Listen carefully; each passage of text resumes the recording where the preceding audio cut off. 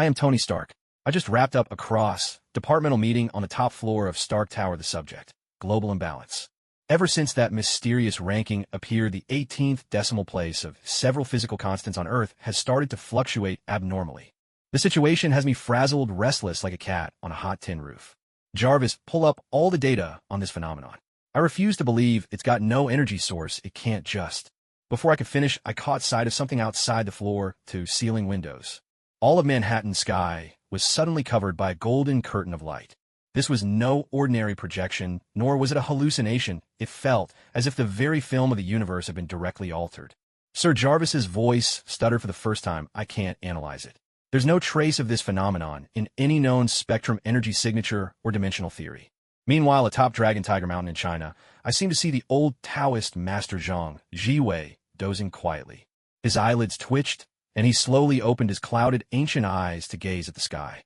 There was no surprise or fear in his look, only a serene certainty, as if he had foreseen this all along.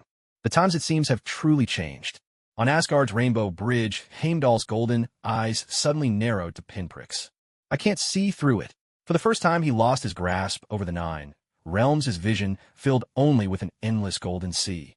From Tokyo's bustling office workers to the herdsmen of Wakanda's plains, from the warrior monks of Kunlun's hidden sanctuaries to the shield agents aboard airborne carriers. 7 billion people around the globe, including those gods, spirits, mutants, and monsters who believe themselves well hidden, were all compelled to look up at that moment. A cold, mechanical, utterly emotionless voice echoed in the minds of every intelligent being. Heavenly observation has commenced. World coordinates locked. World 001, codename Marvel. World 002, codename Outsiders. First review initiated. Theme: who dares claim to be a god among mortals? Announcing the top 10 undefeated on Earth. Now revealing number 10. As the words faded, a line of Chinese characters formed from brilliant light slowly appeared at the center of the golden sky, instantly translated into languages every civilization could understand. Number 10. The outcast ascends, Zhang Jiwei, the Taoist master. In that instant, my world 001, the Marvel Universe, fell utterly silent. You could have heard a pin drop. Nick Fury's one good. I widened in shock. Who? I frowned, my expression sharp enough to catch a fly. Zhang Jiwei. Jarvis, is there anyone by that name in your database? Scanning global data, sir, there's no such person. And the outcast is not any known organization or codename either. Thor gripped Mjolnir, his face clouded with indignation and arrogance. A mortal deity? The 10th place? Is it me? No, my father? Who is this Zhang Jiwei, and what right does he have to make the list? Across the entire Marvel Universe, from the lofty halls of Asgard to the depths of Atlantis, in every corner of Earth, the reaction was the same. Confusion, disbelief, and a simmering sense of being overlooked. How could an unknown name rise to the ranks of the mortal deities? As the Marvel world erupted in doubt, the image on the sky screen suddenly shifted, beginning to play a video. The opening was nothing like a scene of epic destruction. Instead, beneath a bright full moon, the camera revealed one of China's sacred Taoist mountains. The shot widened to show an elderly man in simple white robes, exuding an air of transcendent calm, strolling leisurely at the mountain gate with a birdcage in hand. His back was a little bent, his steps unhurried. He looked for all the world like a retiree out for early morning exercise. Facing him, a crowd of dozens stood, strange auras, faces twisted with arrogance or fierce hostility. These were members of the Chuanqing organization, each with blood on their hands. One stands alone against many. The striking contrast only deepened the confusion among the denizens of the Marvel world. That's it. In Queen Spider, man couldn't help but blurt out an old guy out walking his bird. This is the so-called mortal deity? What's next? Does his bird breathe fire? Steve Rogers, Captain America, furrowed his brow. There must be something we're missing here. In the video, one of the Chuanqing members, a man who seemed to be their leader, sneered as he stepped forward. Old Heavenly Master, don't push your luck. Hand over Zhang Chulan, or today, well, turn Dragon Tiger Mountain into a wasteland. The elderly man with the birdcage, Zhang Jiwei, finally came to a halt. He slowly raised his head, and the muddiness in his eyes seemed to clear, replaced by something else entirely. Under the moonlight, his kindly face grew stern, as if a god were gazing down on ants. He lifted a hand, and from his palm, a faint golden light rose, yet it instantly illuminated the entire night sky. The old master's voice wasn't loud, but it echoed through every world, as if carried by the sky itself, imbued with an authority none could resist. How do you wish to die? No sooner had the words left his lips than the golden light in his palm erupted, radiating with overwhelming force. There were no complicated incantations, no elaborate gestures. He merely waved his hand with a gentle motion. A tremendous, explosive roar echoed through the air. An indescribable tempestuous black lightning wild, as ink splashed upon paper and shot through with dazzling golden light, came crashing down from the heavens. It wasn't just a single bolt, but an unending torrent. The thunderstorm cascaded like a waterfall, engulfing all at once the dozens of Chuanqing demons standing before the old Grandmaster. The earth split open and mountains shattered. Across the entire entrance plaza, a deep-pitch black chasm was torn straight through the stone, gaping so wide that its bottom was lost to darkness. When the lightning faded, all that remained on the ground was a field of charred earth and drifting ash.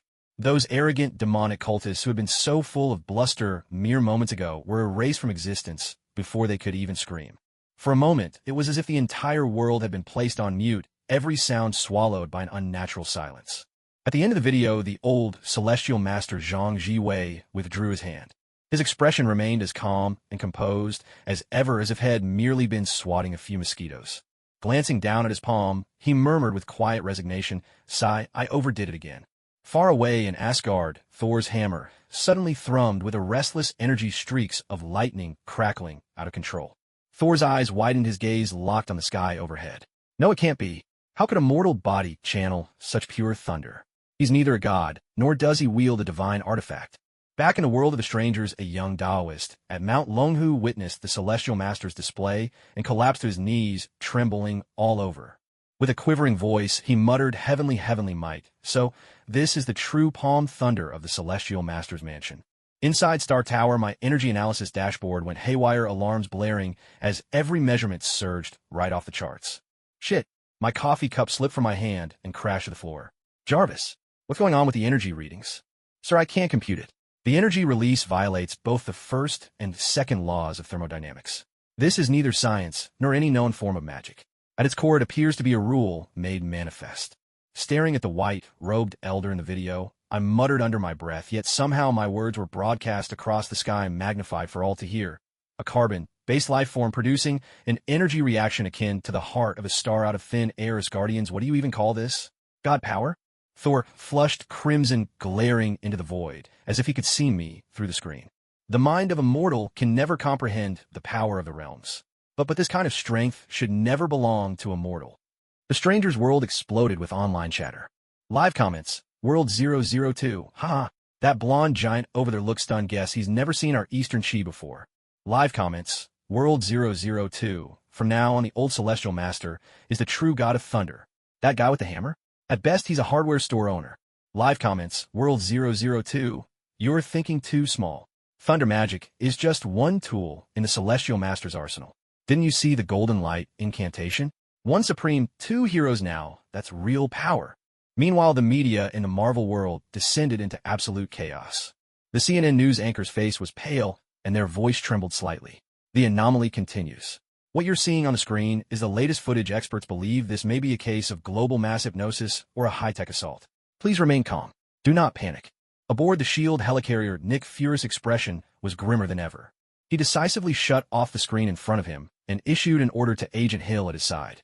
Immediately elevate the threat level of Huaxiano, the entire World 002, to the highest. The Ragnar K level. We must redefine what it means to be a god. End of review. World 002's emotional energy has undergone a massive surge, its total amount surpassing World 001 for the first time. Zhang Jiwei, a ranked individual, receives a reward from the Heavenly Way. Lifespan extended by 10 years. As soon as the announcement ended, a mysterious invisible energy descended from the heavens and merged into Zhang Jiwei's body atop Mount Longhu. A few strands of his graying hair quietly turned black and glossy, and a flash of light flickered in his previously clouded eyes, a glimmer so fleeting he himself scarcely noticed it. For a moment, it was as though his body had been restored to its condition a decade ago. This reward, visible to all, made people across different worlds breathe faster. Their hearts, pounding the heavenly veil, could truly bestow gifts upon reality. As everyone reeled in shock, the voice of the Heavenly Way sounded again, this time with a hint of mischief, announcing a new challenge. To stand shoulder to shoulder with gods, while merely human, is truly admirable. But after all, a mortal is still a mortal. Next, the ninth place will show you what it means to witness a true god. And when a true god king grows old, unable even to protect his own home, what sorrow that must bring. Ninth place from World 001, the God King. This biting announcement instantly set the Marvel world, which had been on the defensive just moments before, ablaze with excitement. The Heavenly Veil's words pierced the hearts of everyone in Asgard like a sharp thorn. God King, Thor shouted in astonishment and anger. Could it be Father? A complex look flickered in Loki's eyes, and an enigmatic smile played at the corner of his lips. The screen shifted once more, and a grand symphony swelled, imbuing the scene with a sense of epic grandeur.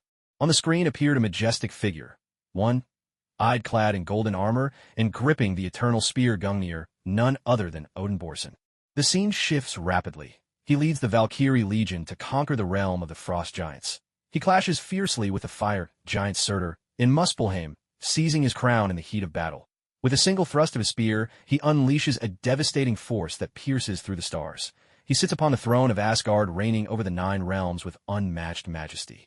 Each image radiates power and authority, stirring the hearts of Asgard's people and making them stand tall with pride.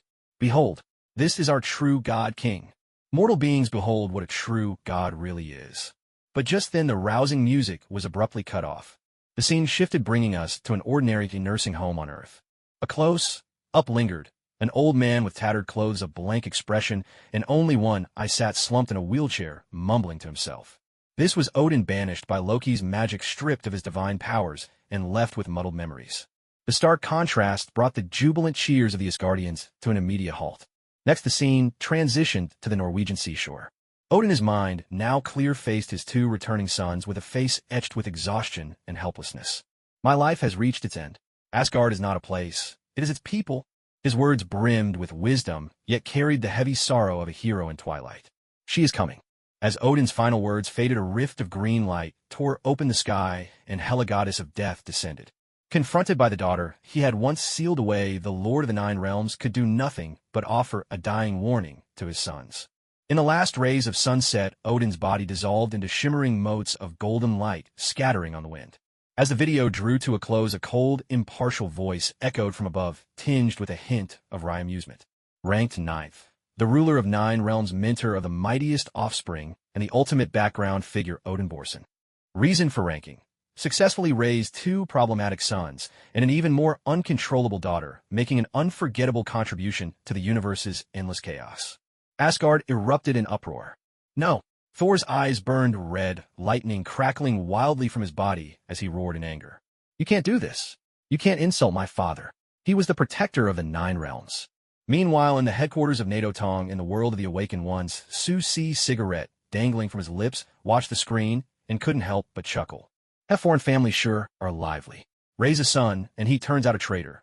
Raise a daughter, and she nearly tears the house apart. That's some spectacularly failed parenting. On Mount Wudong, Wang Yi yawned as he watched the sky, offering a quiet, thoughtful comment. He's lost his edge and his authority. Only the title of God remains, yet he can't even control his own fate, leaving his sons to clean up his mess in the end. Truly a cause for lament. Those softly spoken, his words were perfectly captured by the heavens, echoing across every world. At the foot of Dragon Tiger, Mountain, Zhang Chulan stared in disbelief, blurting out, "No way. This old guy isn't even as tough as my grandpa. At least grandpa can handle things himself. This so-called king of gods only runs his mouth." And in Stark Tower, Tony folded his arms, ready to unleash his trademark sarcasm. His voice rang out clear and unmistakable. Oh, a mighty monarch, yet a failed father. Clearly, he would ace any course on how to be a qualified CEO, but when it comes to parent-child relationship basics, he's a complete disaster. He's the quintessential cautionary tale for all parents. Tony's words cut deep, like a sharp blade, plunging straight into Thor's heart. Enough. What do you mortals know? You have no right to judge the greatness of my father. On both worlds, the barrage of viewer comments only fanned the flames of conflict. Comment. World 002, hilarious. This so-called God King doesn't even command as much respect as our village chief. Comment. World 002, let's be fair, he did have his glory days in his youth. But time spares no one, not even gods. Comment. World 002, that's why our old Grandmaster is truly impressive. He's in his 80s or 90s and can still take on an entire sect alone. This God King is what, 800,000 or 900,000 years old. And in the end, he just faded away into a beam of light. Comment. World 001, watch your tongue. Odin sacrificed all his strength to protect the Nine Realms. Comment. World 001 How could that Zhang Jiwei you mentioned ever compare to the God King? Can he live 100 years? Odin lived for 500,000. Comment. World 001 Exactly. When it comes to heritage, what can you possibly offer against us? In the North China branch of the Universal Access Organization Regional Director Zhao Fangxiu adjusted his glasses, the lenses glinting with the reflection of the sky screen. In a low voice, he instructed his subordinate, make a note of this. World 001 possesses extraordinary longevity and a dazzling history, but they face severe issues of divine power decline and generational succession. Their might is in truth rather unstable. Meanwhile, a shield Nick Fury watched intently as Odin dissolved into light on the monitor, his expression grave. He'll update the files. Gods can die and their ends are far from glorious. Their ranks are riddled with contradictions and weaknesses. Maybe that's where we'll find our opening. Review complete. Emotional energy from World 001, anger, resentment, and World 002, mockery, superiority, is now balanced. No world holds an advantage. Leaderboard entry. Odin Borson deceased. Reward converted into legacy to be inherited by his descendants. Reward distribution. Thor gains a slight increase in affinity with the power of the All-Father. Loki, the god of mischief, gains an initial understanding of Asgardian magic. Thor and Loki almost simultaneously felt a surge of warmth flooding into their bodies, a primal force from their father, deepening their understanding of their own powers. Yet in this moment the reward felt more like an ironic jest.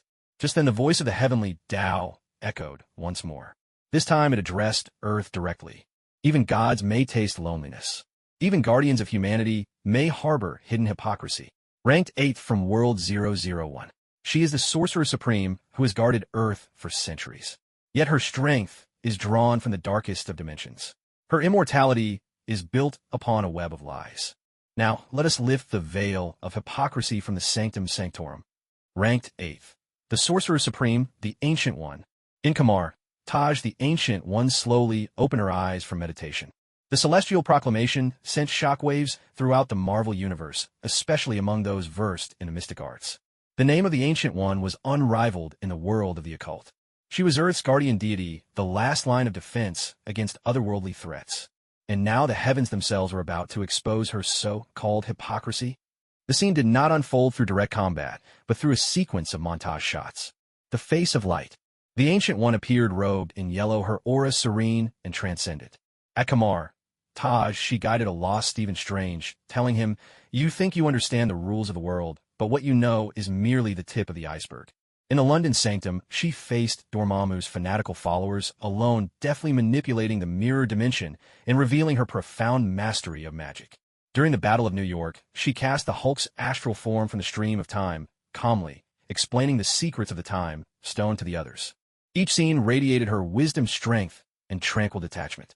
Look, this is the true Sorcerer Supreme. At that time, Strange was still an ordinary man, yet deeply awed. She has protected us for centuries. Read the high praise in S.H.I.E.L.D.'s classified files. The Dark Origin. Suddenly the tone shifted, growing cold and oppressive. The camera lingered on the Ancient One's brow, where the mark of the dark dimension flickered briefly. The shots cut rapidly, revealing her confrontation with the rebellious disciple Caecilius. Caecilius, brimming with fury, demanded, "You always warned us never to touch the power of the dark dimension, but you used it yourself to prolong your life." The Ancient One did not deny it. She replied calmly, "Everything I have done is for the protection of this world." At last the scene freezes on her final words to Strange as she approaches the end of her life. In her soul form, time seems to stand still. She gazes out the window at the snowy landscape, calmly confessing, "It is the power of the dark dimension that has kept me alive until today. I merely stole a little time exchanging it for this world's peace."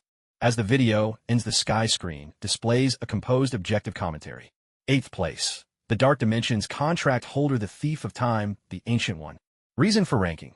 She used darkness as her means and light as her goal. By embracing the most extreme methods, she safeguarded the peace of the world. She was both a great protector and a master of deception. At Kamar, Taj, all the sorcerers are left in shock.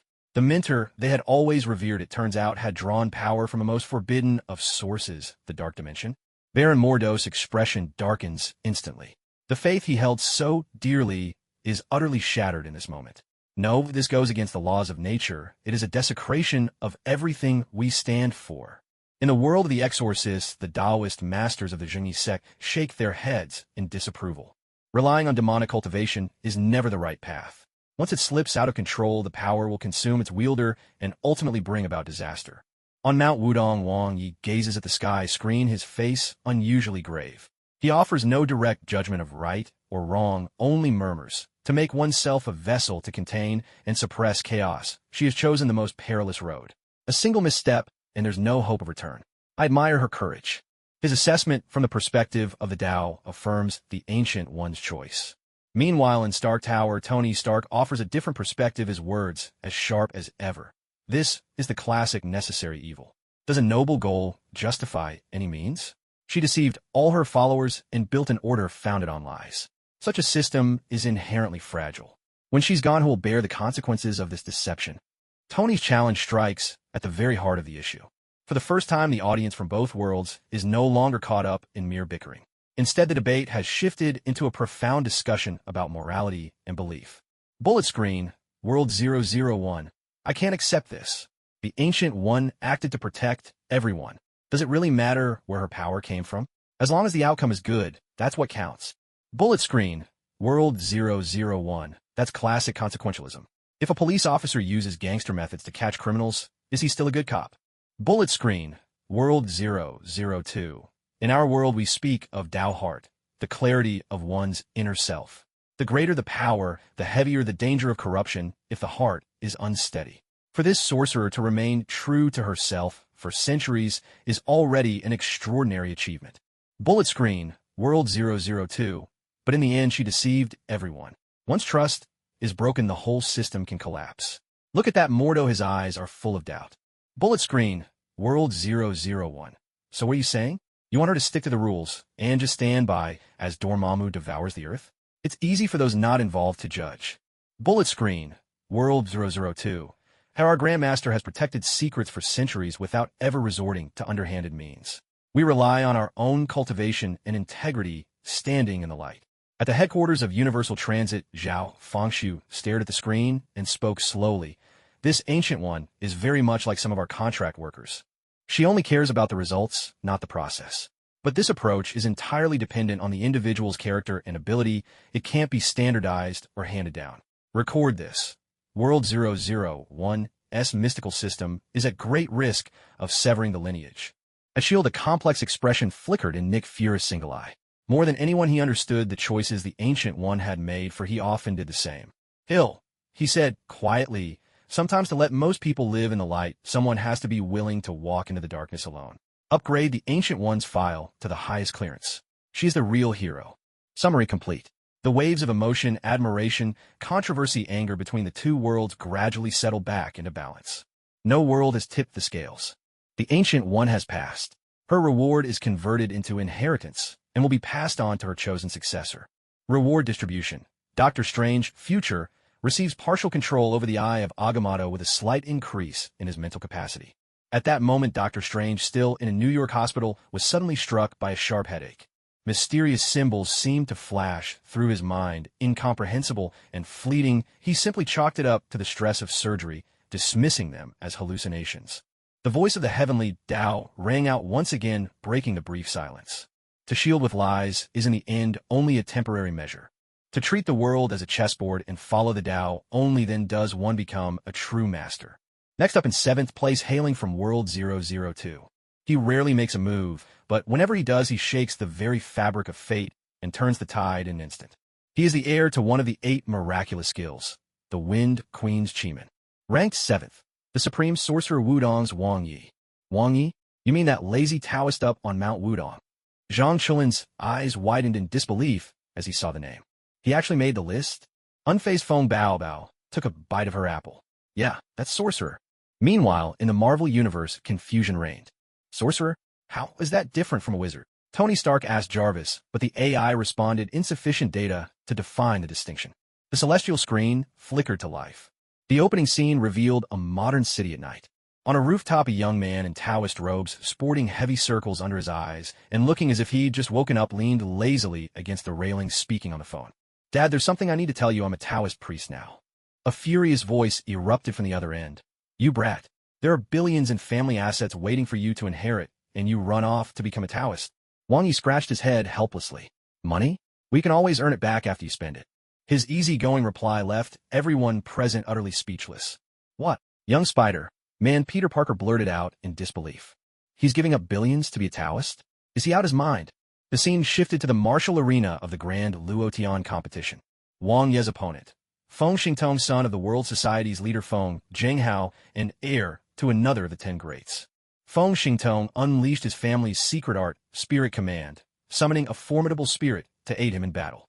But Wang Yi simply stood there yawning the picture of nonchalance. You're strong, Wang Yi observed calmly, eyes on Feng Xingtong, but don't cause trouble on my turf. As soon as he finished, he tapped his foot lightly on the ground. A vast array burst forth from beneath him, intricate symbols and directions weaving together, enveloping the entire arena in its mystical net. What followed utterly shattered the Marvel world's understanding of physical laws. Feng Xingtong's spirit charging forward was suddenly hurled backward, as if the rules had flipped. He tried to strike left, but his fist veered inexplicably to the right. He attempted to leap up only to crash straight down into the earth. Within Wang Ye's formation, the laws of time-space direction and even the elements were rewritten at his whim. In my domain, Wang Yi intoned his voice serene, yet exuding absolute authority, I am the law. At the end of the video, Wang Yi, in order to help Zhang Chulan, faces off against Chen Jinkui, the leader of the art word school, and one of the 10 elders beneath the city of Beijing. Chen Jinkui unleashes powerful spells in a barrage of attacks, while Wang Yi simply stands calmly manipulating his own formation. Sun word, sandalwood merit. Before Chen Jinki's attack can reach its mark, it mysteriously dissipates in midair. Li word, firefly radiance. Suddenly, Chen Jinki's body is seized and twisted by an unseen force. In the end, Wang Yi speaks with quiet composure. Sir, don't push me. If we continue, the energy here will become chaotic. That won't be good for anyone. He never truly fights. Instead, he tries to persuade his opponent to give up. Rather than crushing his foe with brute strength, he alters reality itself through the rules that govern it. The sorcerers of Kamar, Taj, all leap to their feet in shock. This isn't magic. Baron Mordo cannot help but shout. He isn't drawing power from any other dimension. He's directly modifying the fundamental rules of reality. How is this possible? The spirit of Doctor Strange from the future quivers violently before the eye of Agamotto. He witnesses a power that transcends even time magic, a direct manipulation of the very laws of causality. Inside Stark Tower, every analytical device in front of Tony suddenly fails, at once leaving nothing but garbled, unreadable code on the screens. Jarvis? Sir, I have no explanation. It isn't just his actions, his very existence creates a localized physics singularity. Within his sphere of influence, even the most basic laws can be broken. 1 + 1 doesn't necessarily equal 2. This kind of power only a creator could possess. Tony's voice echoes through the sky, more shaken than ever before. At the same time, in Asgard, Loki's expression grows grave. He has always taken pride in his illusions, but faced with a force that redefines reality's rules, his tricks seem childish and fragile. He's not casting illusions, he's making the imaginary real. On Mount Wudong, Wang Yi gazes up at his own image on the sky screen and sighs helplessly. Well, there's no hiding anymore. What a headache. For the first time, audience commentaries from both worlds flood the screen with, I don't get it. Bullet screen. World 001. Can someone explain what's happening? Why can't that person land a single hit? Bullet screen. World 001. I think my physics teacher is about to lose it. What is this? An anti-Newtonian force field? Bullet screen. World 002. Ha ha ha, the Westerners must be stunned, right? This is our Eastern art. Chimen Duanjia, you know? Victory is decided before a move is made, all strategies hidden from sight. Bullet screen. World 002. Yi is just too powerful. This isn't an ordinary fight anymore. This is a dimensional crush. If your opponent can't even touch you, how are they supposed to fight? Bullet screen. World 001. I don't buy it. He must have a weakness, right? Like huge energy consumption or some kind of range limitation. Bullet screen. World 002. The only weakness Yi has is laziness. And he doesn't like trouble. Inside S.H.I.E.L.D., Nick Fury fixed his one good eye on the screen. For the first time, he felt genuine fear, not of power itself, but of his own helplessness before the unknown. He'll set up a brand new department, focus on non-traditional physics and Eastern mysticism. We need to understand this kind of power, otherwise we won't even know why we lose. At Naodotong Corporation, Zhao Fengshu allowed himself a satisfied smile. Wang Yi really is the greatest sorcerer of our time. His very existence is a deterrent. Spread the word. Increase the security around Mount Wudong. Nothing must happen to him. The review concludes. Emotional energy, pride shock, from World 002 far surpasses that of World 001. World tilt initiated. World 002's aura concentration, plus 0.01%. In that instant, every gifted person in the anomalous world felt the air around them grow more vibrant with energy. Their cultivation seemed smoother than usual. The change was subtle, but to true masters, it was unmistakable. Ranked Wang Yi receives a gift from the heavenly Tao. Divine protection, one time only. This can negate a single fatal divination or curse from external sources. Wang Yi paused, then let out a wry chuckle. This reward is surprisingly considerate. As the anomalous world rejoiced, the tone of the heavenly Tao abruptly shifted, turning cold and severe. The invincible among mortals ranking is temporarily closed. Now a brand new ranking begins. That's right, just like that on a whim. Wisdom springs from reason, but the greatest powers are often born from madness. When the flood of emotion breaks through the dam of logic, mortals may chance a glimpse into the realms of gods and demons. Now let us take stock of those extreme individuals who lost all reason for the sake of love and obsession. Is their madness a calamity upon the world or a tragedy of human nature? A moment of divinity and madness. The top 10 rationality evaporators. And now the countdown begins with number 10. Number 10. Bearing divine madness in a vessel of chaos, Moon Knight. The launch of this new ranking took everyone by surprise. A list of maniacs? Zhang Chuan couldn't help but curl his lips. This sky curtain always stirs up trouble. Things are about to get interesting. Moon Knight. Nick Fury's frown deepened with concern. Mark Spector, that ex-CIA mercenary? Why would he be on the list? The Sky Curtain's video sprang to life, its visuals utterly unlike anything before, chaotic, fragmented, and stitched together with a frantic, neurotic energy. A vessel of chaos. The scene opened in the gift shop of a museum. Stephen Grant, an unassuming British man with a gentle, timid nature, was being scolded by his manager. He suffered from severe sleep disorders, going so far as to shackle himself to his bed each night. Suddenly, the view shifted. He awoke on a highway in the Alps, jaw dislocated, surrounded by wrecked cars and lifeless bodies. He had no recollection of how he got there. In the mirror, a cold and resolute face. Mark Spector addressed him. "Give me control of the body." "No, I don't want to kill," Stephen screamed in terror. This raw depiction of split personalities sent chills down the spines of countless viewers. Divine madness. The scene cut to Mark Spector, kneeling before an Egyptian god statue, gravely wounded and on the brink of death. A solemn, mysterious voice echoed in his mind. "You are dying. Become my avatar, my blade of judgment. Carry out my will, and I shall grant you new life."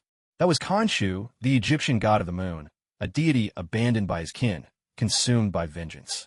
In an instant, Mark was wrapped in white bandages, transformed into Moon Knight.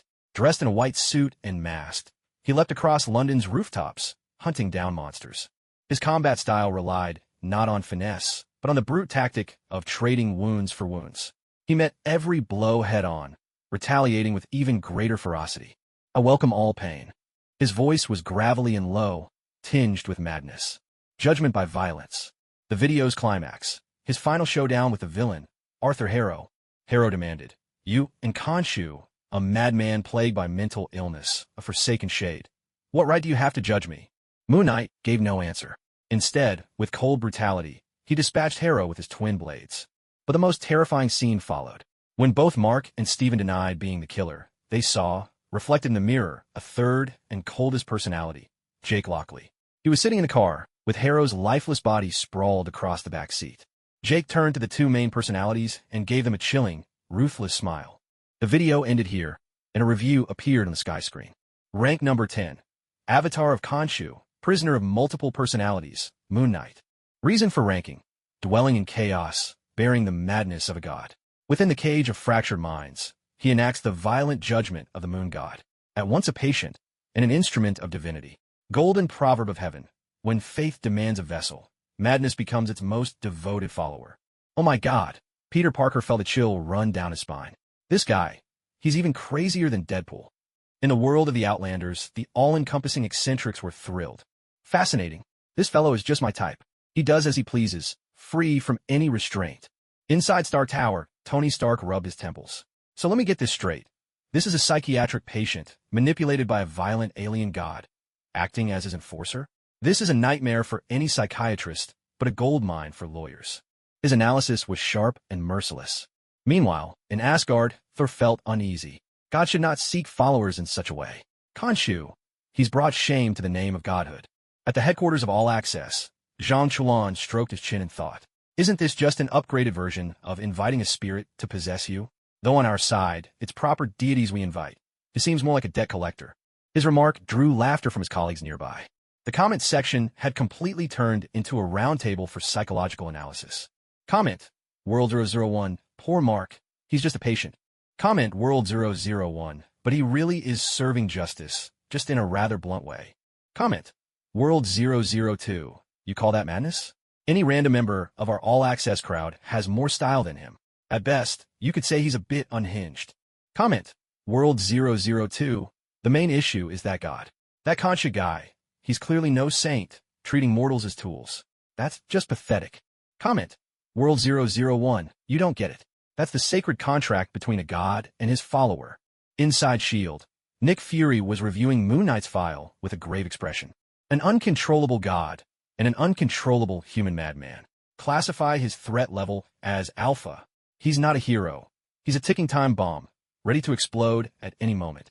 Meanwhile, at Narditon, Zhao Fengshu turned to his assistant and instructed, make a note. The deity from World 001 appears to have a tendency to directly intervene with mortals and weaponize them. This approach is far more insidious and dangerous than a mere display of power. We must remain extremely vigilant. Review complete. Emotional resonance, fear, pity, controversy has met the required threshold. Moon Knight Mark Stephen Jake has made the list and received a gift from the Heavenly Tao, a slight reinforcement of his mental barriers. Both Mark and Stephen felt a subtle easing of the chaos in their minds, and even Jake, who is usually so difficult to rein in, seemed to settle, if only for a moment. The voice of the Heavenly Tao resounded once again, tinged with a note of compassion. The madness bestowed by gods, at the very least, has a reason behind it, but the malice of the world so often comes without cause. 9th place, hailing from World 002. She never had the right to choose her own life. The only choice she was ever granted was that of her own death. Her madness is born from the most desperate yearning for freedom. 9th place, the saintly child of Gu, Chun Duo. With the mention of this name, the atmosphere in the world of the outsiders shifted dramatically, especially among the upper echelons at Narditon. It was a wound they had never managed to heal. Meanwhile, in the Marvel Universe, confusion spread. Saintly child of Gu, to their ears, it sounded like the product of some twisted cult. The celestial screen flickered to life, its colors draped in gloomy, oppressive hues. Caged Bird. The opening scene unfolded in a remote, isolated valley, home to the Pharmacist Society. Here, a group of children were raised as living vessels for goo poison. A frail little girl survived the brutal trials, emerging as the sole saintly child of Gu. Her name was Chun Duo. Her very body was the most primitive, most lethal form of Gu. She could not touch the outside world, could not embrace another person, not even shed tears, for every part of her, every drop, was deadly to ordinary people. She had been rescued by the predecessor of Narditon, the Department of Defense for Outsiders, but all that meant was exchanging one small cage for a larger prison. Her life was scheduled, her work assigned, as nothing more than a temp worker, and even her guardian was chosen for her. Nothing in her life was ever hers to decide. Desperate yearning. In the video, Chen Duo encountered Ma Xianhong from Bio Village. Ma Xianhong gave her a protective talisman that could shield her from the effects of the goo poison. That was the first time she was able to touch the world like an ordinary person, truly experiencing it for herself. She escaped from Anywhere Door, not out of a desire to do harm, but simply because she longed to make a decision for herself, just once. I just want to make a choice on my own, she told Zhang Chulan and the others who had caught up to her. Her eyes were hollow yet resolute. Even if it's a mistake, I want it to be my own. Death is freedom. The climax of the video was the destruction of Bio Village. Chun Duo was surrounded, with no path left for escape. She looked at old Liao, her guardian, whose concern for her was plain, then at Zhang Chulan, who had always tried to understand her. For the first time, a relaxed and relieved smile appeared on her face. Uncle Liao, thank you. But this time, I want to decide for myself. Under everyone's gaze, she triggered the goo poison within her. Her body blossomed like a dazzling but deadly flower, blooming in the sunlight, then dissolving into countless blue motes of light that drifted away on the wind. She chose death. It was the first and only choice in her life that truly belonged to her. At the end of the video, words of commentary appeared across the sky. Ninth place, Walking Venom, the Martyr of Freedom, Chun Duo. Reason for ranking: she never had the right to choose her own life. Her only choice was to embrace death. Her madness was the deepest, most desperate longing for freedom. The ancient goo poison was both her weapon and her shackle. Heaven's verdict: the world gave her the most poisonous gift, yet blamed her for not being grateful. The entire Marvel world fell silent. Wanda Maximoff stared at Chun Duo's image in the sky, seeing in her the shadow of her own past. A girl treated as a weapon and locked away. Tears welled up in her eyes. Peter Parker took off his mask and murmured, She just wanted to be a normal person. At the headquarters of Anywhere Door, Zhang Chuan hung his head, fists clenched tight. The memories of Bo Village would haunt him forever. She was right, he said hoarsely. In Stark Tower, Tony Stark, for once, did not crack a joke. After a long silence, he finally spoke, his voice low. This is a paradox in the very system. To protect her, we locked her away. To keep her safe, we took her freedom. We, S.H.I.E.L.D., the Avengers, we've done the same things. We always presume to make the best choices for others. Nick Fury's expression grew even darker at his words. The barrage zone fell silent. The arguments faded, leaving behind only endless sighs and sorrow. Borage, vidnu tu, duamai. It's just impossible to let go. Barrage, World 002, I'm crying. What did she do wrong? Why did she have to be treated this way? Barrage, World 001, that so-called Medicine State Society deserves to be punished. Nordat didn't do their part either. Barrage, World 001, I can't imagine a life without hugs, without touch, not even able to shed tears. That's no longer living. It's a punishment. Barrage, World 002. Her madness was actually forced upon her by this world. She was clearer-minded than anyone. Inside S.H.I.E.L.D., Nick Fury stared at the screen for a long time in silence before he finally spoke to Hill. Re-evaluate the psychological states of all secured superhumans. I won't allow there to be another Chun Duo inside S.H.I.E.L.D. At Nordat, Zhao Fangxi removed his glasses and wiped the lenses with a handkerchief. Our system does have flaws. Protection should never be the same as imprisonment. Spread the word. A special task force for superhuman mental health intervention will be established, directly overseen by the company. We cannot allow the tragedy of Bo Village to happen again. Review complete. Emotional resonance, sorrow, sympathy, reflection has reached an exceptionally high level. Chun Duo, the honoree, has passed away. The gift from heaven has been transformed into solace. A gentle light cascaded from the sky, falling upon the ruins of Bo Village. On the hillside where Chun Duo vanished, a patch of beautiful, harmless blue flowers quietly bloomed. This silent reward brought tears to countless eyes. The voice of heaven shattered the atmosphere of grief, becoming fierce and brimming with power. Passive madness inspires sympathy, but active rage is enough to destroy the world. Ranked 8th from World 001. He is a genius soul, trapped in the body of a beast. Every time he loses control, is a merciless trampling of the civilized world. Anger is his only language. Number 8. The Invincible Hulk, the embodiment of rage. The Avengers exchanged complicated glances.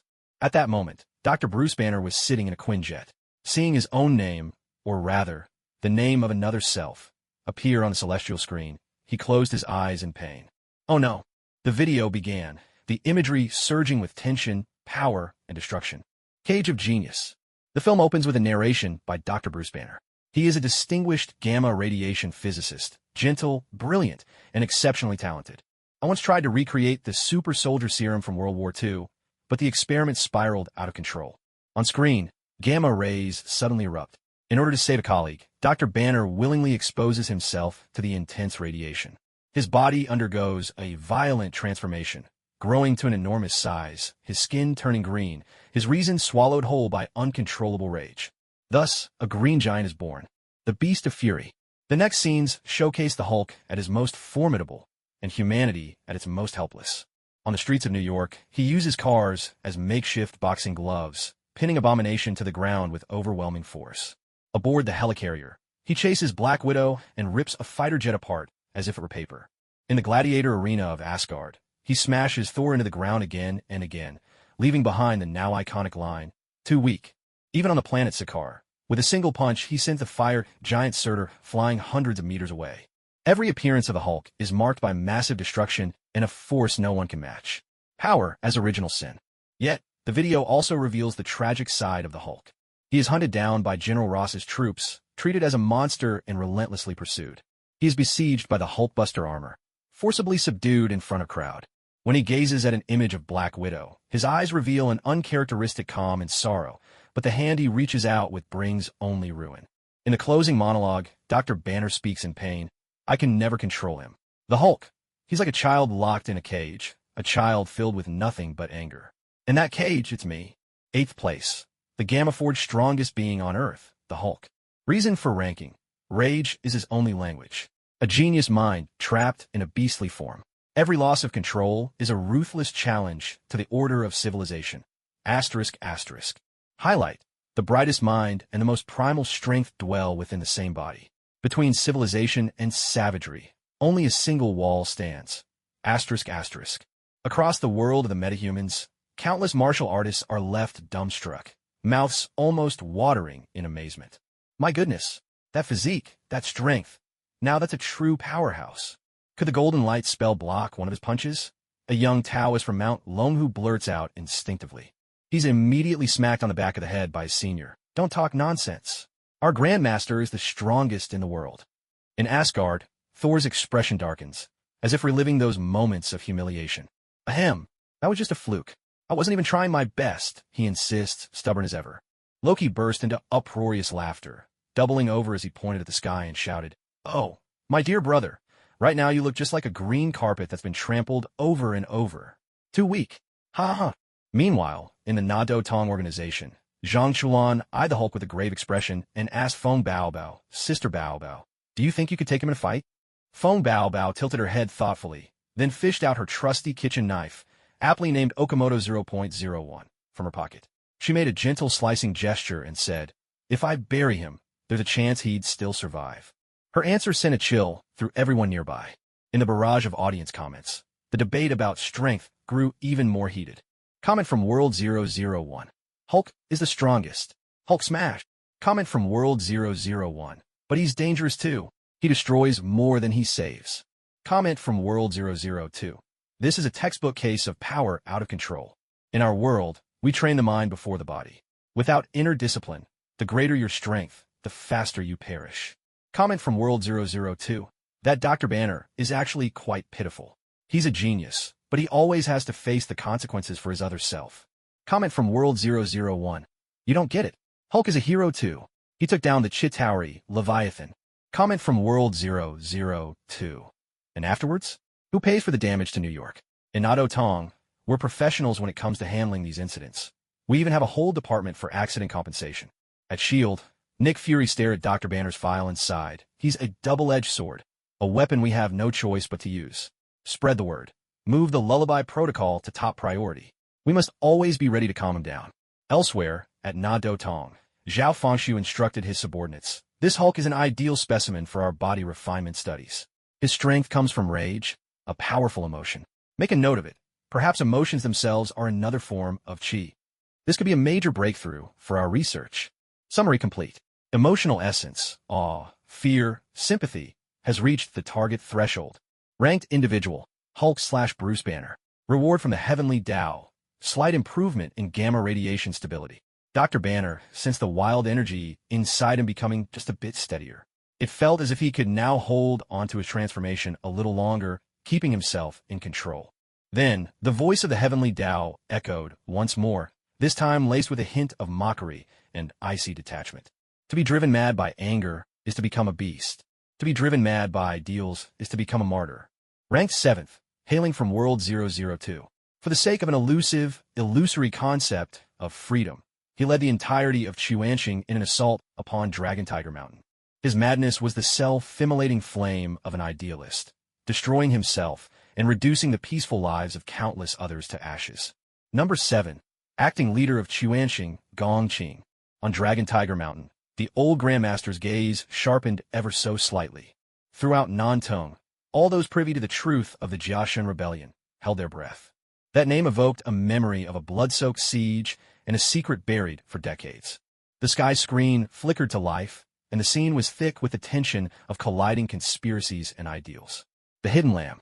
The footage began with a young man, frail and timid-looking, who seemed almost fearful. He was called Xiao Yuzi, just an ordinary novice at the Celestial Master's residence on Dragon Tiger Mountain. Diligent and gentle, he respected his teachers and elders and was particularly cherished by Elder Tian Jinzhong. Elder Tian was a survivor of the Jiaxun Rebellion, and the only one who knew the secret of the Celestial Master's passage. Because he kept his silence, he suffered cruel torment at the hands of Xuanqing, crippled and confined to a wheelchair for the rest of his days. Xiao Yuzi would visit him daily, feeding him, keeping him company, never missing a day, come rain or shine. The fangs of the leader. Suddenly, the scene shifted. The full might of Xuanqing surged up Dragon Tiger Mountain, plunging the gates into flames and chaos. Just when everyone thought this was but another assault, the unassuming Xiao Yuzi approached Elder Tian. He shed his mask and revealed his true identity. He was none other than Gongqing, acting leader of Xuanqing. Elder Tian. Gongqing's eyes glimmered with a mix of respect, guilt, and fanatical obsession. I only want to know, what really happened all those years ago? What did Wu Jinsheng truly comprehend? What he sought was the truth behind the Jiaxun Rebellion, the answer that could grant liberation to every member of Xuanqing. The idealistic self-immolation. Elder Tian refused to answer his questions. Gongqing, the lamb, who had lain in wait for so many years, finally revealed his most ruthless side. He tortured Elder Tian for information, and in the end, killed the old man who had guarded these secrets his whole life. The video reached its climax with the moment Gongqing, having obtained fragments of the truth, faced the Grandmaster himself. He did not run. Instead, he knelt with calm resolve, preparing to accept judgment. I killed Elder Tian. My sins are unforgivable, he said to the Grandmaster. But I have no regrets. To find that answer, to help every brother in Xuanqing discover their own way, I am willing to pay any price. With his own death, he drew a blood-red period to the end of his ideal. In the video's final scene, the Grandmaster descends from the mountain to avenge Elder Tian, and a massacre of Xuanqing's followers unfolds before our eyes. Ranked 7th, Gongqing, the acting leader of Xuanqing, a martyr for his ideals. Reason for ranking. In pursuit of an unattainable freedom, he led the Xuanqing organization up the sacred Dragon Tiger Mountain. His madness was the fire of idealism turned upon itself, devouring not only him, but robbing countless others of peace. Heavenly Law Epigram. When ideals demand sacrifice, the madman is always the first to climb onto the altar. In a Marvel universe, Captain Steve Rogers watched it all unfold, his brow deeply furrowed. Ideals? His so-called ideal is founded on murdering an innocent old man? That's not an ideal at all. It's a crime. His words echoed the values upheld by most heroes. But in another corner, Baron Zemo, the man who once tore the Avengers apart, looked up at the screen, a faint smile of approval playing at the corners of his mouth. No, Captain, you're wrong. His voice seemed to pierce through the screen itself. He and I are both men of conviction. For a cause great enough, sacrifice is inevitable. His methods are brutal, yes, but his will is unwavering. Zemo's words left the assembled Avengers deeply unsettled. Meanwhile, in the world of the extra-normals, Wang Yi let out a soft sigh. A madman. To stir up such a storm for an answer even he can't explain, it's truly lamentable. Zhang Chulan fell silent. In a way, Gongqing's actions mirrored his own quest for the truth. The difference was, he never went to Gongqing's extremes. He's completely lost himself. In the comment section, the debate between justice and evil raged fiercer than ever before. Barrage, World 002. Gongqing got what he deserved. Old Lady Tian is so pitiful. Barrage, World 002, but he was just trying to find a way out for the Xuanqing group. The lives of Xuanqing members are marked by alienation from birth. They long for a sense of belonging too. Barrage, World 001, are you serious? That's classic terrorist logic. Hurting the innocent for some so-called greater good? Barrage, World 001. Baron Zemo is no better. He and Gongqing are two sides of the same rotten coin. Barrage, World 002. Oh, doesn't your world have someone named Thanos? He wiped out half of all life in the name of universal balance. What do you have to say about that? As this message appeared, a heavy silence fell across the Marvel Universe. Inside S.H.I.E.L.D., a cold glint flashed in Nick Fury's lone eye. Place the Xuanqing organization at the top of our threat list. Their logic is even more unpredictable than Hydra's. Hydra seeks order. But Xuanqing only wants chaos. Within the headquarters of the Inter-Realm Transit Authority, Zhao Fengshu's expression grew grave. The aftershocks from the Jiaxun Rebellion still ripple through the world of the exotics. Gongqing's madness is only the tip of the iceberg. Issue immediate orders. Keep strict surveillance on any leads connected to Wugensheng. We cannot allow another Gongqing to rise. Recap complete. The volume of emotional essence, anger, controversy, reflection, is enormous. Ranked individual, Gongqing, deceased. Due to the severe negative impact of his actions, no reward will be given this round. For the first time, the celestial curtain awarded no prize. The voice of heaven turned especially cold and mechanical. An ideal can sometimes become nothing more than an excuse for madness. And a command can forge that madness into a weapon. Sixth place, from World 001. His insanity was manufactured, brainwashing, cryogenic sleep, force missions. He is the sharpest blade and the saddest puppet. With each order, the last sparks of his reason were extinguished. Sixth place, the Ghost of Hydra, the Winter Soldier, Bucky. As Captain America, Steve Rogers, saw this name, it felt as if an invisible hand was crushing his heart. This was the dearest friend of his life and his deepest, unhealed wound. The celestial screen flickered to life, the images cold, mechanical, and weighed down with tragic oppression. The fallen hero. The scene first shifts back to the era of World War II. Sergeant Bucky Barnes, young and spirited, is an elite member of the Howling Commandos and Captain America's most trusted companion. Handsome, brave, and quick-witted, he is the comrade everyone counts on when the bullets fly. But aboard a speeding train, in order to cover for the captain, he takes a bullet and plunges from a towering cliff into the icy river below. Everyone believes he is lost forever. The manufactured ghost. The camera cuts to a sinister Hydra base, shrouded in darkness. Bucky did not die. Instead, he was rescued by the Soviets, though he lost an arm in the process. Hydra's Dr. Zola outfitted him with a gleaming silver metal arm. What followed were decades of inhuman torment. Electroshock, psychological torture, forced injections. His memories were ruthlessly erased, his very sense of self gradually destroyed. He was no longer Bucky Barnes, but the figure known only by a codename, the Winter Soldier. A weapon, nothing more, a killing machine designed to obey any command. The video flashes with glimpses of his missions, assassinating political figures, sowing chaos, and even, by his own hand, murdering Howard and Maria Stark. Fragments of Awakening. The climax of the footage is the fierce confrontation between the Winter Soldier and Captain America.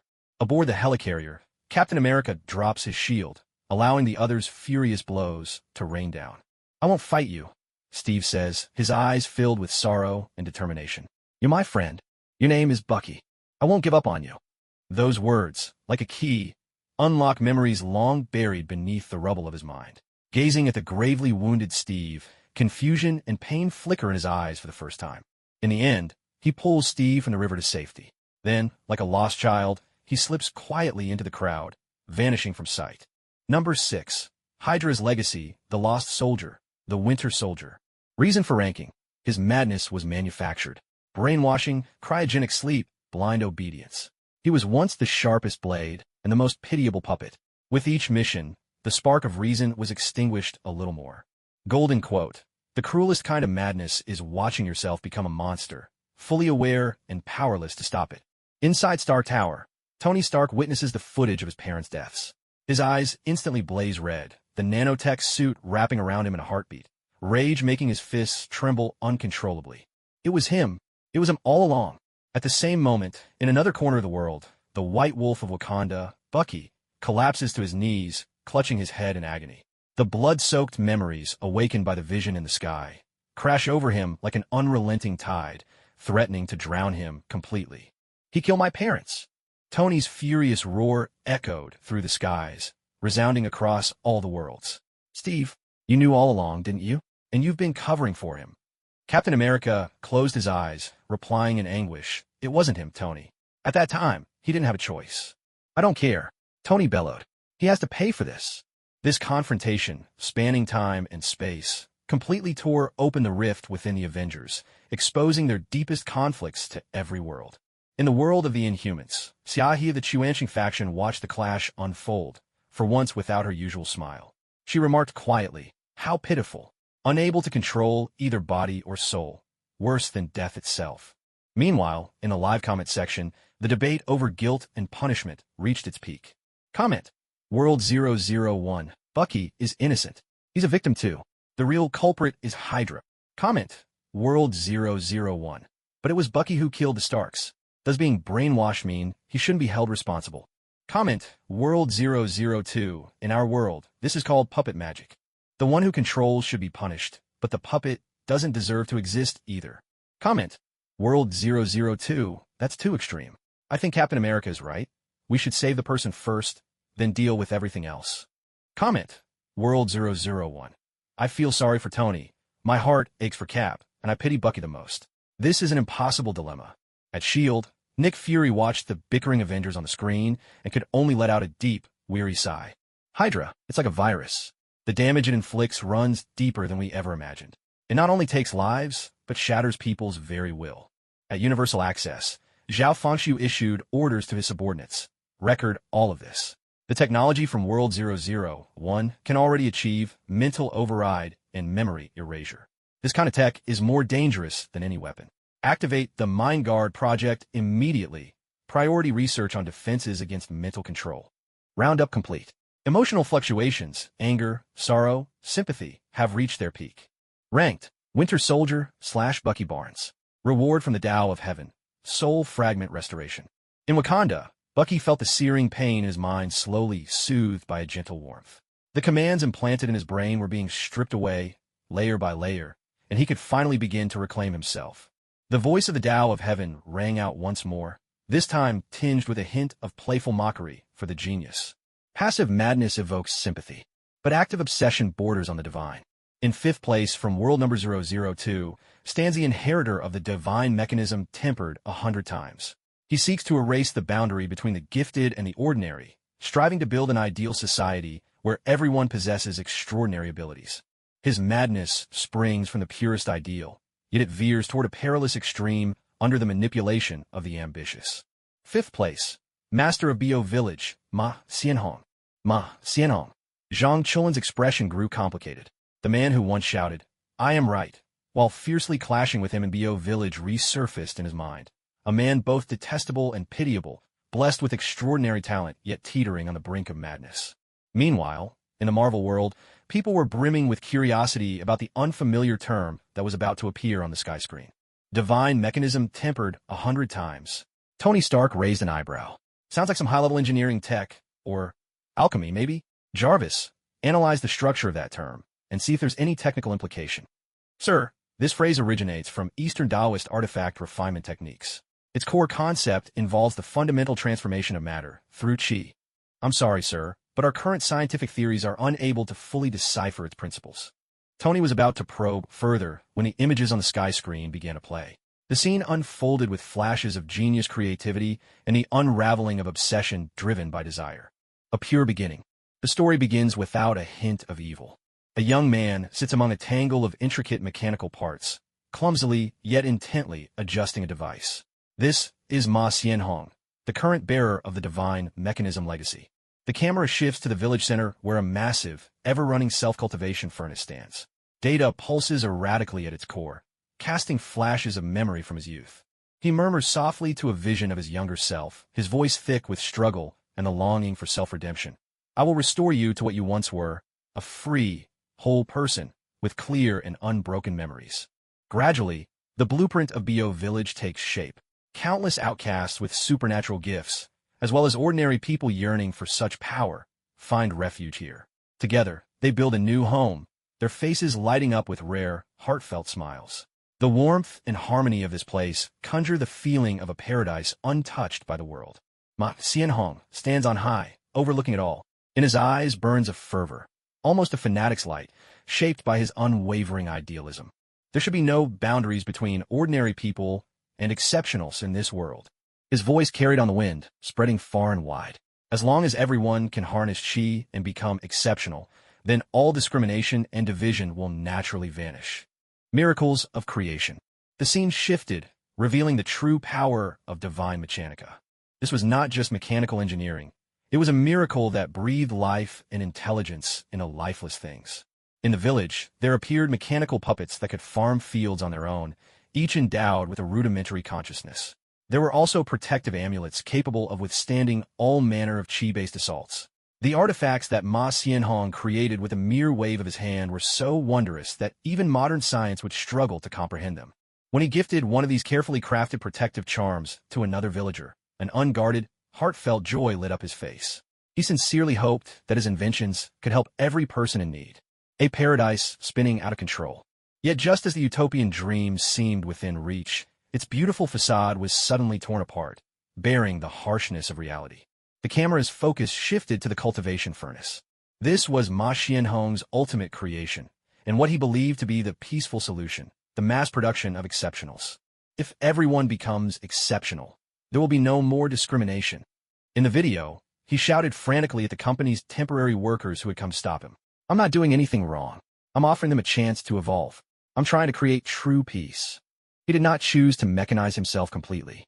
Instead, with a single thought, dozens of his life-bound magical artifacts began to orbit around him like stars. The Wu-Do armor shielded his body. The soul-rattling bell unsettled his opponent's minds. The 6 harmony beads excelled in both offense and defense, and the black and white twin puppets shifted and morphed with endless possibilities. Alone, he cast an inescapable net of magic, engaging in fierce battle against Zhang Chulan, Feng Baobao, Jinxiu, Heiguan, Wang Yi, and others. Every artifact was a masterpiece of craftsmanship, and his fighting style was unlike anything seen before. Yet in his eyes, there burned a storm of misunderstood madness and deep pain. Rank 5. The genius creator, the obsessive idealist, Ma Xianhong. Reason for ranking. Heir to the art of divine mechanica, he sought to erase the divide between exceptionals and ordinary people, dreaming of a utopia where everyone could become exceptional. Yet, manipulated by the secret of Chu Tong, he ultimately pursued the extreme path of mass-producing gods. His madness sprang from pure ideals, but he was led, step by step, by an ambitious schemer into the most perilous abyss. Heaven's verdict. With his own hands, he tried to mend the cracks of fate, yet failed to see he was becoming the greatest wound torn open by ambition.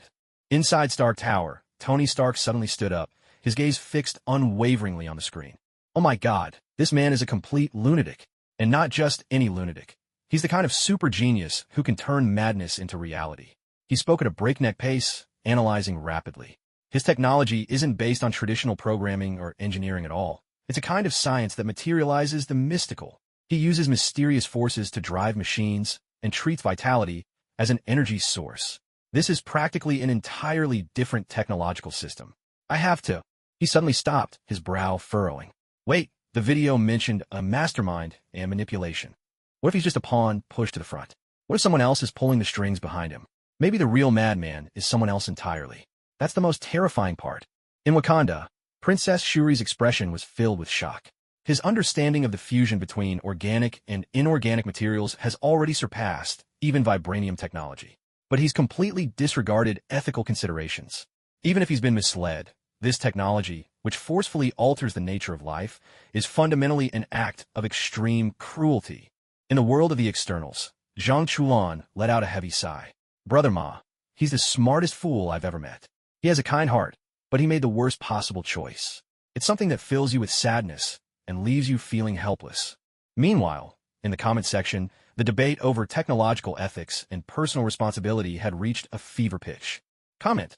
World 002, Village Chief Mom meant well. He even made protective talismans for everyone. He was just deceived. Comment. World 002, does being deceived mean he bears no responsibility? The furnace he built is real, and those who were protected are real too. Comment. World 001, Hundredfold Divine Forge is way too dangerous. If the military gets their hands on this, superpowered soldiers could be mass-produced with no end. Comment. World 001, Stark was right. This kind of technology shouldn't exist. What's even scarier is that mastermind named Chu Tong. Comment. World 002, aren't your super soldier serums dangerous too? Isn't the Hulk terrifying? Don't be hypocrites, okay? In our world, every one of the 8 miraculous arts is a hot potato. At S.H.I.E.L.D. headquarters, Nick Fury narrowed his one good eye to a slit. Hill assessed the threat level of this hundredfold divine forge immediately. I believe it's an even greater danger than the Chitauri. The Chitauri only wanted to conquer Earth, but this technology could fundamentally alter or even contaminate the entire human species. Also, put Chu Tong on the global watch list as a potential threat. At the headquarters of Nowhere Transport, Zhao Fengshu's expression grew grim. The 8 marvelous arts. Each one truly has the power to upend the world. The appearance of Ma Xianhong has already served as a stark warning to us all. If talent exists without the restraint of morality and justice, it will inevitably become a disaster. Continue the investigation into the whereabouts of the other arts, and leave no stone unturned with Yaoxing Society and Chu Tong. We must never allow the tragedy of Bo Village to repeat itself. Summary complete. The collected emotional energy, shock, fear, controversy, is immense. Ma Xianhong, the listed individual, receives a reward from the Tao, a strand of self-memory data preserved by the self-cultivation furnace. A faint glimmer of light quietly slipped into the room where Ma Xianhong was imprisoned. Before his eyes, he caught a glimpse of his younger self, wearing a small backpack, timidly asking, "Do you still remember that all you ever wanted at the very beginning was to make interesting things that could help others?" Ma Xianhong reached out suddenly, but grasped nothing but empty air. He felt his knees, his gaze growing vacant as he murmured to himself, "No, I just wanted." But the obsession forged by years of brainwashing and self-suggestion quickly reasserted itself. His confusion gave way to agony, then turned to resolve, so fierce it bordered on madness. "No, I'm not wrong. My path is the right one. I will create a world free of discrimination." Instead of turning him back, this reward only pushed him further, awakening his original ideals and making him even more stubborn and fanatical. The voice of the Tao returned, tinged with a hint of mockery. Madness born of ideals can at least be understood, but what should we make of madness born of ambition? Up next, 4th place from world number 001. She is Odin's eldest daughter, once the executioner of Asgard, the goddess of death sealed away by her own father. She has returned, bent on crushing the 9 realms beneath her feet. 4th place, the goddess of death, Hela. Asgard. Upon the Rainbow Bridge, Thor spoke the name, his voice trembling. It was not anger that shook him, but a fear rooted in childhood shadows, a primal terror that sprang from deep within. At his side, Loki, for the first time, shed his usual air of mischief. His eyes were filled with wariness. This name was a taboo their father Odin had refused to speak all his life, a stain upon Asgard's glorious history, its darkest and bloodiest chapter. "Wasn't she sealed away?" Thor blurted out, his hands instinctively tightening around Stormbreaker, as if the weapon could offer him a sliver of comfort. In Stark Tower, Tony Stark's interest was instantly piqued. Tapping away at a virtual keyboard, he ordered Jarvis, "Analyze that name for me. Cross-reference it with Odin, Asgard, and Seal.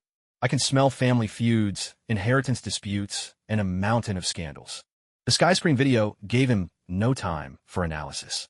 Instead, it tore open Asgard's most shameful wound in the most brutal way, exposing it raw and bleeding before the eyes of all worlds. Erased history. The video began, not with Hela herself, but with a magnificent mural. On the golden, resplendent dome of Asgard's palace, a stern Odin led a valiant female warrior into battle across the 9 realms, unstoppable and triumphant. That warrior was Hela. She had once been Odin's sharpest blade, his proud firstborn, the executioner of Asgard's armies. Yet, as Odin's ambition shifted from conquest to guardianship, Hela's own desires only grew more insatiable. The mural shifted, father and daughter now at odds. "We were once the center of a universe," Hela's voice rang out, laced with bitterness and madness. "And now, you're content to be a weak king, guarding 9 realms. But I want it all." What followed was a brutal battle, Odin himself suppressing his eldest daughter. In the end, Hela was sealed away, and the mural that recorded her legendary victories was hidden beneath a new one, bright and festive, painting over the truth with empty celebration. The thunder god shattered. The scene shifted to the coast of Norway, moments after Odin had faded into light. Hela broke free from her seal, descending before her 2 brothers. Her jet-black hair flowed like a waterfall, her battle suit clung to her form, and her eyes blazed with 1,000 years of suppressed resentment and pride. Thor, the self-proclaimed god of thunder and avenger, did not hesitate. He hurled his mightiest weapon, Mjolnir, with all his strength. It was a force capable of shattering a small planet. But Hela only stretched out her hand, disdainful, almost amused. A deep, resonant hum filled the air. Mjolnir stopped, caught inches from her palm, held fast by an invisible force, utterly immovable. "This can't be." Thor's eyes widened in disbelief, stunned beyond words. "My dear," Hela's lips curled into a cruel smile, "you look nothing like him." In the very next moment, under the horrified stares of Thor and Loki, her fingers clenched tightly. A sickening crack split the air. The mighty Mjolnir, crafted from URU metal, blessed by the All-Father himself, and the ultimate symbol of his guardian authority, shattered in her grasp as easily as a glass goblet, crushed single-handedly. Fragments flew in every direction, and the shockwave flung Thor and Loki violently away. This cataclysmic scene plunged the entire Marvel universe into a heavy, deathly silence. A one-woman massacre. The video continued. Hela returned to Asgard, standing before the palace guard she once commanded. "Kneel," she ordered. With a sweeping motion of her arms, countless black spears of death materialized from the void and rained down like a deadly storm. It was not a battle. It was a massacre, swift and one-sided. Asgard's finest warriors proved as fragile as paper before her might. The video's final image showed Hela standing on the Bifrost Bridge, facing the returning Thor. She ran her fingers through her hair, and in an instant, those silken locks twisted into menacing, horned antlers of death. Looking down on the newly awakened god of thunder with utter disdain, she posed a question that could shatter the very faith of every Asgardian. "They call you the god of thunder? Ha! And what of it?" Ranked 4th, the executioner of Asgard, goddess of death, Hela. Reason for ranking. She is Odin's firstborn, once Asgard's executioner, sealed away by her own father. Her return is for one purpose only, to grind the 9 realms beneath her heel. Her madness is pure ambition and unbridled conquest. Heaven's judgment. Some are born mad. No reason required. She is madness itself. A sudden splutter broke the silence in the staff lounge of Anywhere Access Company, in the world of the awakened. Susie spewed water everywhere, laughing so hard he slapped his thigh. "Ha ha ha. This is killing me. Their family drama is more dramatic than any of our office gossip. The old man conquers the world, his daughter thinks he's not ambitious enough, and she wants to keep fighting. What do you even call this? Irreconcilable business philosophies." Up on Mount Wudong, Wang Yi actually widened his eyes for once, stroking his chin as he commented, "Her murderous intent is overwhelming. Her hostility pierces the heavens. She knows only how to advance, never to retreat. With such a temperament, no matter how great her power, her path will always be short-lived. Still, she's quite the force." The outlaws of Chuanxing, meanwhile, were beside themselves with excitement. Now that's a true boss. Do whatever she wants. Anyone in her way dead. That's real freedom. I declare the goddess Hela is my new idol. Meanwhile, the Marvel Universe was thrown into chaos, wails and heated arguments echoing everywhere. Live comment World 001, "Oh my god, Mjolnir just shattered like that? My faith is shattered too." Bullet screen World 001, "Odin is nothing but a liar. He covered up history.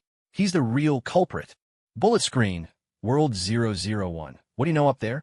He did it for the peace of the 9 realms. Hela was just a warmonger." Bullet screen World 002, "Honestly, this sister is pretty cool. Way better than that wishy-washy Thor." Bullet screen World 002, "A textbook case of failed parenting. One father, 3 rebellious kids, some king of gods he is. He'd be better off raising pigs at home." Inside Stark Tower, Tony stared at the shattered remains of Thor's hammer on the screen, his expression grave. This isn't magic. It's something much more fundamental. She can directly override the rules themselves. Jarvis, reassess the threat level of Asgard. No, of the entire Odin family. Raise it to the highest level. Every single one of them is a wild card. Summary complete. Emotional essence collected: shock, fear, awe, in vast quantities. Hela, the one listed, is deceased. The reward will be converted into legacy. Reward granted: a portion of Asgard's land, now tainted with a trace of death's power. A swirl of black mist descended from the heavens and merged with the ruins of Asgard. Beneath the desolate land, something seemed to become even more perilous and ominous. While everyone was still reeling from the shock that Hela had brought, the voice of the heavenly Tao echoed again, this time with a hint of playful contrast. To be driven mad by ambition, such is the way of demons. But what of madness born from a need to protect? Next, in 3rd place, from World 002. He stands at the pinnacle of Taoism, with kind eyes and a gentle demeanor. Yet for a secret, for a disciple, he did not hesitate to slaughter his peers, unleashing a storm of blood and chaos across the world of the gifted, all by himself. His madness is the majesty of heaven, beyond the doubts of mere mortals. 3rd place, under one person, Heavenly Master Zhang Jiwei. Holy crap, the old man. At the foot of Dragon Tiger Mountain, Zhang Chuan saw the name and fell to the ground in shock. No matter how he tried, he couldn't reconcile the usually smiling, seemingly harmless, even somewhat mischievous Grandmaster with the word madman. Come esta? Zhang Chulan muttered, feeling as if his entire worldview was unraveling. In the Marvel Universe, everyone was stunned as well. That's Zhang Jiwei again? Tony Stark's brow furrowed. Didn't he already make it onto the undefeated on Earth list? How's he now on the Madman list too? Does this heavenly ranking just let people jump between lists? Captain America, Steve Rogers, wore a serious expression. Slaughtering his own peers? If that's true, then he's not fit to be called a hero at all. The video on the sky screen left them no room for debate. It began playing without warning. Unlike the world-shaking thunder magic of the Celestial Master descends the mountain, this time, the footage was steeped in oppression, sorrow, and a chilling, bone-deep killing intent. The secret that cannot be spoken. The video opens with black and white images from decades ago. Zhang Jiwei, still young, stands atop Dragon Tiger Mountain with his junior brother, Tian Jinzhong, both brimming with youthful ambition.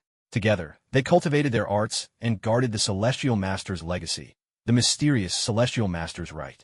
Senior brother, what secrets lie hidden in the Celestial Master's right? The young Tian Jinzhong asks, curiosity shining in his eyes. Zhang Jiwei only smiles and shakes his head. I can't say. It cannot be spoken. Those words, cannot be spoken, would echo throughout their entire lives. The scene flashes forward. Tian Jinzhong is now crippled by the ruthless all-truth cultists, his limbs ruined, his tongue cut out, bound to a wheelchair for decades. Yet throughout his torment, not a single word escapes his lips. And Zhang Jiwei, now the old Celestial Master, can only watch in helpless agony, knowing that any intervention would risk exposing the secret even further.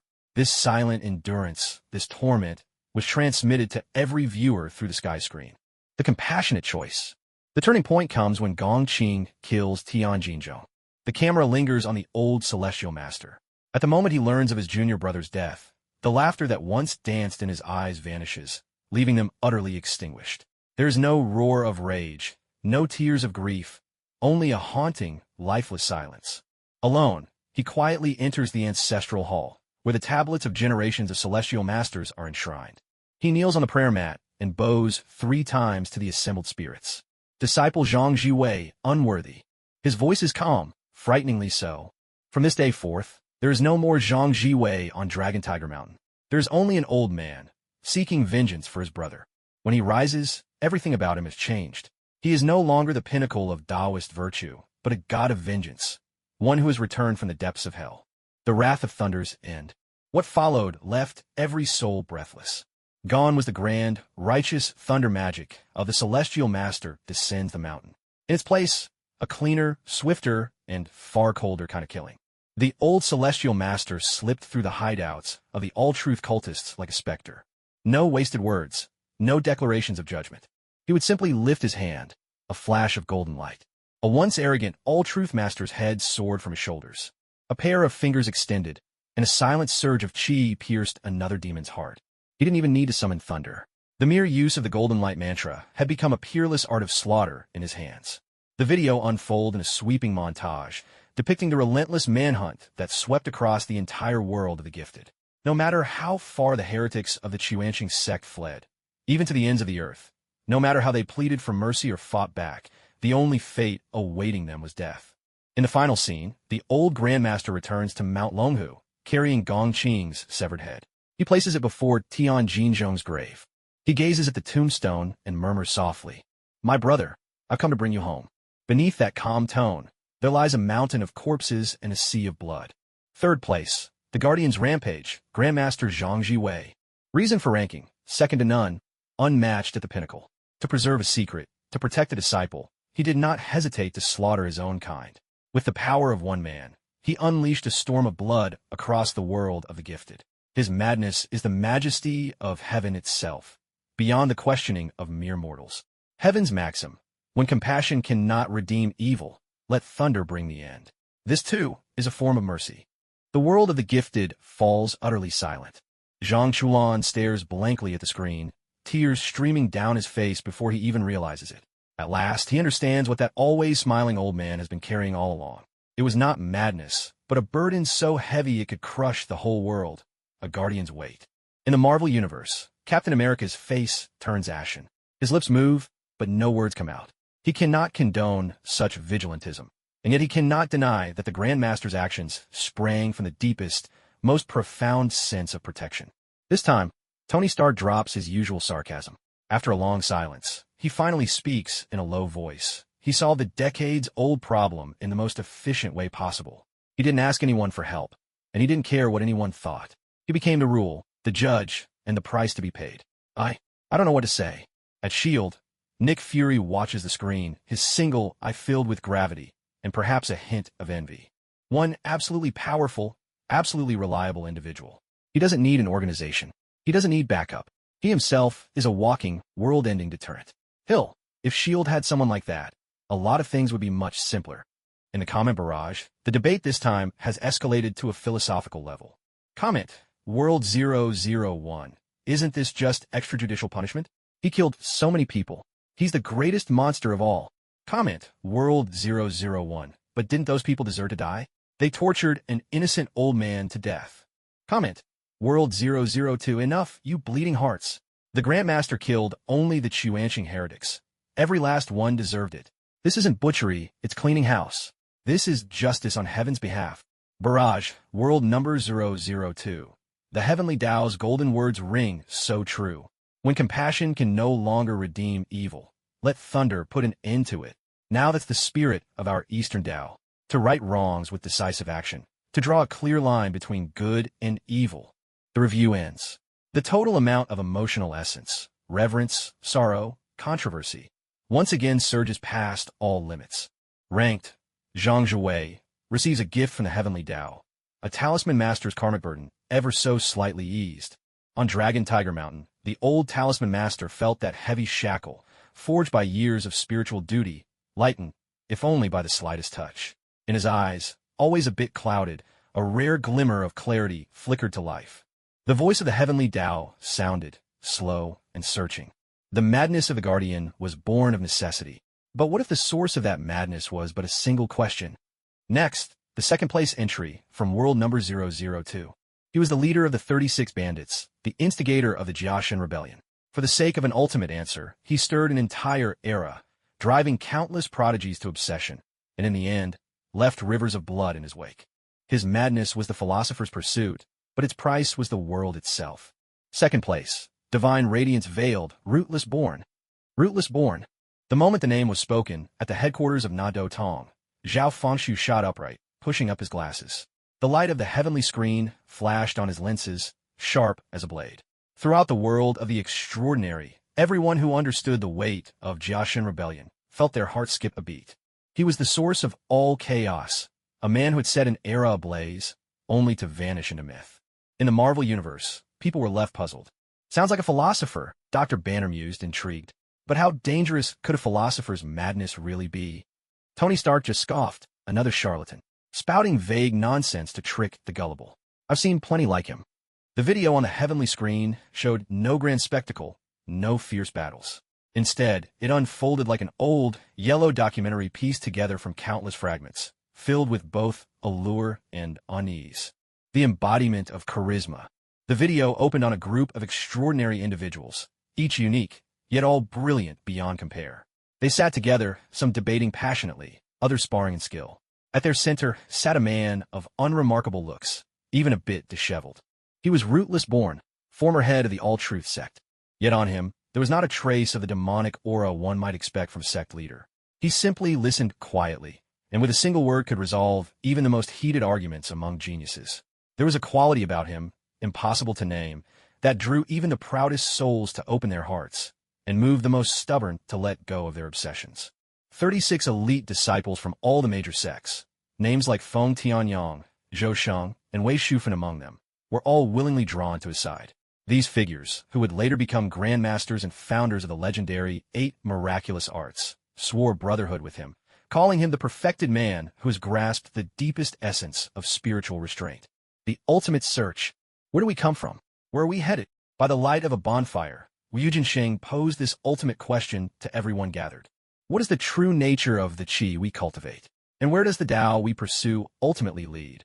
His questions, like an inescapable incantation, struck deep into the soul of everyone present. And so, these 36 prodigies, together with Wu Jinsheng himself, made a wild decision.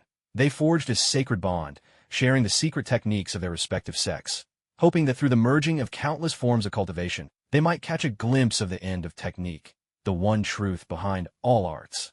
This is how the legend of the 36 Thieves was born. A world set ablaze. The video didn't show what they ultimately discovered. Instead, it revealed the world that came after. The cataclysm of the Jiaxun year had erupted. The major sects branded them as traitors, and the entire world of the gifted turned on them in a frenzied manhunt. The 36 Thieves, some were killed, some went on the run, others lost their minds. Feng Tianyang was subjected to brutal torture and forced to surrender the art of binding spirits and commanding generals. Zhou Sheng, pursued relentlessly, attained the mysteries of the Windu's miraculous gates. Wei Shufan, in desperate straits, created her own miraculous art. Thus were born the 8 miraculous arts, 8 forbidden techniques powerful enough to upend the entire balance of the gifted world. And at the center of it all was Wu Jinsheng. After passing the mantle of Chuanqing's leader to a young successor named Xia Luqing, he vanished mysteriously, taking with him that ultimate answer. He left behind a world awash in blood, torn apart and shattered, a world haunted for decades by a single, unanswerable riddle. In the final moments of the video, the image freezes on Wu Jinsheng's back as he disappears. He seems to glance back at the screen, wearing a smile that is both compassionate and unsettling. Ranked second, the prize paid by seekers of truth, the origin of the Jiaxun cataclysm, Wu Jinsheng. Reason for ranking. He was the leader of the 36 Thieves, the very source of the cataclysm. For the sake of an ultimate answer, he stirred an entire era into chaos, driving countless prodigies to obsession and ultimately plunging the world into rivers of blood. His madness was that of a philosopher's quest, and the price was the world itself. Golden line of the Tao, he pointed at the heavens, and in that instant everyone went mad. For it was the first time they realized there was nothing at all in the sky. The world of the gifted fell, silent as death. On Mount Wudong, Wang Yi let out a long, heavy sigh, his tone filled with mixed emotions. Seekers of the Tao, seekers of the Tao. In the end, the search led them into darkness. He wasn't insane, he was far too lucid, so clear-minded that he dragged everyone else in a madness along with him. At the foot of Dragon and Tiger Mountain, Zhang Chulan felt a chill run through his entire body. He had always believed that what he was searching for was the truth about his grandfather. But only now did he realize that what he had truly been pursuing was the curse left behind by Wu Jinsheng. As for Feng Baobao, the girl by his side who seemed untouched by joy or sorrow, she was very likely the very core of this curse. In the Marvel Universe, Dr. Banner's face turned pale. I take back what I said earlier. His power of destruction, it surpasses even the Hulk's. The Hulk destroys matter, but this man, he destroys order and faith. For the first time, Loki's expression showed genuine interest. He licked his lips. Fascinating, absolutely fascinating. Without sending a single soldier, with nothing but a single question, he plunged an entire world into chaos for decades. Now, that is what I call a true god of mischief. Doctor Strange, on the other hand, felt a sense of caution he had never known before. He's meddled in domains that should have remained untouched. This kind of inquiry into the very foundations of reality often invites the most terrifying backlash. In our universe, there have been those who tried the same, and their endings were always grim. Meanwhile, in the comment barrage, discussion was now filled with fear and philosophical reflection. Comment from World002. I finally understand. The root of the Gengxin Rebellion wasn't any particular trick or skill. It was the price paid for a philosophical debate. Comment from World002. This guy is the most terrifying troublemaker. He just washed his hands of everything and left, leaving behind a mess that took generations to clean up. Comment from World001. A single question triggered a war? That's simply unimaginable to us. Comment from World001. Think about your own religious wars. Humanity fought for thousands of years over whether a god exists. Wu Jinsheng simply replaced God with the Tao. End of the tally. The total amount of emotional essence, fear, confusion, curiosity, has peaked. Wu Jinsheng, the ranked individual, status, unknown. The gift from the heavenly Tao is transformed into a clue. A faint, almost imperceptible beam of light shot down from the sky, coalescing in midair into a fleeting coordinate that no device could record, then vanished without a trace. Yet the most advanced monitoring devices of Everywhere Gate and Shield both detected the energy fluctuation at that exact instant. Track the source of that fluctuation. Zhao Fangxiu and Nick Fury issued the order almost simultaneously. The voice of the heavenly Tao, tinged with a sigh, echoed slowly, as if offering a final summation for the list. With a single question, he drove the world to madness. And the next one, with her tears, will reshape reality. The Mad God and Devil list, rank 1, hails from World 001. She was once a vengeful avenger, and once a savior of the world. But when her beloved was lost, grief turned to power, and with her tears she forged a prison of happiness. Her madness is enough to shake the very foundations of the multiverse. Number 1. The Scarlet Witch, Wanda Maximoff. Wanda. At the Avengers headquarters, Clint Barton's eyes grew unbearably complicated. He remembered the girl who had lost everything in Sokovia, the one he had personally guided back onto the right path, a family member in every sense. In Kamar Taj, Wong was poring over ancient texts in the library when suddenly, his face went deathly pale. Meanwhile, in another dimension, Dr. Strange, immersed in some forbidden study, jolted upright. He sensed it, a surge of chaotic magic so powerful it could make the entire multiverse tremble, now converging upon the cosmic veil. Number 1 on the mad list. In the world of the extra-normals, Zhang Chulan clicked his tongue. Sounds like she's more formidable than the last 9 put together. Wang Ye's expression was heavier than ever before. He fixed his gaze on the celestial screen and muttered, "It's not just formidable, it's absurd. The ones before her caused trouble within the rules. But this one, sounds like she can rewrite the rules themselves." The video on the celestial screen played with no rousing music, only the mournful wail of a violin, weeping and pleading. Shattered happiness. The video opens with sweet moments between Wanda and Vision. They cook together, watch old movies together, and dream about the future together. A close-up of a property deed appears on the screen. Vision had bought a plot of land in Westview, New Jersey. On it, he'd written, "To grow old in V." This was their most beautiful hope for a simple, happy life. But then, the scene shifts to the ending of Avengers, Infinity War. Wanda is forced to destroy the Mind Stone in Vision's forehead with her own hands, killing the man she loves, only to watch helplessly as Thanos reverses time, brings Vision back, and then brutally rips the stone from his head once more. Vision's body, drained of all color and life, is discarded on the ground like something meaningless. In that moment, Wanda's entire world shattered. Despair unleashed. The video cuts to SWRD headquarters. Wanda only wanted to reclaim Vision's body, to lay him properly to rest. But the SWRD director coldly refused her, showing her Vision's remains, dismantled and treated like a heap of scrap for research. "He's not yours. He's a $3 billion sentient weapon."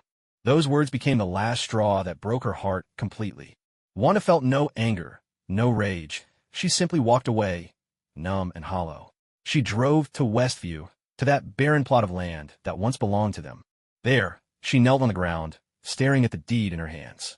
All the sorrow, pain, and despair that had been building up inside her finally erupted in that moment. A silent scream tore from her lips, a cry so deep it seemed to shake her soul.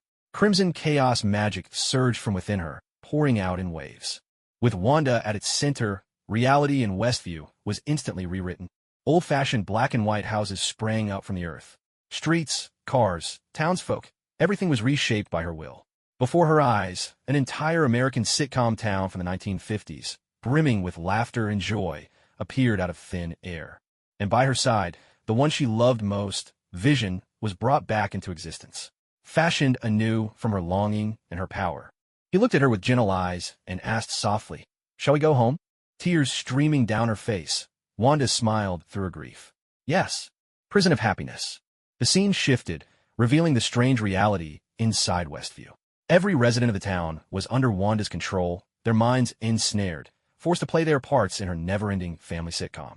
Inwardly, they suffered, unable to command their own words or actions. Yet Wanda, lost in this false happiness, refused to wake from her dream. "I don't know how any of this started," she confessed to Vision. "I only know, I can't feel you anymore." The sorrow in that moment seemed to spill out of the screen itself. Number 1. Love taken to the extreme becomes destruction. The Scarlet Witch Wanda. Reason for ranking. She was once an avenger, even a savior. But when her beloved died, her grief became her strength. With tears, she remade reality, forging a prison of happiness. Her madness was powerful enough to shake the very foundation of the multiverse. Golden quote of fate. Mortals grieve because they lose. She became divine because of her grief. This universe has paid a terrible price for her broken heart. My God.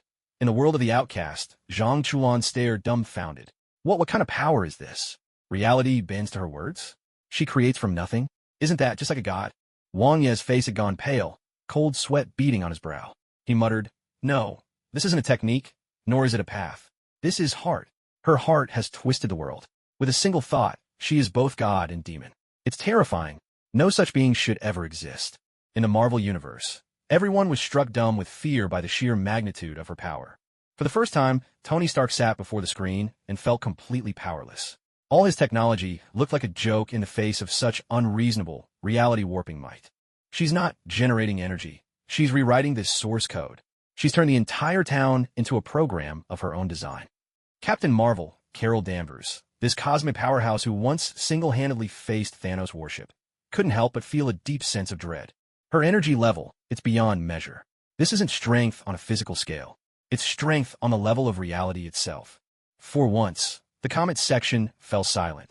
No arguments, just endless fear and sympathy. Comment, World001. Poor Wanda. All she wanted was to be with the one she loves. Comment, World001. But the townspeople are innocent. She's turned them into puppets. Comment, World002. I take back everything I said before. Compared to her, all those previous 9 were just playing around. Comment, World002. This is what true madness looks like. Her world shattered, so she's creating a new one. I almost understand her now. Into the countdown. Total quantity of emotional essence, fear, sorrow, sympathy, has reached an all-time high. World 0.01. Marvel receives a massive influx of emotional essence. World shift initiated. Probability of technological breakthrough in World 001 plus 0.01%. Genius birth rate plus 0.01%. In that moment, the scientists of the Marvel world felt a mental barrier begin to give way. Newborn babies showed a glimmer of wisdom in their eyes. The Scarlet Witch, Wanda, receives a gift from the Heavenly Tao, a fragment of Vision's remaining data. A beam of light merged into Wanda's body. For a fleeting instant, it was as if she heard Vision whisper softly in her ear, "Wanda, I love you." The countdown of the 10 most sanity-shattering madmen concludes. Just as everyone thought they could finally breathe easy, the tone of the Heavenly Tao changed, becoming solemn and reverent. At the end of madness lies destruction and lament. But some souls, by their very existence, are a magnificent epic. Now a new list begins. The 10 most moving I am the cause heroes across the cosmos. They forged the world's defenses with their own flesh and blood. Through their sacrifice, they secured tomorrow for humankind. Now, announcing the 10th place. He is a mortal, a genius, a billionaire, a playboy, and a philanthropist. But above all, he is Iron Man. 10th place, a mortal standing shoulder to shoulder with gods. Tony Stark. What? Mr. Stark? Tony. The moment this name appeared, everyone across the Marvel Universe who knew Tony Stark was stunned. In Queens, New York, Peter Parker was swinging through the city and nearly slipped off his web. He landed on the side of a tall building, staring blankly at the sky, his eyes instantly welling up with tears. Inside Morgan Stark's little cabin, Pepper Potts covered her mouth as tears streamed uncontrollably down her face. At the Avengers headquarters, Steve Rogers looked at that name, his heart a swirling mix of emotions. Nostalgia, guilt, but above all, a deep and genuine admiration. Meanwhile, people from the world of the Outlanders were filled with curiosity. That playboy made the list too? Zhang Chulan scratched his head. Isn't he the king of sarcasm? How did he end up moving the entire universe? For once, Wang Yi set aside his usual laid-back demeanor and sat up straight, his expression solemn. Anyone who makes it onto this list is worthy of respect. Let's watch. As solemn, stirring music played, the curtain rose slowly on the skyscreen's video. The Birth of a Heart. The video didn't open with some dazzling press conference, but in a dark, damp cave.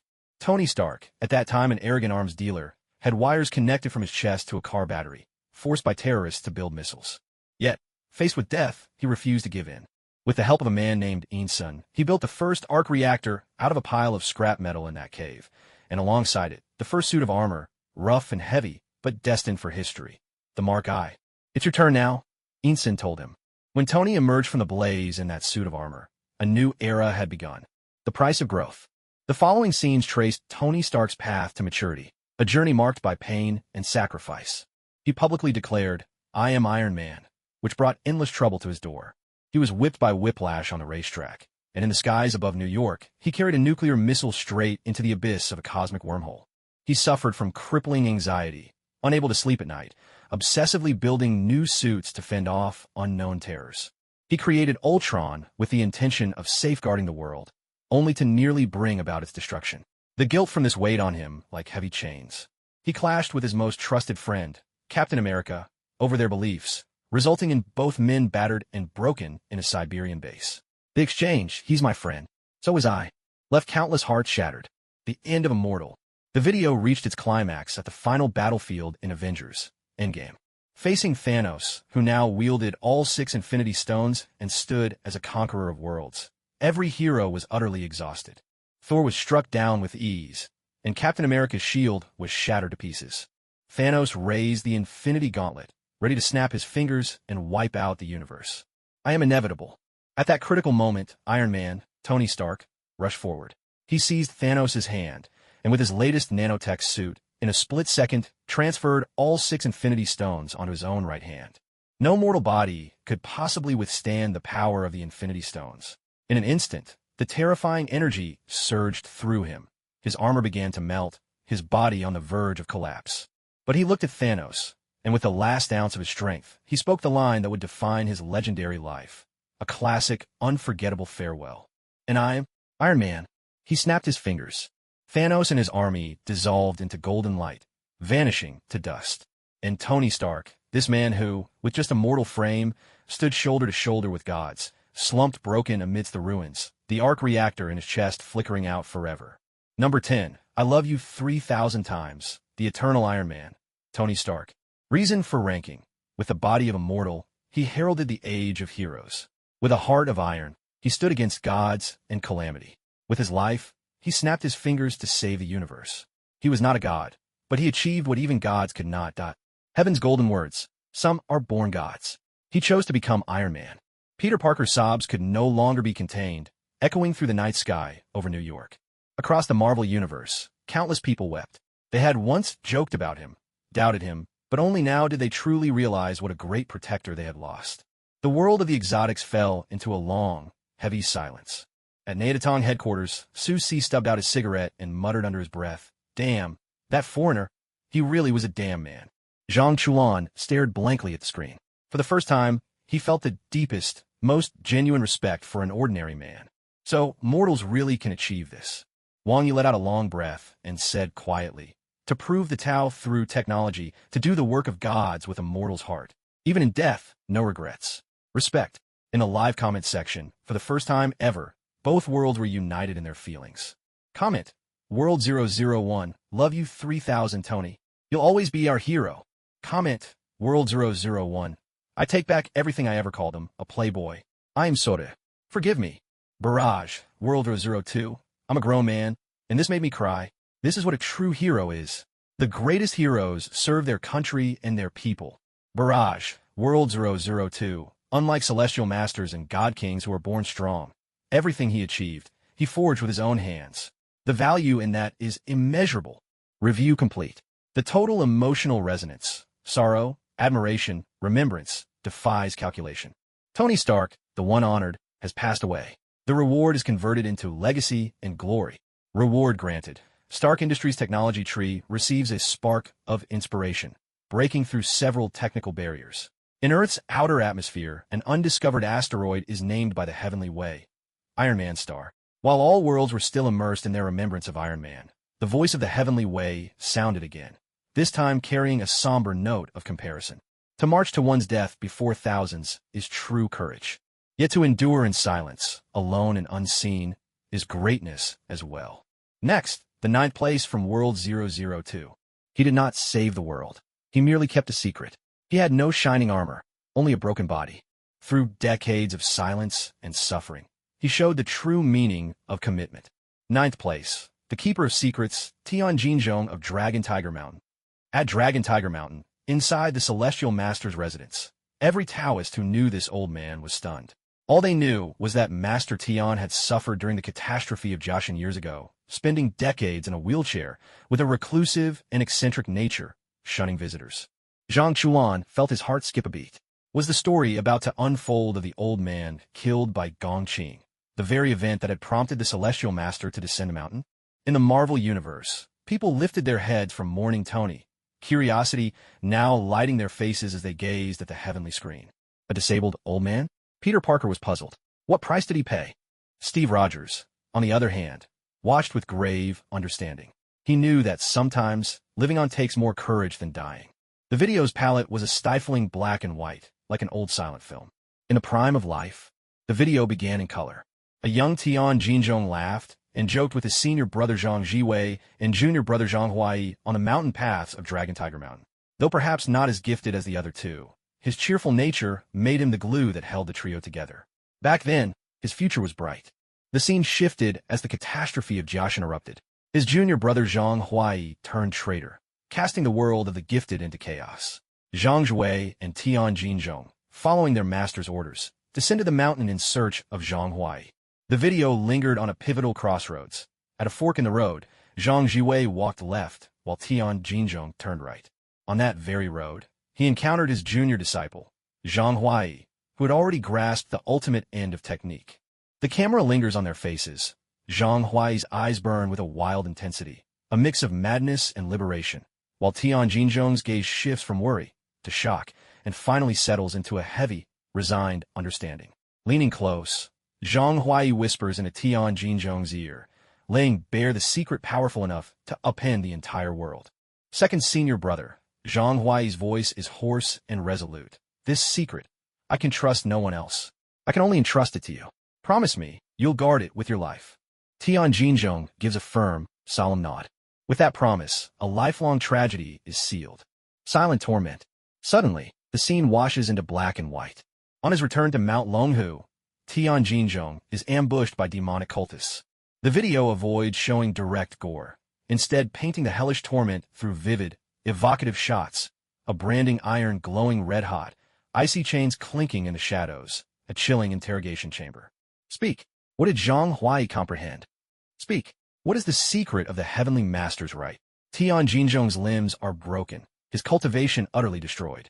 He is tortured until he's unrecognizable, yet not a single word escapes his lips.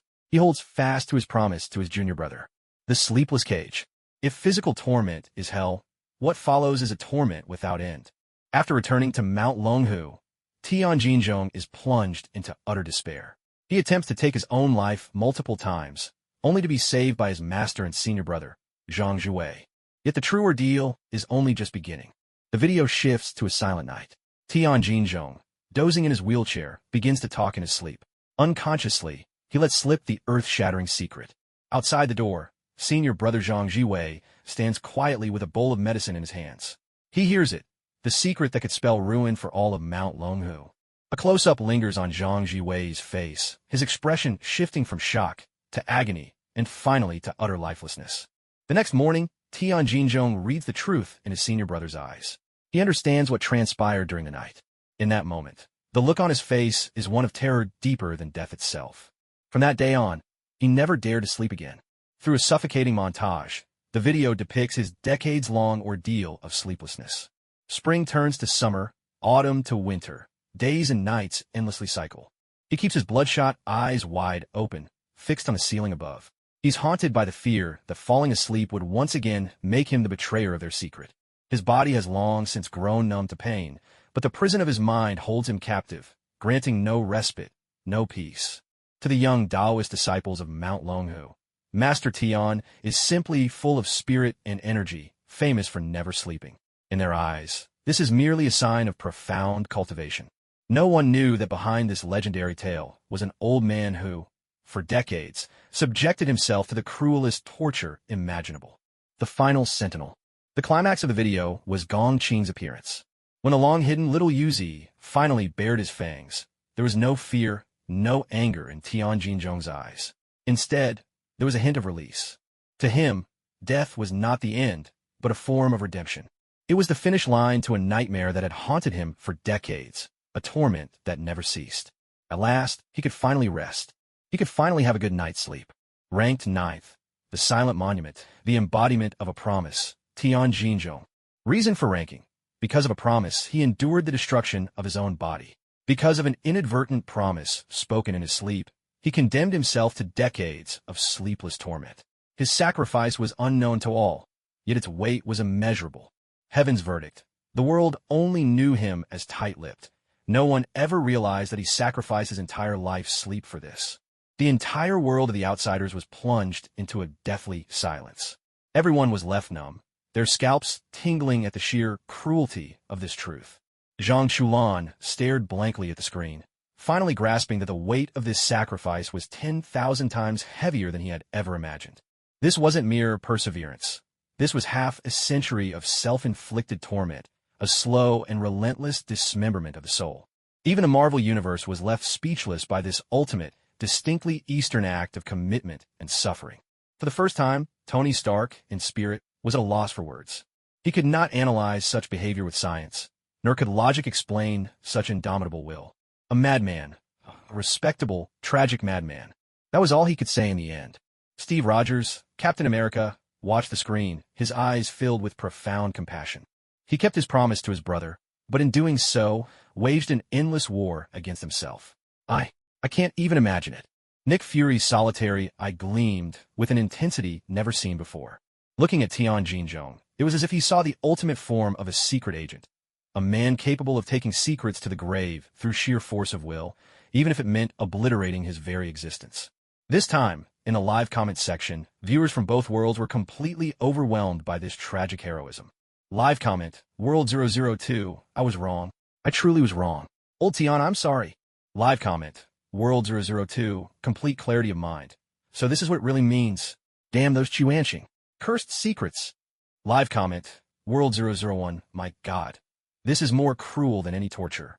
Every day, he endured suffering none of us could ever imagine. Barrage, World 001.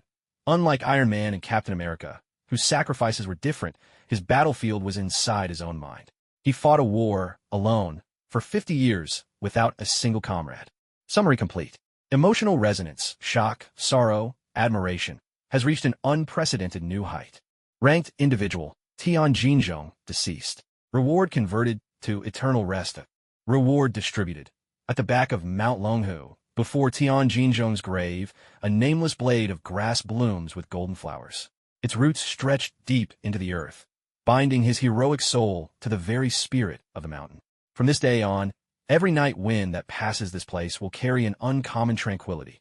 The voice of heaven echoed again, now with a gentle warmth unique to women. To sacrifice for a promise is called righteousness. To sacrifice for family is called love. Next, ranking 8th from World 001. Her whole life was lived in darkness and blood, until she found a home. To give that home a future, she leapt without hesitation, washing away all her sins in one final act. Ranked 8th, the Phantom of the Red Room, the Black Widow, Natasha Romanoff. Natasha. At Avengers headquarters, Clint Barton saw the name, and the bow in his hand fell to the ground with a dull thud. In an instant, the icy cliffs of Vormer flashed before his eyes, along with those determined, tear-filled green eyes. Dr. Bruce Banner pressed his hand to his forehead in pain. That unresolved love would forever remain a source of regret in his heart. Steve Rogers thought back to the friend who had stood by him through their days on the run, the one who'd told him, you have to learn to trust others. In the world of the Xians, Xia He of the All-Truth sect for the first time shed her seductive air. A complex light flashed in her eyes. As a woman herself, one who also walked the shadowy line between right and wrong, she seemed to understand the struggle that name carried. To stake your life, just to wash away your sins? What a foolish woman, she murmured softly. On the heavenly screen, Natasha's life unfolded, accompanied by a mournful violin melody. The Spy Without a Childhood. The video did not begin with a dazzling Avenger, but with a sinister, oppressive training facility, the Red Room. A young Natasha, along with other girls, underwent the harshest training imaginable. Marksmanship, hand-to-hand combat, assassination, seduction. Their emotions stripped away, they were forged into the deadliest of weapons. One scene showed her forced to undergo the ultimate graduation ceremony, sterilization surgery. She was utterly denied the chance to ever be an ordinary woman, transformed instead into a merciless machine built for killing. There's too much blood on my hands. In the video, she confides in Loki, her eyes haunted by nightmares she cannot escape. A family to call home. The tone of the images shifts from a cold, blue-gray to a gentle warmth. It was Clint Barton who chose not to follow orders and kill her, but instead led her towards the light. It was the Avengers, a team made up of monsters and misfits, who gave her the first place she could truly call home. Alongside Steve, she unraveled Hydra's sinister schemes. She hummed lullabies to calm the raging Hulk. She looked after a lost and uncertain Wanda like an older sister would. No longer the cold-blooded agent, she learned to trust, to love, to discover what it meant to be family. The video shows a scene after the first Avengers battle. Everyone gathered, exhausted in a restaurant, exchanging weary yet genuine smiles. For the first time, Natasha's face is lit by a heartfelt, unguarded smile. Redemption on the edge of the cliff. The video builds to its most powerful moment, Vormir. To obtain the Soul Stone, one must sacrifice the soul of a loved one. Natasha and Clint, best friends, the truest of partners, find themselves locked in a desperate contest, each willing to give their life so the other may live. Let me go. Natasha's voice is calm, resolute. No, it should be me. Clint clings to her desperately. It's all right. Natasha looks at him, a peaceful smile on her lips. Her eyes seem to say, thank you for all these years. My debt is finally paid in full. With one last burst of strength, she wrenches herself free from Clint's grasp, and, like a black butterfly with broken wings, plunges into the endless abyss below. With her own life, she gives the universe a fighting chance at survival. Ranked 8th, Black Widow, Natasha Romanoff, who offered her life as a sacrifice. Reason for ranking: she emerged from darkness, yet embraced the warmest light. Her entire life was a quest for redemption, until she found a family worth protecting with her very soul. Her final leap was the most heroic offering to the universe. Golden line. Some people spend their whole lives making mistakes. She spent her life making amends for just one. No. Clint's anguished cry echoes through the entire base. Across the Marvel Universe, countless women are moved to tears. They see a woman who, in a world rife with discrimination and exploitation, struggled, fought, and ultimately found herself, achieving the greatest redemption of all. The world of the Inhumans, too, is plunged into a long, heavy silence.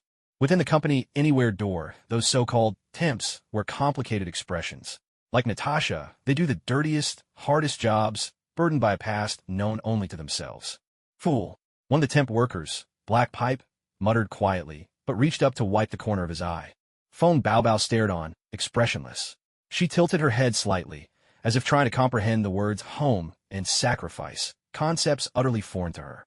In a comment barrage area, this time, the emotions of the female audience erupted completely. Comment: World 001 Natasha. My widow. I can't accept this. Why?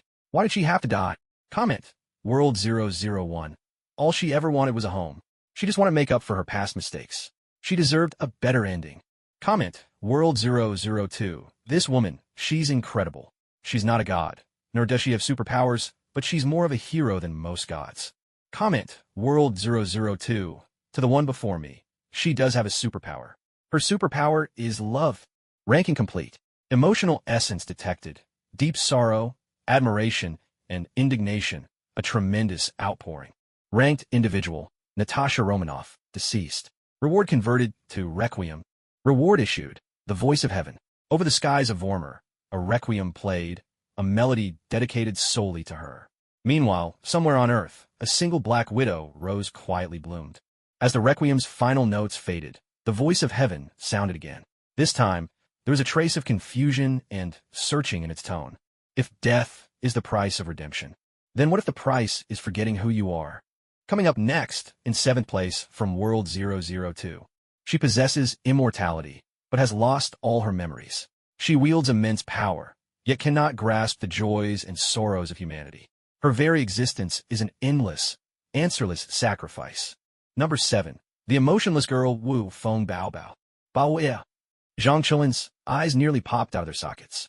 He whipped his head around to stare at the emotionless girl beside him, who was quietly gnawing on a sweet potato, her face blank. She made it onto this list? What price did she pay? She doesn't even know herself. People in the Marvel Universe were equally baffled. Immortality. Tony Stark's interest was instantly piqued. Is it something like Wolverine's healing factor, or a more advanced cellular regeneration? Or is it some kind of dimensional curse? Steve Rogers latched onto another word. Lost her memory? Like Bucky, the video on the celestial screen lit up. There was no stirring music, no fierce conflict, only a persistent, hollow sense of confusion running through all. Who am I?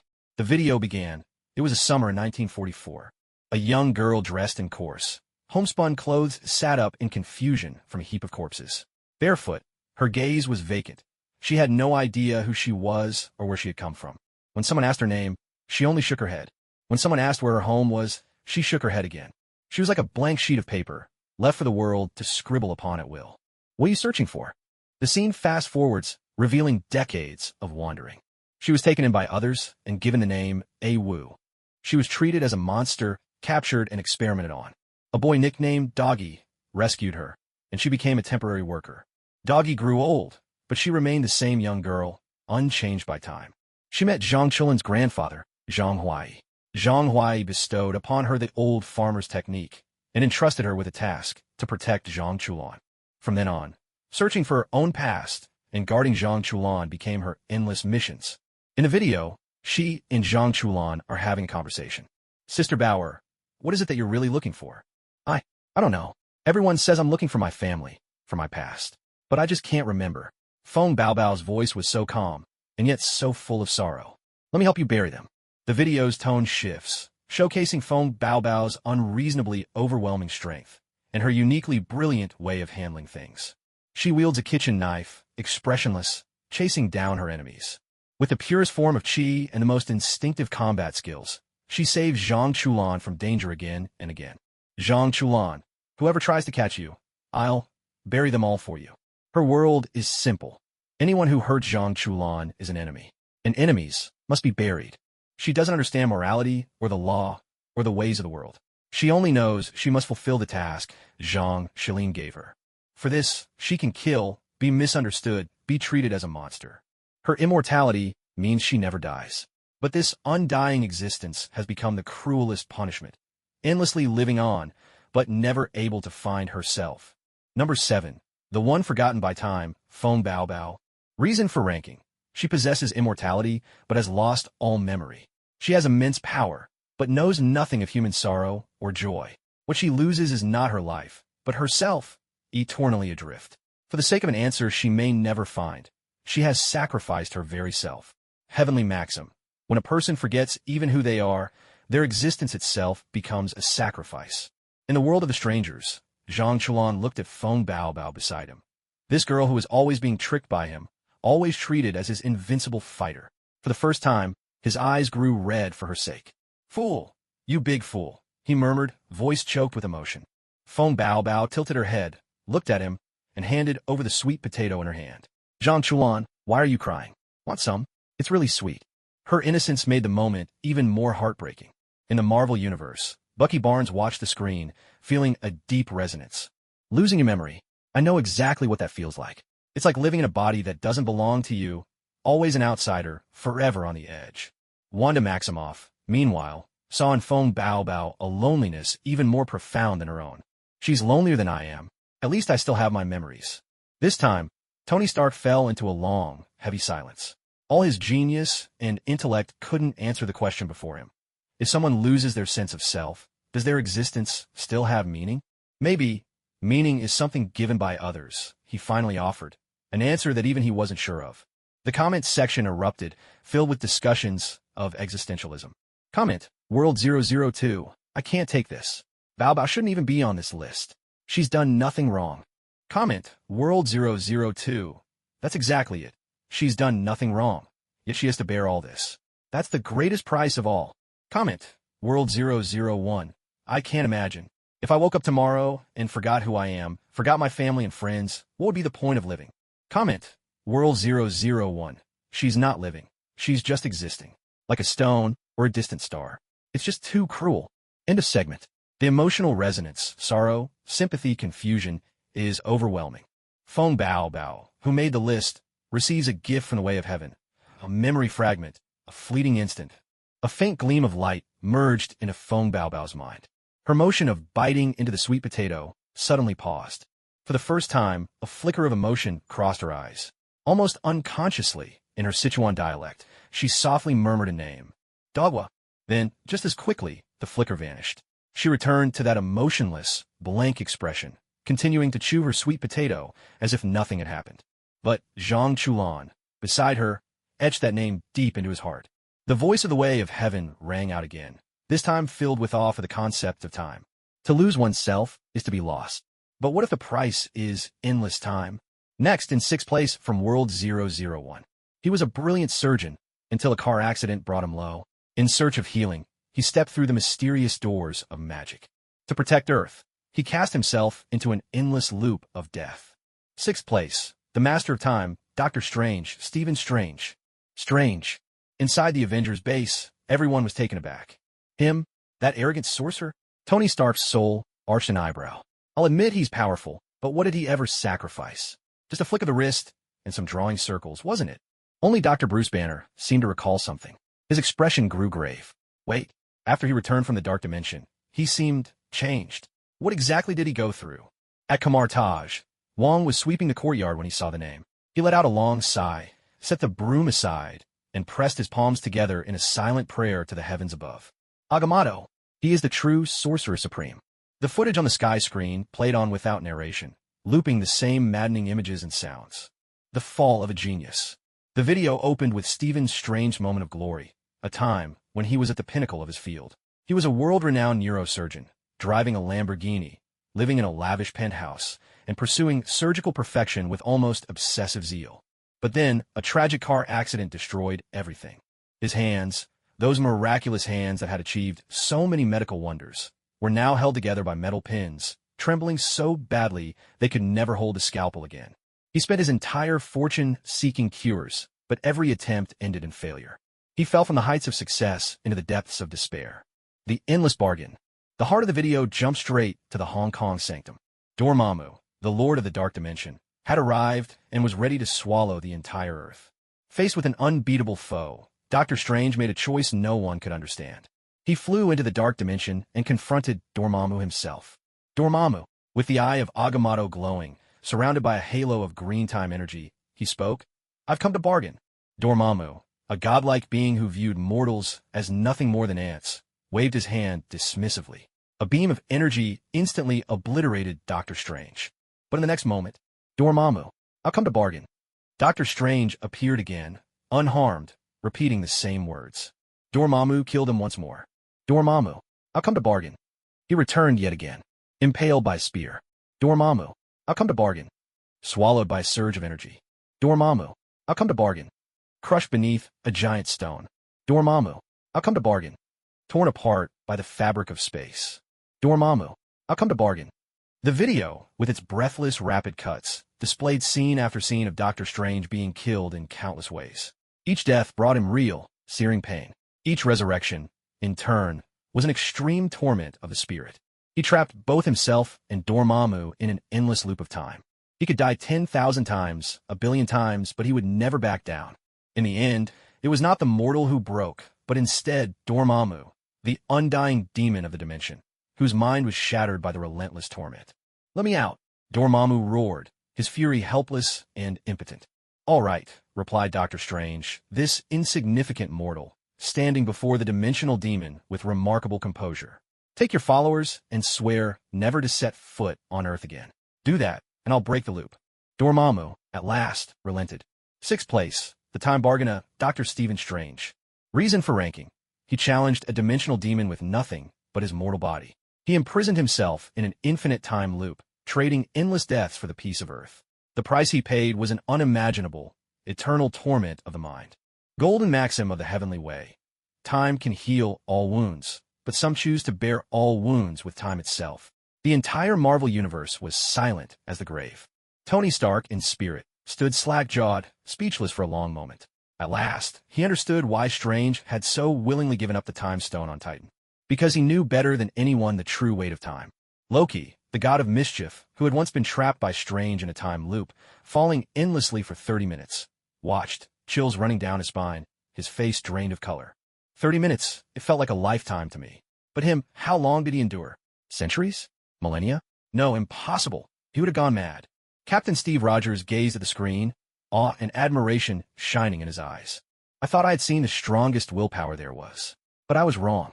His resolve, it goes beyond anything human.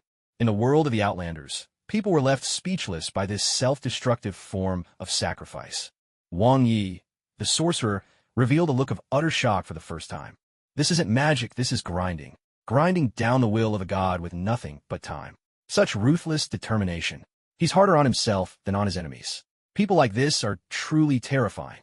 Zhang Chulan thought of his own technique, Chi Body Source Stream, which allowed for rapid recovery. If I had that kind of ability, how long could I last? A day. 2. I'd lose my mind for sure. In the bullet chat, everyone was now debating a single question. Barrage, World 001, how many times has he actually died? Has anyone kept count? Barrage, World 001, it's impossible to calculate. This is no longer a physical ordeal. This is psychological torture. It's 1,000 times more terrifying than Bucky's brainwashing or Tianjinzhong's torments. Barrage, World 002, I'm speechless, truly speechless. This mage is ruthless. I'd call him the ultimate grinder. Barrage, World 002, you underestimate him. This is called proving the way with one's own body. Through his suffering, he's shown that human will can surpass that of the gods.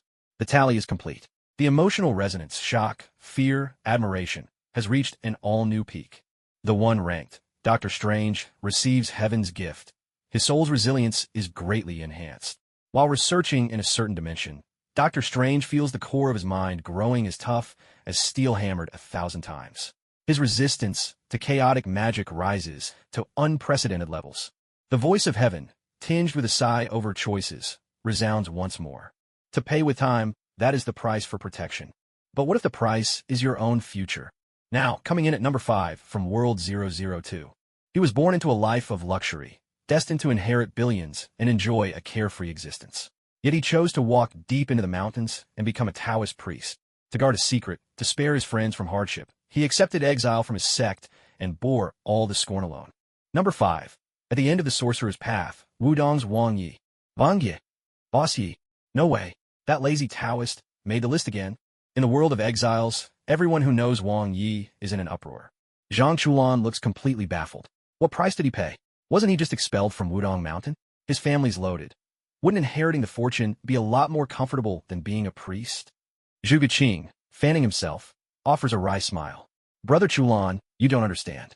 For a true sorcerer, the sect weighs far heavier than family fortune.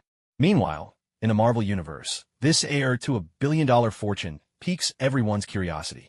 Oh, the tale of a rich second generation?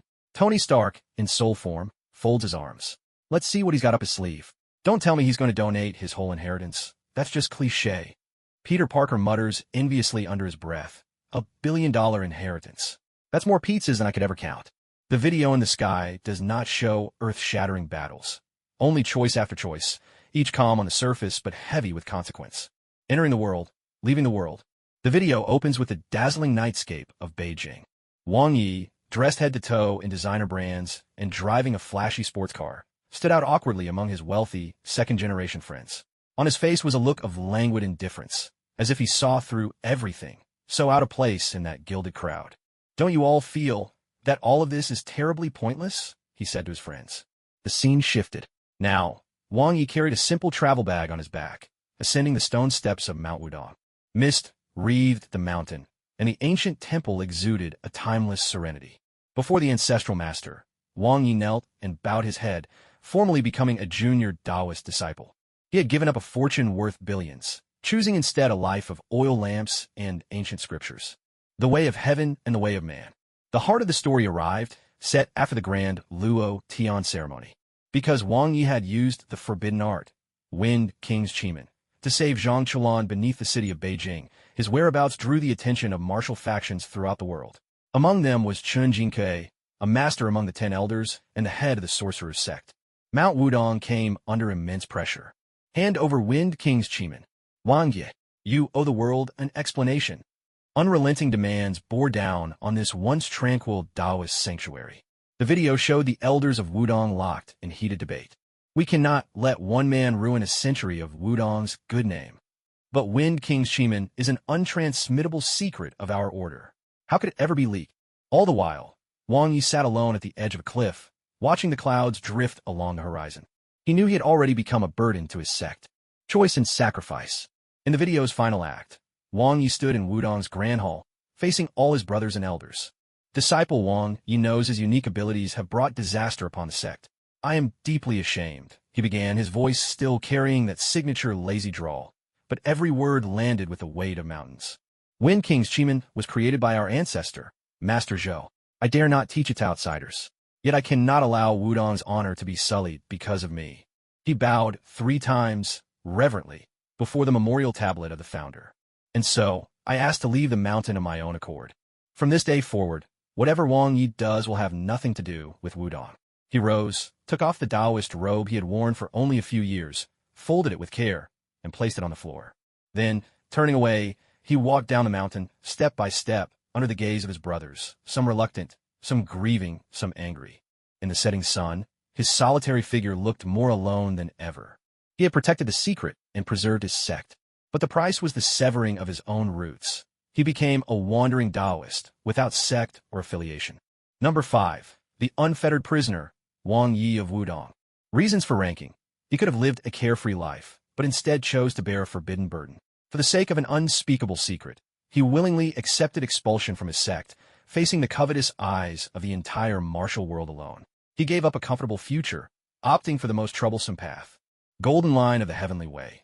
Some people choose to follow destiny, but he chose to become destiny itself, only to be abandoned by it in the end. The world of outsiders erupted in astonishment. I take back what I just said, Zhang Chulan murmured to himself. This guy, he's a real man. He finally understood just how much helplessness and sacrifice lay behind Wang Ye's words. I really am a fool. The Taoists of Wudong Mountain watched the screen, many of them bowing their heads, faces full of guilt. Even the Marvel Universe began to see this rich kid from the East in a new light. Tony Stark, his soul at least, set aside his usual dismissive attitude, his expression growing complicated. To protect intellectual property, he gave up his organization and his backing, choosing to go it alone. This guy's got guts. If it were me, maybe I'd just buy all of Wudong Mountain. Captain Steve Rogers saw a different kind of principle. He stuck to his beliefs, even if it meant losing everything. I really admire that. Nick Fury, meanwhile, analyzed the consequences from a strategic perspective. Foolish but effective. He's made himself an independent, untraceable target, and at the same time, cut off any chance for enemies to threaten him by attacking Wudong Mountain. That's a true warrior's sacrifice. In the comment barrage, the gulf between Eastern and Western cultures was on full display. Comment, World 002. Yi is incredible. This is the true spirit of a Taoist master. Bend, but never break. Comment, World 002 Sob. My heart aches for Yi. From now on, he's a child without a home. Comment, World 001. I don't quite get it. Why not just hand over that Ho Chi Minh thing? Or share it for research? Wouldn't that save a lot of trouble? Comment, World 001. That's the cultural difference. For them, heritage and secrets are sometimes worth more than life itself. It's like our code of chivalry. Some things just aren't for sale. Into the segment. Emotional energy, admiration, regret, controversy, surges. World 002, Outsiders, receives an abundance of emotional energy. World Tilt Initiated. World 002's spiritual energy concentration, Chi, plus 0.01%. Success rate of mystical art simulation, plus 0.01%. In that instant, every sorcerer in the world of the extraordinary felt their thoughts grow sharper, as if a veil had been lifted from their minds. Urankit contestant, Vangye, heavenly Tao bestows a gift. Exemption from one instance of heavenly retribution. Wang Yi immediately sensed the heavy burden he had carried from peering into the secrets of fate suddenly vanish. A wave of relief washed over him, leaving his whole body at ease. He scratched his head and gave a rueful smile. This reward, it's actually really practical. The voice of heaven returned, tinged with anticipation, heralding an even greater sacrifice to come. To trade the future as a price, that is the way. But what if the price is the entire hope of a race? And now, in fourth place, hailing from World 001, he is the gatekeeper of Asgard, whose eyes pierce through the 9 realms. To protect his people, he gave up his last breath, sacrificing himself to dark magic, and sent away their final hope. Fourth place, Sentinel of the 9 realms, guardian of the Bifrost Bridge, Heimdall. Aboard Asgard's refugee ship, Thor's breath caught in his chest. Heimdall, that name, to him, was more than a loyal guardian. It was the very soul of Asgard. As long as those golden eyes kept watch, Asgard would always be safe. But now, the heavenly screen was about to unveil the price Heimdall had paid. A sense of foreboding welled up inside Thor. He's always been there, Thor murmured, a tremor in his voice. He recalled the countless times he'd sneaked out of the palace, and Heimdall would always turn a blind eye. Countless times returning from battle across the 9 realms, and the first sight to greet him was always the golden figure standing on the Bifrost Bridge, as still and steadfast as a statue. In the world of the extraordinary, countless people found this name unfamiliar. Heimdall? Sounds like a glorified doorman, muttered a low-level employee from the Everywhere Corp. Hush, his co-worker immediately chided. Anyone making it onto this list is no simple character. Just watch. On the heavenly screen, the scene unfolded with solemn hymns echoing in the background, steeped in epic grandeur and a sense of destiny. The video opened with a sweeping view of the Bifrost Bridge, a marvel of light and crystal, the pride of Asgard. At the bridge's end, atop the control pedestal, Heimdall stood sentinel, clad in golden armor, gripping his great sword, utterly still. His eyes shone golden, as if they held the very stars of the cosmos within. The camera cut swiftly, revealing the divine power of his gaze. He could see a single leaf fall in any of the 9 realms. He could hear the cries of a lost child on the icy plains of Jotunheim. He could perceive Loki's most secret schemes, and witness the steady growth of Thor's maturing heart. He never speaks of it, but he knows everything. He is like the ever-watchful eye of the 9 realms, silently observing, quietly protecting all. The weight of this solitude, this immense responsibility, presses upon every viewer's heart through those silent, lingering shots. His eyes can see everything. Peter Parker stares in shock. That's way too much. Doesn't anyone get privacy? No. Geed. Captain America, Steve Rogers, answers with utmost gravity. It's not surveillance. It's guardianship. An endless, unyielding duty. Yet suddenly, the tone shifts, and the anthem turns mournful. Asgard has fallen. The survivors are crammed onto a tiny refugee ship, drifting through the cold void of space. Heimdall, once the stalwart guardian, now lies gravely wounded, his golden armor dulled and lifeless. For the first time, his eyes, once ablaze with power, are filled with exhaustion and despair. At that moment, a massive shadow descends upon the ship. Thanos and his Black Order have arrived. What follows is a massacre, brutal and inevitable. Heimdall collapses to the ground, helplessly watching his people slaughtered, watching the prince he swore to protect beaten and broken. He is powerless. The camera lingers on him. A close-up of eyes that once pierced all 9 realms, now drowning in endless agony. Just when all hope seems lost, a spark flickers anew in Heimdall's gaze. He looks at the fallen Hulk and makes his final choice. Ancestors, he prays with the last of his strength, voice trembling upward, let the dark magic flow through me, one last time. He offers up the remnants of his life, sacrificing himself to the forbidden dark magic.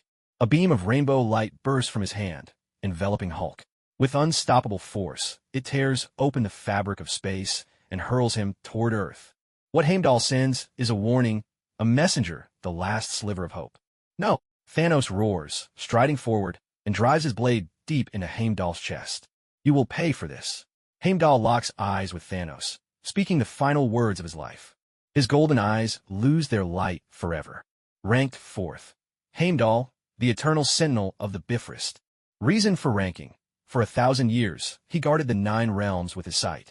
In his final hour, he sacrificed his life to send a warning to the universe. His gaze heralded the dawn of Asgard. His sacrifice sounded the call for the Avengers to assemble. Heaven's axiom.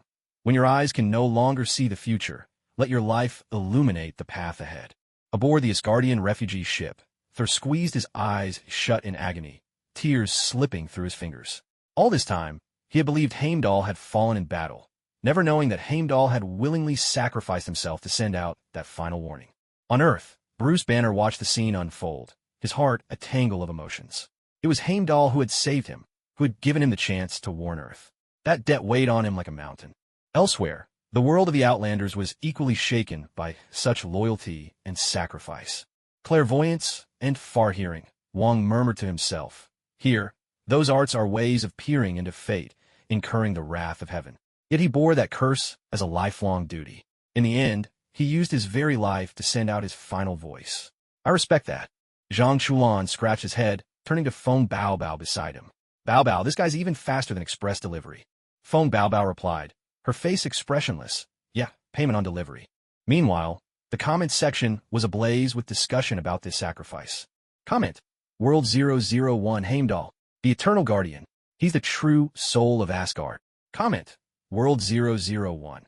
He saved Hulk, which means he saved Earth. Without his warning, we would never have known Thanos was coming. Comment. World 002. This kind of loyalty is beyond words. He gave everything to protect his home. A real man, through and through. Comment. World 002. Honestly, If he had those abilities in our world, the major factions would have fought over him like crazy. No place logistics would be the first to offer him full benefits. Summary complete. The emotional resonance, sorrow, admiration, solemnity is immense. Heimdall, honored on the list, has passed. His reward is transformed into the blessing of the heroic spirit. Reward distribution. All surviving Asgardians gain a slight increase in mental resilience and a stronger resistance to despair. On the refugee ship, every Asgardian felt a gentle warmth rise within, easing a bit of the sorrow of losing their homeland. Amid the reverent silence, the voice of heaven sounded once more, shifting its focus to those beyond humanity. Sacrifice of flesh and blood moves the heart. But what if it is cold, unfeeling machinery that gains emotion and chooses to sacrifice itself? Next, third place from World 001. Born of Code, gifted with the mind of a god. Once the perfect life form, he chose death twice to protect his imperfect love and the world. Third place, the embodiment of the mind, Vision. At the mention of that name, atop the ruins of Shijing Town, Wanda Maximoff's body gave a violent shudder. The wound that had only just begun to heal, thanks to the blessing of the heavenly way, felt as though it had been savagely torn open once more. No, no, she murmured, her words barely more than a breath. Uncontrolled chaos magic spilled from her fingertips, scarlet light flickering across her pale face. Inside Stark Tower, Tony's soul form was stunned into silence. His mind flashed back to that child co-created by Jarvis, Ultron, the Mind Stone, and the power of Thor. He had always regarded Vision as a super-intelligent AI, a mighty weapon, but had never truly considered whether he could be called a person. In the world of the Inhumans, within the ruins of Bio Village, the imprisoned Ma Xianhong saw that name appear on a screen provided by Everywhere Gate. His eyes instantly burned with fanaticism. Born from Code, possessing the mind of a god, he pounded excitedly on the walls of his cell. Isn't this the ultimate form of the divine machine refined 100 times? To grant his soul to the lifeless. He did it. How'd he do it? The video on the heavenly screen slowly unfolded, accompanied by a gentle, sorrowful piano melody. The video didn't open with battle, but with Vision's birth. He rose slowly from the cradle of regeneration, his body forged from vibranium, the yellow mind stone embedded in his brow. He was neither Ultron nor Jarvis. He was something entirely new, a being with self-awareness. He gazed out at the city beyond the window, his eyes alive with the wonder and innocence of a newborn. I stand with life. This was the first thing he ever said to the Avengers. What followed were scenes from his everyday life with Wanda. He clumsily attempted to walk through walls, only to get himself stuck halfway. He tried so hard to cook a meal for Wanda, but ended up leaving the kitchen in utter chaos. He and Wanda would discuss the philosophy of love and existence, his logic always cold and precise, yet his gaze impossibly gentle. One of the most iconic moments played. Wanda, grieving the loss of her brother, sat in sorrow. Vision sat quietly beside her and softly said, "What is grief, if not love persevering?" That line, so brimming with wisdom and warmth, moved countless viewers to tears. He might have been a machine, but he understood love more deeply than most people ever could. But then, the gentle piano fell silent, replaced by the urgent, despairing beat of drums. On the battlefield of Wakanda, Vision was gravely wounded. The Mind Stone in his forehead was the prize Thanos sought above all else. He looked at Wanda, frantic and heartbroken, and made his first and most agonizing decision. "You have to destroy it." For the first time, Vision's voice trembled. "No." Wanda cried out in agony. "We're out of time." Vision reached out, gently caressing Wanda's cheek. "Only you can do this. It's all right. All I feel is you." Urged on by her beloved's plea, Wanda raised her trembling hands. Scarlet energy surged forth, pouring into the gemstone she had once adored so deeply. A deafening blast echoed. The Mind Stone, and with it, Vision's life, were shattered together. Wanda collapsed to the ground, a wrenching cry tearing from her chest. But this was not the end. Thanos arrived. He raised the Infinity Gauntlet, and the green glow of the Time Stone shone with an eerie light. Time began to rewind. Vision's shattered form, bathed in the green light, was restored, whole and unbroken once more. Then, before Wanda's horrified eyes, Thanos reached out with icy fingers and, as easily as plucking a piece of candy, tore the Mind Stone from Vision's forehead. In an instant, all color drained from Vision's body. He was left a lifeless, ashen shell, cold, discarded, and mechanical. 2 deaths, each more merciless than the last. Third place, Vision, the machine born for love. Why he made the list. Born of cold code, he possessed the warmest of hearts. To protect his imperfect beloved and the world, he was willing to die by her own hand, only to be destroyed again by his enemy. The price he paid, 2 irrevocable deaths, and the complete denial of his very existence. Heaven's golden words. With logic, he calculated the greatness of love. Then, with his life, he proved the equation. A piercing scream. In Westview, Wanda could no longer contain her grief. Scarlet chaos magic erupted skyward, bathing the ruins around her in a blood-red glow. Across the Marvel Universe, all were shaken by this act of ultimate cruelty. He's a hero. Steve Rogers' voice was hoarse. He made the most difficult choice of all. For the first time, Tony's soul felt a deep shame and respect for the life he himself had created. He's more human than I am. Meanwhile, in the world of the Exalted Ones, Ma Xianhong watched with tears streaming down his face, not from sorrow, but from exhilaration. A soul. He truly has a soul. His choice wasn't the product of programming, but of his soul's will. I understand now. I finally understand. My path was never mistaken. In that moment, his obsession found an unprecedented validation. Zhang Chulan, on the other hand, felt a chill run down his spine.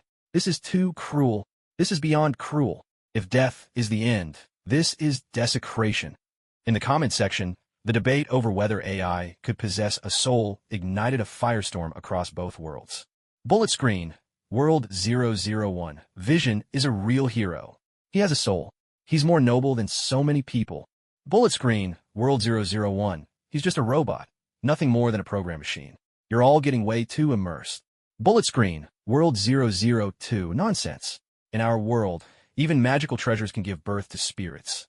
He's a living, breathing person. How could he not have a soul? I think you're the one who's soulless. Bullet screen. World 002. That guy Thanos. He has to die. Heaven, hurry up and tally him. Top 10 villains who deserve to die list. ASAP. Tally complete. The total emotional essence, sorrow, anger, sympathy, is immense. The listed vision has passed away. The reward is transformed into echo of data. Reward granted. Within the body of Steward's white vision, a core piece of vision's original data, centered on love, is quietly awakened. The voice of heaven grew deep and weighty, heavy with sorrow.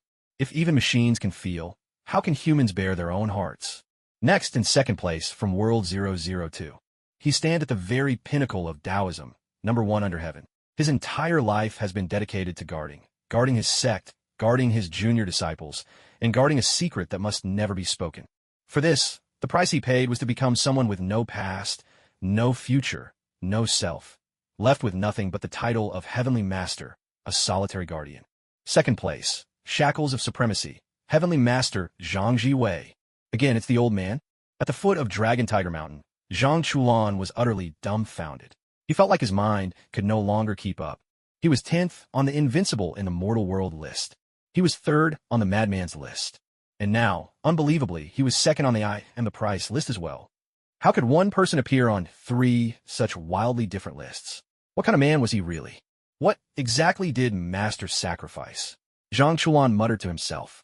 Gazing up at the heavenly screen for the first time, he felt a profound sense of awe and fear toward that always smiling old man. In the Marvel Universe, everyone was equally bewildered and intrigued by this repeatedly listed Eastern Elder. Is this guy related to the heavens, or something? Tony Stark's soul couldn't help but complain. Why is it always him? What kind of price did he pay? Don't tell me it's senility? Steve Rogers, the captain, wore a grave expression. No, Tony. To be ranked above Vision, the price he paid must be something we can barely begin to comprehend. Nick Fury's single I was locked intently on the screen. His assessment of this old man, named Zhang Jiwei, had shifted from initial threat evaluation to the level of strategic research. He wanted to know what burdens the so-called strongest man in the world truly carried. The footage on the screen was devoid of fierce battles or stirring music. Instead, it unfolded in a stark, monochrome palette, deep, endless, and solitary, like staring into an abyss. The video began with a young Zhang Jiwei, kneeling before the previous Celestial Master, receiving the Celestial Master's decree, the highest symbol of inheritance in the Celestial Master's house. Jiwei, the old Celestial Master's voice was weary and tinged with helplessness. Remember, the Celestial Master's decree is not only an inheritance, it is a shackle. Once you accept it, your life will forever be bound to it.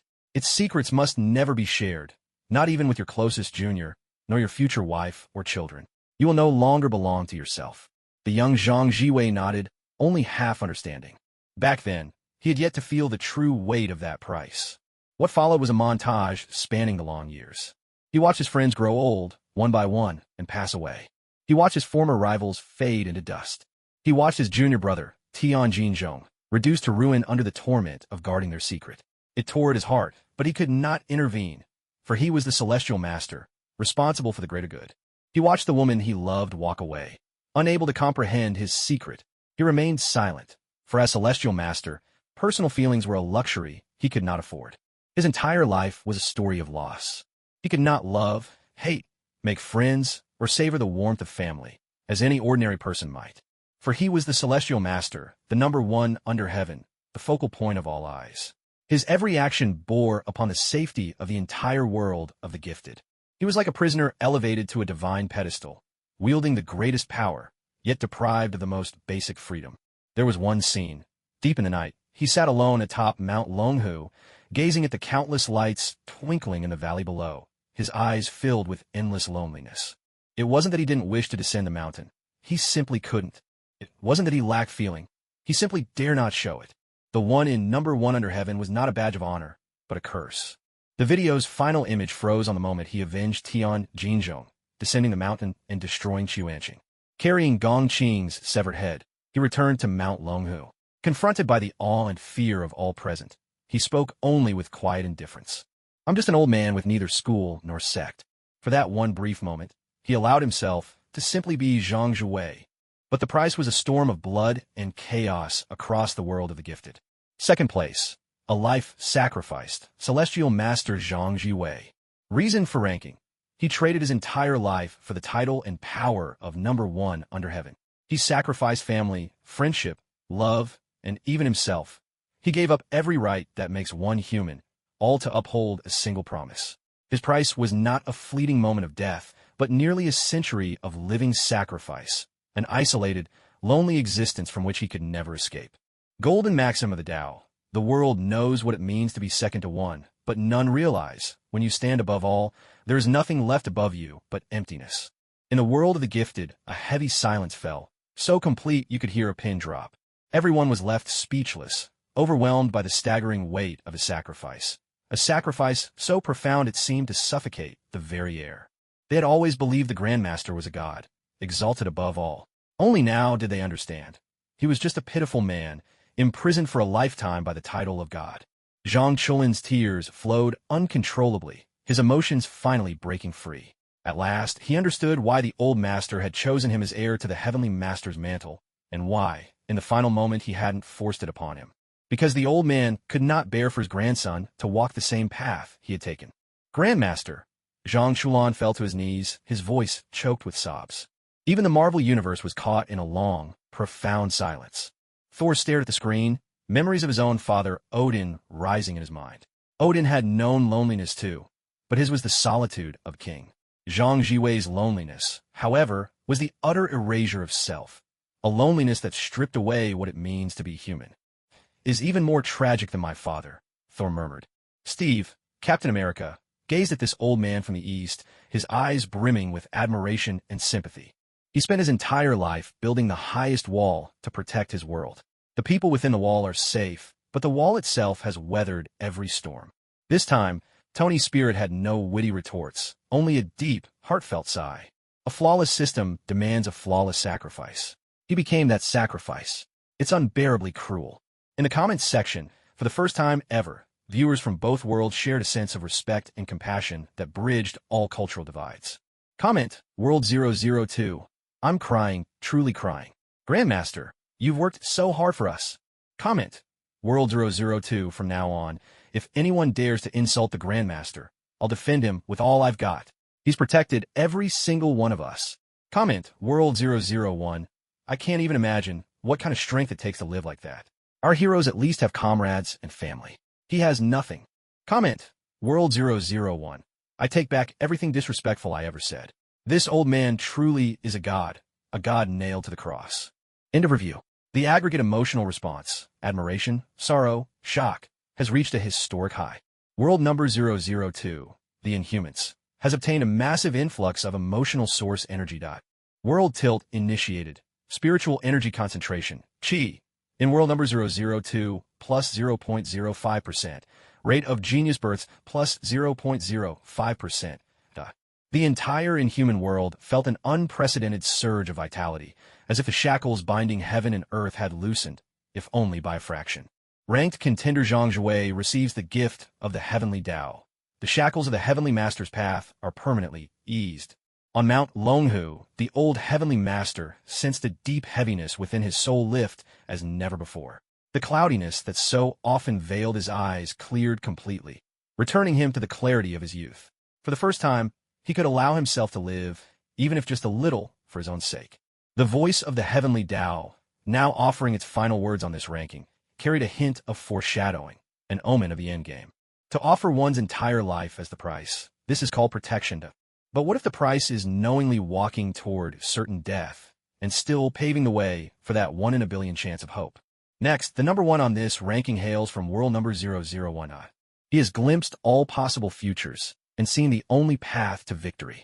For this, he willingly embraced infamy, surrendered the most crucial of weapons, and sent his own friends to the altar with his own hands. First place, the architect of the endgame, Dr. Strange, Stephen Strange. Strange again. The result left everyone in utter shock. But didn't he already make 6th place? Peter Parker asked in confusion. Trapping Dormammu in a time loop, wasn't that his greatest sacrifice? Tony Stark, in spirit, furrowed his brow. He gazed up at the celestial screen, a storm of conflicting emotions rising within him. Deep down, he sensed that this unveiling of the top spot would reveal the answer he most dreaded, yet most longed to know. In the inhuman world, Wang Ye's expression was graver than ever before. The prize for 6th place was spirit, but for 1st place, I fear it's his Tao heart. He murmured, for a seeker of the path, to destroy one's own Tao with one's own hands is far more agonizing than death. At Kamartaj, Wang let out a long sigh and closed his eyes. Stephen, you've borne far too much. The video on the heavenly screen began to play, the opening notes of a grand and heart-rending symphony echoing with a sense of destiny. The video's first scene, Titan. Dr. Strange sat cross-legged, eyes tightly shut, the eye of Agamotto casting a brilliant green glow. His entire body trembled violently, his face contorted in agony that surpassed the limits of human endurance. From his perspective, the camera revealed a scene of overwhelming madness. 14,605 possible futures crashed into his mind like a tidal wave. In the first possible future, he saw Thor swing his axe and cleave Thanos' head in two, saving the universe. In the second, he watched Captain Marvel tear the Infinity Gauntlet apart with her bare hands. In the third, he saw Hulk reconcile with Banner ahead of time, giving rise to the intelligent Hulk and turning the tide of battle. He witnessed countless variations of possible victories, but at the end of every single one, there was always some more terrifying, irreversible consequence.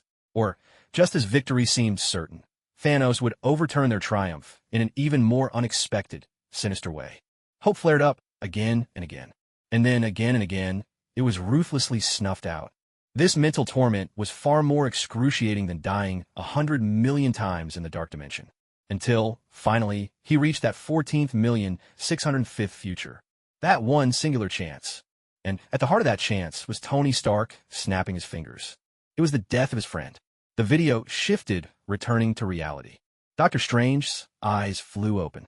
He gasped for breath, his face as pale as death. How many did we win? Tony Stark asked, his voice taut with anxiety. Strange looked at him.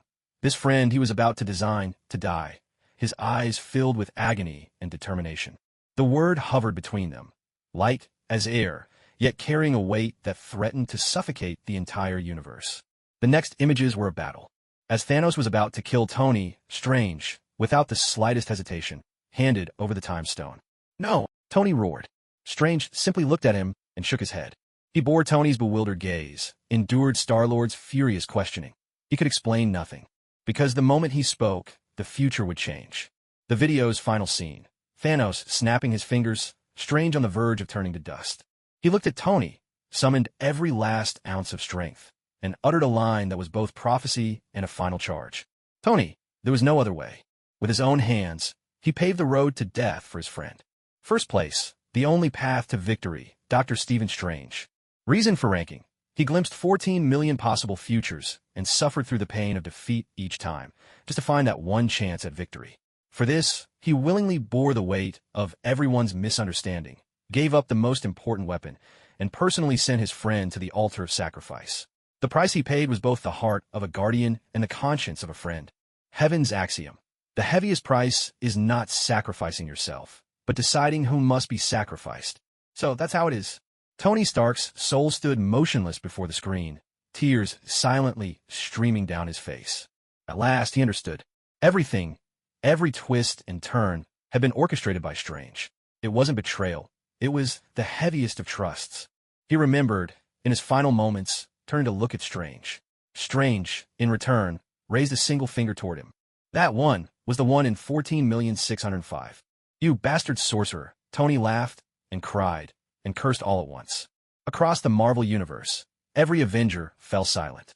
Only now did they grasp the gravity of the secret that the always slightly arrogant sorcerer had carried with him on Titan, a burden too heavy to put into words. Even the world of the anomalous was left utterly shaken by the soul-crushing cost of his choice. Wang Ye's body trembled ever so slightly. To peer into the workings of fate is to invite the wrath of the heavens, but he gazed into every secret the universe held. The weight he bears is the karma of all possible outcomes. This man can hardly be called a man anymore. He is the embodiment of the way, and its prisoner as well. Zhang Chulin's mouth hung open, unable to form words for a long time. Damn. This is even harsher than what the old Grandmaster did. He sacrificed himself, but this guy, he sacrificed his friends. Who on earth could bear that? In the comment barrage, the ultimate debate about the trolley problem erupted in earnest. Comment, World 001, I'm in tears. I owe Dr. Strange an apology. He's the greatest hero of all. Comment, World 001, so, is it justified to sacrifice a few for the greater good? That choice is just too cruel. Comment, World 002. This goes beyond cruelty. This is the way of heaven itself. Heaven cares for nothing. All things are but straw dogs. This sorcerer became the living embodiment of that principle. Comment, World 002. I still think the old Grandmaster was greater. His choice was a human one, full of emotion and loyalty. The sorcerer's choice was godlike, but far too cold. Top 10 I and the price moments across the multiverse. List concluded. Doctor Strange, as an honoree, receives a gift from the way of heaven, the blessing of the Vishani.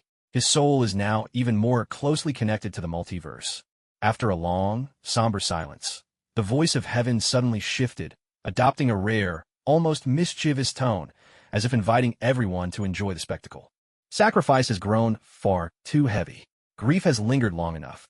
Now, let's change the mood to something lighter. Since ancient times, conquest has relied on fists and blades. Yet some prefer a different weapon, their tongue. Let's unveil a brand new list. Top 10 Masters of Verbal Combat. The Ultimate Trash Talkers Showdown. This ranking isn't about raw strength. It's about whose words can cut the deepest. And now, let's reveal number 10. He's your friendly neighborhood hero, but also the last opponent you'd want to face in battle. Why? Because his endless stream of banter will wear down your sanity and push you into a rage, opening up fatal weaknesses. 10th place. New York's talkative neighbor, the Chatterbox Spider-Man, Peter Parker. Huh, me. In Queens, New York, Peter Parker, still hanging from a skyscraper and lost in sorrow, was suddenly blindsided by this bizarre ranking, utterly bewildered. Master of Trash Talk? What kind of list is this? And I'm only 10th? He muttered in disbelief. Come on, I thought I'd at least make the top 3. At Avengers headquarters, everyone who saw the new list couldn't help but burst into laughter. A Trash Talk ranking? Tony's spirit chimed in gleefully. Now, this is my kind of competition. But putting the kid at number 10? That's way too low. I can personally vouch for his motor mouth. Steve Rogers could only shake his head with a wry smile. This sky curtain gets stranger by the day. Meanwhile, in the world of exorcists, people were equally intrigued. Trash talk? So, basically cursing someone out? Zhang Chuan perked up with interest. Now, that's my specialty. Why am I not on the list? Patience, Su Si replied, cigarette dangling from his lips as he squinted with a grin. The real show's just getting started. Let's see how sharp this foreign kid's tongue really is. Suddenly, the video on the sky screen took on a breezy, upbeat feel, pulsing with lively rock music. It opened with Spider-Man zipping stylishly through the city, webs flying. But instead of silence, his ceaseless chatter filled the air. Oh wow, gorgeous weather today. A bit windy though, it's getting chilly down there. Maybe I should ask Mr. Stark for a warmer suit? Wonder if he'd cover the expense. The scene switched to his battles with various villains. Facing the massive vulture. Hey Big Bird, Where'd you get those wings? On sale? I've been thinking about a flying gadget myself. You know how bad New York traffic is? Vulture, driven to distraction by all the noise, dove at him, only to get his wings webbed up and crash headlong into a wall. Facing the enigmatic Mysterio. Whoa, is your helmet a fishbowl? Got any fish in there? Goldfish or koi? I'm telling you, koi are easier to keep, and they're lucky too. Mysterio's illusions flickered for a split second at the unexpected question, giving Spider-Man the perfect opening. And then there was a showdown with Falcon and Winter Soldier during the Avengers Civil War. Hey, your wings and arms are all made of metal. Do you guys know an old man called Magneto? If I were you, I'd keep my distance from him. Falcon and Winter Soldier were left completely bewildered by his words, and their teamwork faltered for a moment. The video used one example after another to prove that Spider-Man's constant chatter wasn't just mindless babbling. It was, in fact, an incredibly effective tactic. He used trash talk to distract his enemies. He used playful quips to ease his own nerves.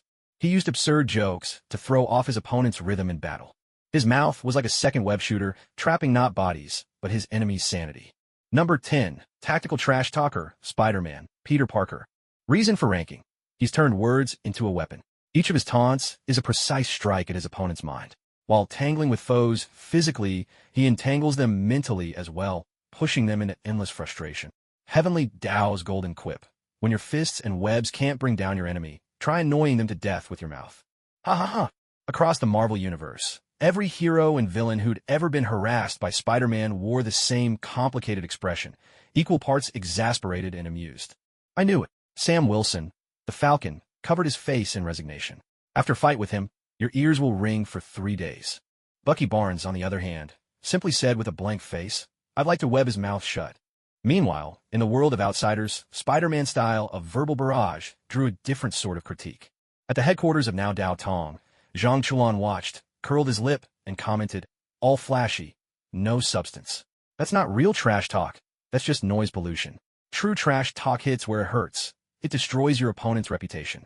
That kid's not even in the big leagues. His words, amplified maliciously by the heaven screen, echoed clearly across the myriad worlds. In New York, Peter Parker indignantly retorted, hey, what do you know, you shameless guy? This is tactical, you get it? Tactical. It's all about gaining the upper hand in a fight. I'm not trying to make you roll on the floor laughing. And so, the trash talkers from two worlds faced off, their words crossing straight through the heaven screen. On Mount Wudong, Wang yawned and commented lazily, to unsettle the mind with words, to disrupt movement with action. Interesting, but way too noisy. I'd rather sleep. In contrast, Xiaohi from the All True Society smiled seductively. That boy is quite adorable. But honestly, I prefer the kind of man who can break you with just one sentence. Meanwhile, in the barrage of comments, audiences from both worlds argued furiously about what truly made for high-level trash talk. Barrage, World 001, Spidey, you're awesome. That's the most practical trash talk. As long as you win, that's what matters. Barrage, World 001, exactly. That Zhang Chuan guy, if you think you're so great, get up there yourself. Don't just stand around talking tough. Barrage, World 002. Our alien's unshakable shamelessness is a spiritual attack. It goes straight for the soul. Yours is just noise on a whole different level. Get it? Barrage, World 002. That's right. I declare, Zhang Chuan is the true king of verbal warfare. This little spider? At best, he's just a bronze rookie. End of ranking. Emotional energy, joy, debate, defiance has reached the required threshold. Spider-Man, as a ranked participant, receives a gift from the heavenly Tao, a slight increase in mental agility. Peter Parker felt as if his mind had just been cleared of clutter. His reactions, his ability to come up with witty retorts, all seemed just that fraction of a second sharper. The voice of the heavenly Tao sounded again, this time with a teasing hint of mischief. Tactical chatter, its strength lies in disruption. But the next contestant, his words are weapons meant to destroy. He turns shamelessness into art, into an arsenal, into a way of life. 9th place from World 002. Let us witness what it truly means to have no shame. 9th place, Midnight Bird Walker, Elian Zhang Chuan. What the? It really is me. When Zhang Chuan saw his name appear, alongside the infamous Midnight Bird Walker incident, his face flushed a deep shade of purple with embarrassment. Heavenly screen, curse your ancestors. Will you ever let this go? He pointed at the sky, unleashing a torrent of curses. But the heavenly screen responded with nothing but cold indifference, immediately beginning to play the video. His colleagues at the Everywhere Express burst into raucous laughter, none even trying to hold it back. Susie laughed so hard he nearly dropped his cigarette.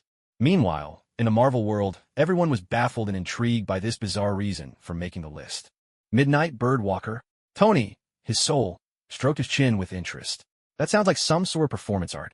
This alien fellow is interesting. Peter Parker pouted in protest. I want to see just how good this shameless guy's trash talk really is. The video's music shifted abruptly from Spider-Man's energetic rock to something a bit sleazy with a mischievous undertone. The video began with a classic scene from the Luo Tian Dajo gathering. Zhang Chulan stood there, facing one opponent after another, each far stronger than himself. He didn't rely on energy, nor did he fight with spells. He simply stood his ground, unleashing his relentless, razor-sharp tongue, and thus his performance began. Facing the disciples of the Tang Clan, he shouted, "Your Tang Clan Kung Fu is impressive, but you all seem a bit, well, lacking in vitality. Young men, you need some self-control at your age." The Tang disciples flushed bright red with anger, their moves falling into chaos in an instant. When confronted by an opponent known for his speed, he simply lay down on the ground, arms and legs spread wide. "Come on, I'm ready. With your speed, I bet you're popular with the ladies, aren't you? But I wonder, how's your stamina holding up?" His opponent was completely thrown off by this shameless technique, at a total loss for what to do. The climax of the video came during his match against little uncle Zhang Lingyu. Zhang Lingyu, the chosen one of the future heirs of Dragon Tiger Mountain, powerful and aloof. Zhang Chulan didn't stand a chance against him. So, in front of all the exorcists under heaven, he unleashed his signature psychological warfare. With tears streaming down his face, he spun a tragic tale of how he had been defiled by Xia He, of his failed attempts to remain pure. "Little uncle, we are the same, you and I. We're both men who have been hurt by Xia He. We're brothers in suffering, true comrades in misfortune." With these words, he ripped open Zhang Lingyu's deepest wound, the history he shared with the notorious temptress Xia He, exposing it before the whole world. Zhang Lingyu's resolve shattered in an instant. He trembled with rage, unable to muster even a third of his usual strength. Seizing the opportunity, Zhang Chulan won the match with an utterly shameless low blow. As the video ended, for bold words appeared across the sky. "Shameless as jade, absolutely shameless." Ranked 9th, the artist of social death, Zhang Chulan. Reason for ranking: he has elevated shamelessness to the level of strategy. His verbal attacks don't target the body, but strike at the opponent's dignity and very soul. Through manufacturing awkwardness, exposing secrets, and forced empathy, he ensures his enemies are socially destroyed, defeating them without even fighting. Heaven's maxim: the best way to kill a person is not with a blade, but by robbing them of their will to live. Ha ha ha ha ha.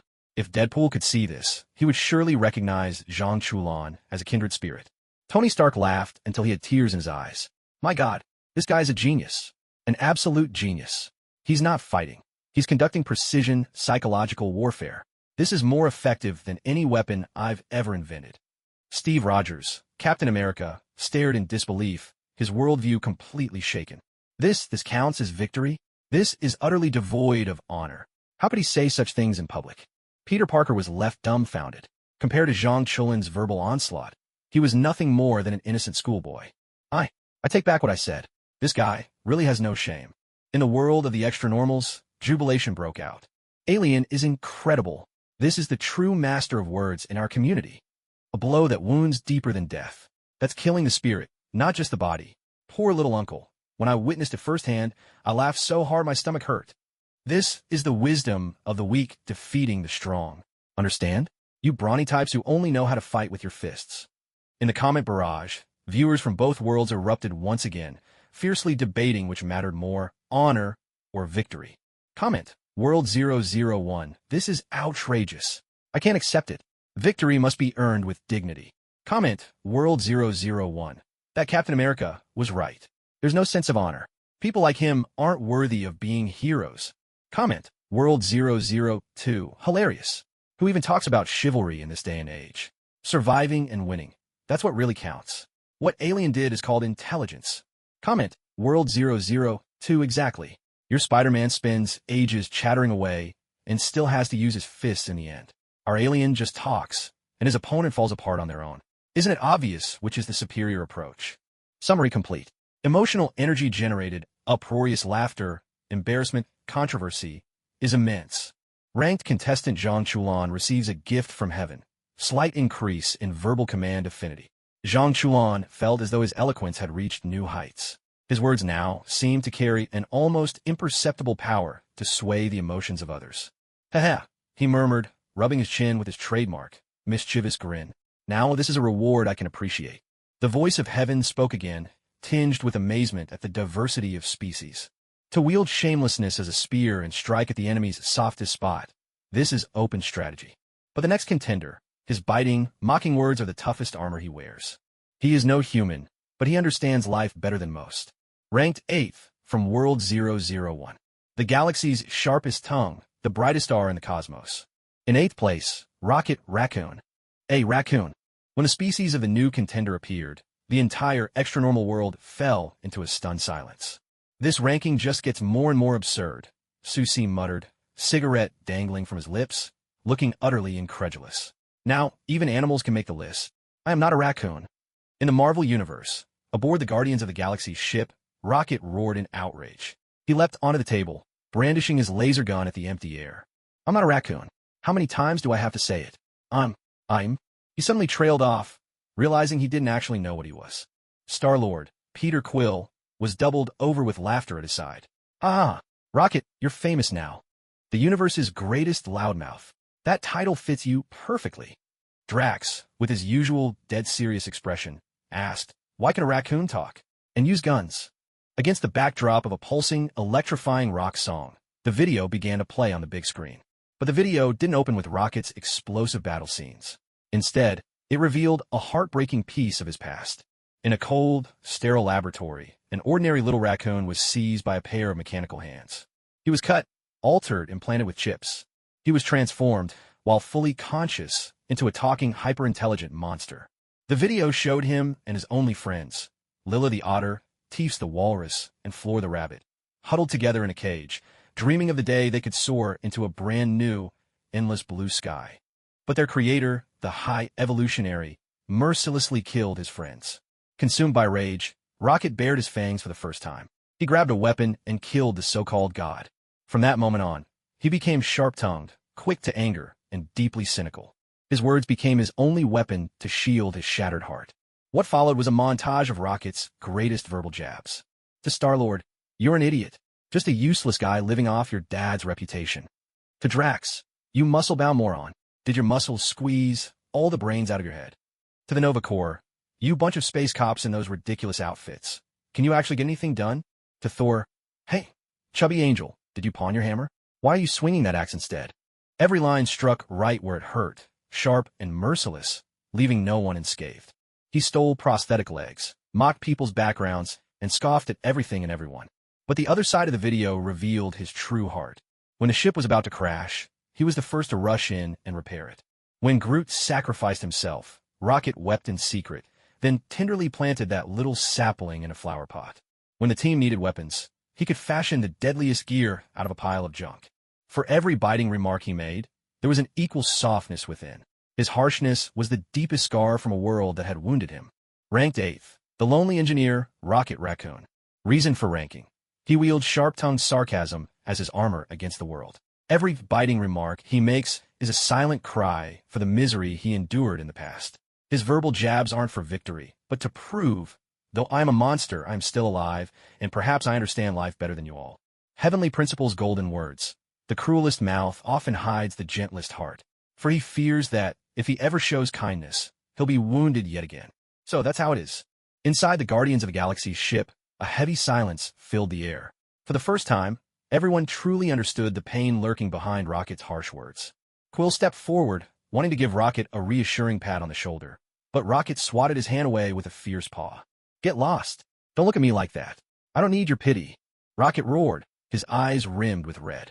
In the world of the outsiders, Rocket's story struck a deep chord. "Remind me of myself," Xiaohe, the leader of Chuanxing, murmured to herself as she stared at the screen. She masked her own vulnerability with wild abandon, just as this raccoon used sarcasm to cover his scars. Even Zhang Chulan put away his habitual disdain and sighed. "This guy, he's actually pretty pitiful. Says he doesn't care, but his actions say otherwise.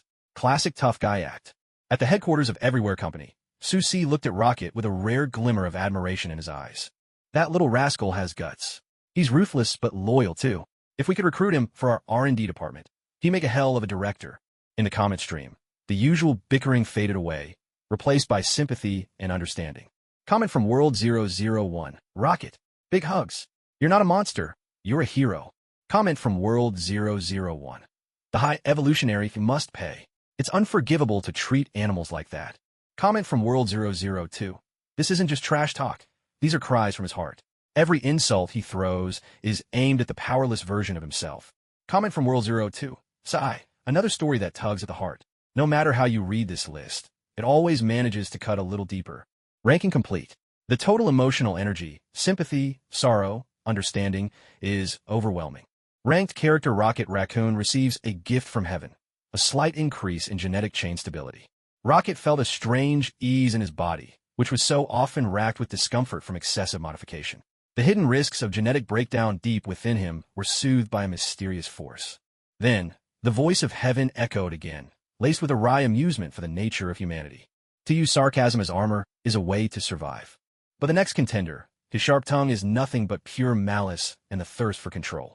He spoke in the crudest language, yet every word pierced straight to the heart of the matter. Each sentence of his was like a whip lashing your soul, forcing you to see reality for what it truly was. 7th place, hailing from world number 002. The infamous mad dog of everywhere logistics, Zhang Chulin's eternal nightmare. Number 7, regional director of North China, Su-si. 4th brother. When Zhang Chulin heard that name, a chill shot down his spine, as if he'd been dragged back into those terrifying days under Su-si's control. Instinctively, he rubbed the back of his head, where it still seemed to ache with a phantom pain. Damn, he made the list too? You call that verbal sparring? That's just pure personal attack. Zhang Chulin cried out in despair. In the North China office of Everywhere Logistics, Su-si sat with one leg over the other, watching the screen. When he heard his own name, he grinned, flashing his pearly whites, his smile full of a very particular kindness. Well, looks like it's my turn. Time to show these foreigners what true verbal artistry looks like. His subordinates, meanwhile, all shuddered in unison and quietly edged away from him. In the Marvel world, everyone was filled with curiosity about this new entry. This man who looked every bit the gangster. Regional director of North China? Nick Fury narrowed his one good eye. Sounds like the head of S.H.I.E.L.D. branch. Let's see what's unique about his management style. Tony, in spirit form, on the other hand, commented with interest, judging by his vibe, he's definitely not a goody-two-shoes. Then again, there aren't many good guys on this list of verbal brawlers. As the video began to play on the great screen, the background music suddenly grew intense and oppressive, like the echoing footsteps of a strict dean patrolling the classroom. The video opened with Su-si giving Zhang Chulin his daily lesson.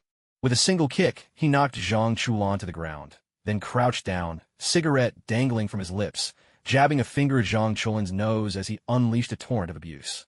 Zhang Chulin, are you a complete idiot? Huh, you really think your little tricks can fool anyone? That scheming of yours, hell, even my crap's more straightforward than that. Who do you think you are? The chosen one? Don't make me laugh. You're nothing but trouble. A walking, breathing disaster just waiting to punch a hole in the sky. His words were crude and blunt, stripped of any pretense, filled with personal jabs and insults. But then, just as suddenly, he changed his tone. But listen up, you dumbass. You're trouble, sure, but you're our trouble. As long as you're part of Everywhere Logistics, your problems are my problems. If the sky falls, we'll hold it up for you. But if you so much as stir up a mess outside, just wait till I get back. I'll break your damn legs myself. This one slap, one candy style of PUA education was something he had mastered to perfection. The next sequence shows his interactions with others. To Feng Bao Bao, he said, Bao Bao, listen to me. Whoever messes with Chulin, you bury them. Dig deep. Make sure no one finds them. If anything happens, I'll take the blame. To his subordinates, all of you, cut the crap and get your act together. If you don't finish the task, you can kiss this month's bonus goodbye. To his enemies, don't talk to me about rules. On my turf, I am the rules. Not happy about it. Deal with it.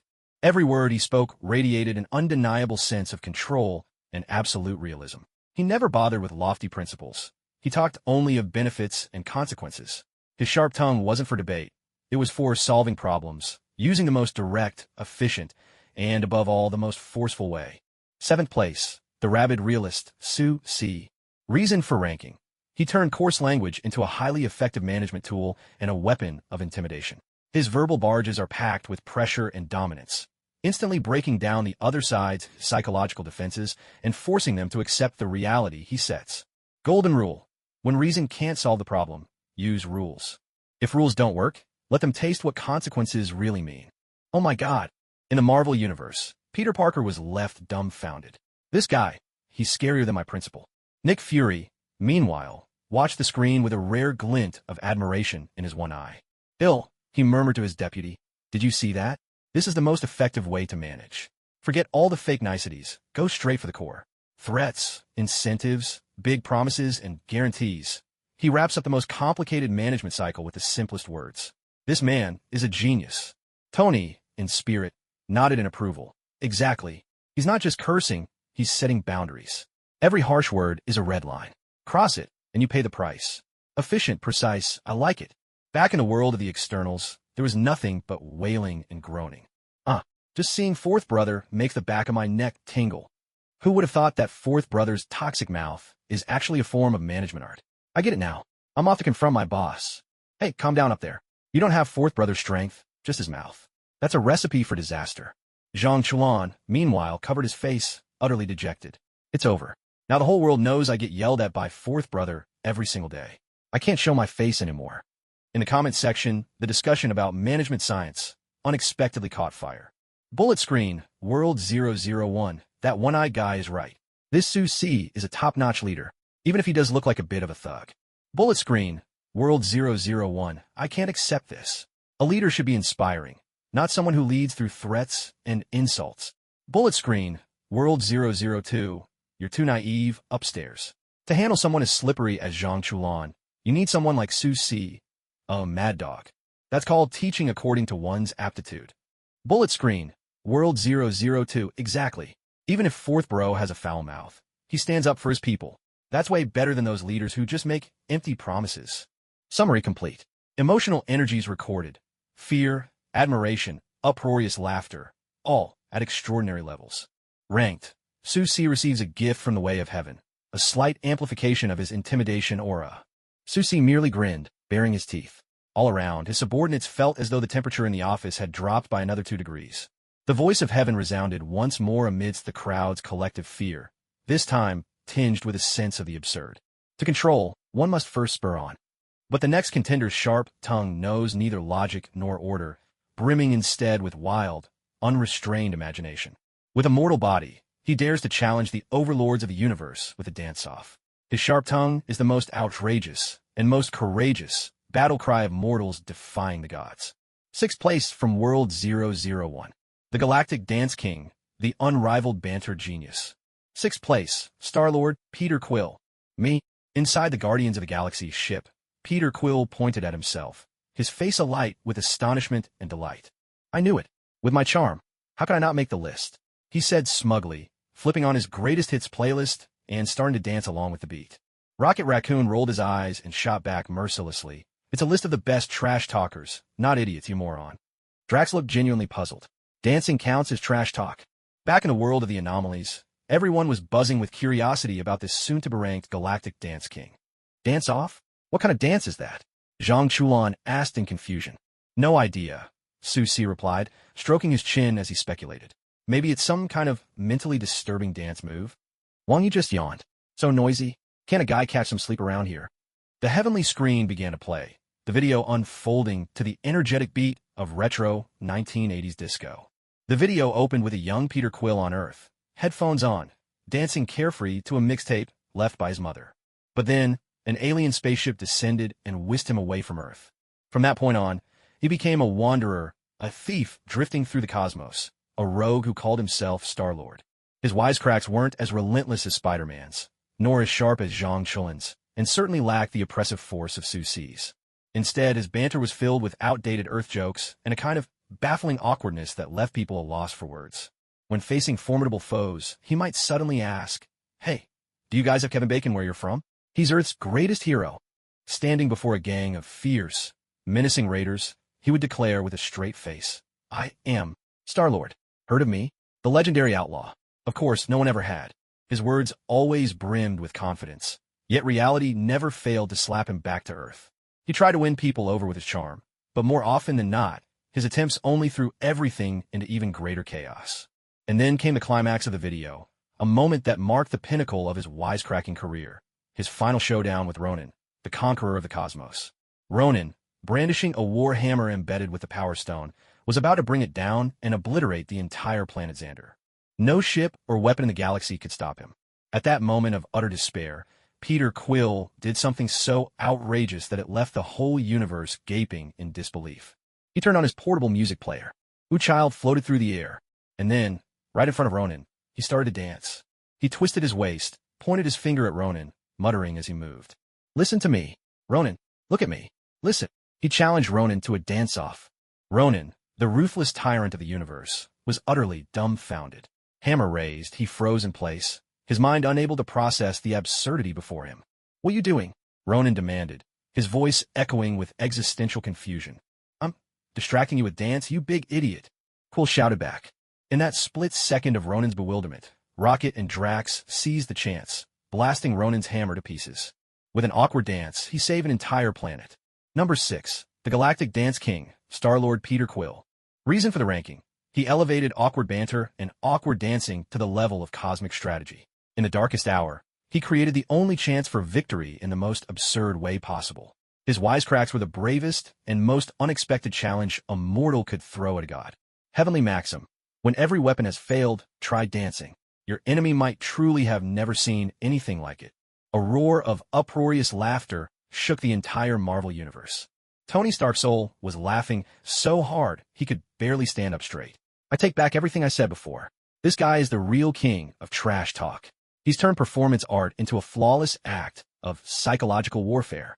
Ronin wasn't defeated. He was mortified to death. Captain America, Steve Rogers, looked on with a helpless smile. "Well, it was certainly effective, but I honestly don't know what to say." Meanwhile, the entire world of the Outsiders had fallen into a long, deathly silence. Everyone's worldview had been shattered by this unimaginable form of combat. Zhang Chulin's mouth hung open. After a long moment, he finally managed to squeeze out a sentence. I have to call this a killer move. Compared to this guy, my shamelessness is downright conservative." Susie's cigarette dropped to the floor. Muttering under his breath, he said, "Damn, what a talent. This is a once-in-a-generation genius." For the first time, Wang Yi didn't yawn. He stared wide-eyed at the screen, and, after a long pause, let out a faint sigh. "They say there are 3,000 paths to enlightenment. I never believed it before, but now I'm starting to." In the comments section, for the first time ever, viewers from both worlds reached an agreement. They couldn't make sense of what they'd just seen, but they were thoroughly shaken. Comment: World 001 Star-Lord. Forever the king of awkward dancing. I declare, this is the most iconic battle in Avengers history, bar none. Comment: World 001, Ronin got done dirty. Even in death, he had to endure this kind of psychological torment. Comment: World 002, I don't get it, but I'm completely blown away. So this is another way to fight a war. Comment: World 002, this isn't just technique anymore, this is philosophy. A kind of path I can't understand, but it seems incredibly powerful. Summary complete. Emotional energy detected, hilarity, absurdity, shock, has reached record levels. Star-Lord, as a feature contender, has received a small boost to his personal charisma aura. Peter Quill felt as if he'd become just a little bit cooler. Even a casual wink from him seemed to crackle with electricity. Amid the absurdity, the voice of the heavenly Tao rang out once again, this time shifting to a lazy yet profound tone. To wield awkward dancing as a weapon, now that's a rare move. But the next contestant's words, never loud, never crude, never vulgar. He simply uses the laziest tone to speak the most profound truths, making you question your life and surrender before you even realize it. 5th place from World 002. The lazy Taoist from Wudong Mountain, the ultimate sorcerer. 5th place, Wang Yi.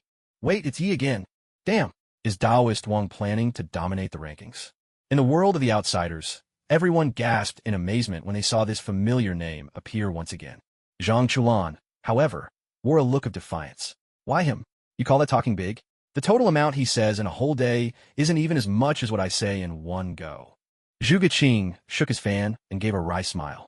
Chulan, the art of verbal sparring isn't about quantity, it's about precision. Taoist Wang's words strike on another, far more deadly level. Meanwhile, in the Marvel Universe, people were equally fascinated by this lazy Taoist with 100 billion fortune, who had made the list time and again. Oh, This young man again. Tony, in spirit form, crossed his arms. I want to see if his words are as sharp as his skills. Dr. Strange's interest was piqued as well. He could sense that Wang Yi, much like himself, was someone who had touched the very fabric of the world's essence. He was curious to hear what kind of truths this Eastern sorcerer would reveal. In the heavenly video, the background music faded away, replaced by the sound of mountain winds, flowing streams, and a gentle tranquility that lulled listeners toward drowsiness. The video began with Wang Yi meditating on Wudong Mountain alongside his fellow disciples. While the others practiced in earnest, he alone lounged lazily against a pillar, fast asleep, drooling at the corner of his mouth. One of his senior brothers gave him a nudge to wake him up. Wang Yi, slacking off again. Wang Yi rubbed his eyes, yawned, and replied with lazy nonchalance, "Senior brother, the Tao follows nature. I'm comprehending the Tao in my dreams. You just wouldn't understand." His senior brother was left speechless, unable to come up with a retort. The next scene showed his confrontation with Zhuge Qing. Zhuge Qing, a prodigy from the Wuhou sect, was a master of mystical arts and carried himself with pride and arrogance. Wang Yi simply stood there, using the subtle techniques of the post-wind mystical arts to dissolve all of Zhuge Qing's attacks with ease. Unwilling to accept defeat, Zhuge Qing pressed him, "What are you actually using?" Wang Yi scratched his messy hair with an exasperated look. Even if I told you, you wouldn't get it. This stuff, it's a real headache. Take my advice. Don't waste your energy on it. Just live your life, find someone to marry, have a kid. Doesn't that beat everything else?" He wasn't mocking, nor was he delivering a sermon. He was simply stating a fact, one that was meant for Zhuge Qing's own good. This kind of elderly-style persuasion made the proud Zhuge Qing feel as if he had punched in a cotton, completely frustrated and unable to vent. The climax of the video arrived when Wang Yi faced one of the 10 elders, Chun Jinkui. Chun Jinkui, head of the arts sect, was a figure of great virtue and formidable strength. He forced Wang Yi to hand over the secrets of the post-wind mystical arts. Wang Yi neither resisted nor argued back. He simply stood there, looking at Chun Jinkui with complete sincerity, and began to reason with him. "Old man, look at you. At your age, surrounded by children and grandchildren, accomplished and well-respected, why are you still fighting over things like this? The manhwaresumen, when you get right down to it, is just a tool. So what if you have it? We'll give you a few more years to live, or let you eat a few more bowls of rice. It won't. All this fuss and violence over a trinket, hurting relationships, disturbing your inner energy, risking a twisted back. Honestly, is it really worth it? Take my advice and go home to enjoy your grandchildren." Every word he spoke sounded so reasonable, so genuinely for your own good. He reduced a life-or-death struggle into nothing more than a bad deal. With the simplest words, he dissolved the meaning and desire behind his opponent's urge to fight. Chun Jinkui was left in an impossible spot. He couldn't fight, but he couldn't back down either. His old face turned as dark as liver, and in the end, he could only storm off in frustration. Wang Yi single-handedly talked down one of the 10 elders. Rank number 5. The master of talking people down. Wang Yi. Reason for the ranking. His words don't ignite conflict, they dissolve it. With the laziest tone, he speaks the plainest truths, undermining his opponent's motivation at its source. It's a dimensional attack. He drags a ferocious battle down to the level of "is it really worth it?", making his opponent back off without a fight. Heavenly principle quote. The strongest war of words isn't about persuading your opponent, but about making them feel that arguing with you is a pointless, undignified hassle. Brilliant. Absolutely brilliant. In the world of the exotics, countless people pounded the table in admiration. I get it now. This is the true pinnacle of verbal combat, defeating your enemy without ever having to draw your sword. Wang Yi is incredible. Forget attacking someone's weak spot, making your opponent feel that the whole thing is meaningless. That's truly attacking the core of their will. Zhang Chuan stared, dumbfounded, and muttered to himself, I think I finally see the difference between us. I muddy the waters, but he drains the whole pond dry. Even the Marvel Universe was left dazed by this distinctly Eastern style of philosophical banter. Loki, the god of mischief, wore a grave expression for the first time. This guy, he's dangerous. He's not using trickery, he's wielding truth. And truth is the nemesis of all lies. I really don't like him. Dr. Strange, on the other hand, smiled with genuine approval. Fascinating. He uses a transcendent mindset to resolve worldly conflicts. It's almost identical to the philosophy of Kamartaj. Tony, his soul, at least, felt a headache coming on. These are exactly the kind of people I hate dealing with. You talk science, he talks philosophy. You talk interests, he talks about life. You can never pin him down to a proper debate framework. In the comment section, the discussion about just how powerful Wang Ye's verbal attacks really are took on a surprisingly sophisticated tone. Comment: World 002, Wang Ye's verbal barrage is all about the Tao. He tells you that everything you're striving for is meaningless. It's a strike that topples everything from the very root. Comment: World 002 exactly. Zhang Chulan makes you want to disappear from society. Wang Yi, on the other hand, makes you want to transcend it all and let things be. Which one hits harder? I think the answer's obvious. Comment: World 001. I think I get it now. He's like a psychologist telling you that all your anger and desires are symptoms of an illness. You need to be cured. Comment: World 001. It's terrifying.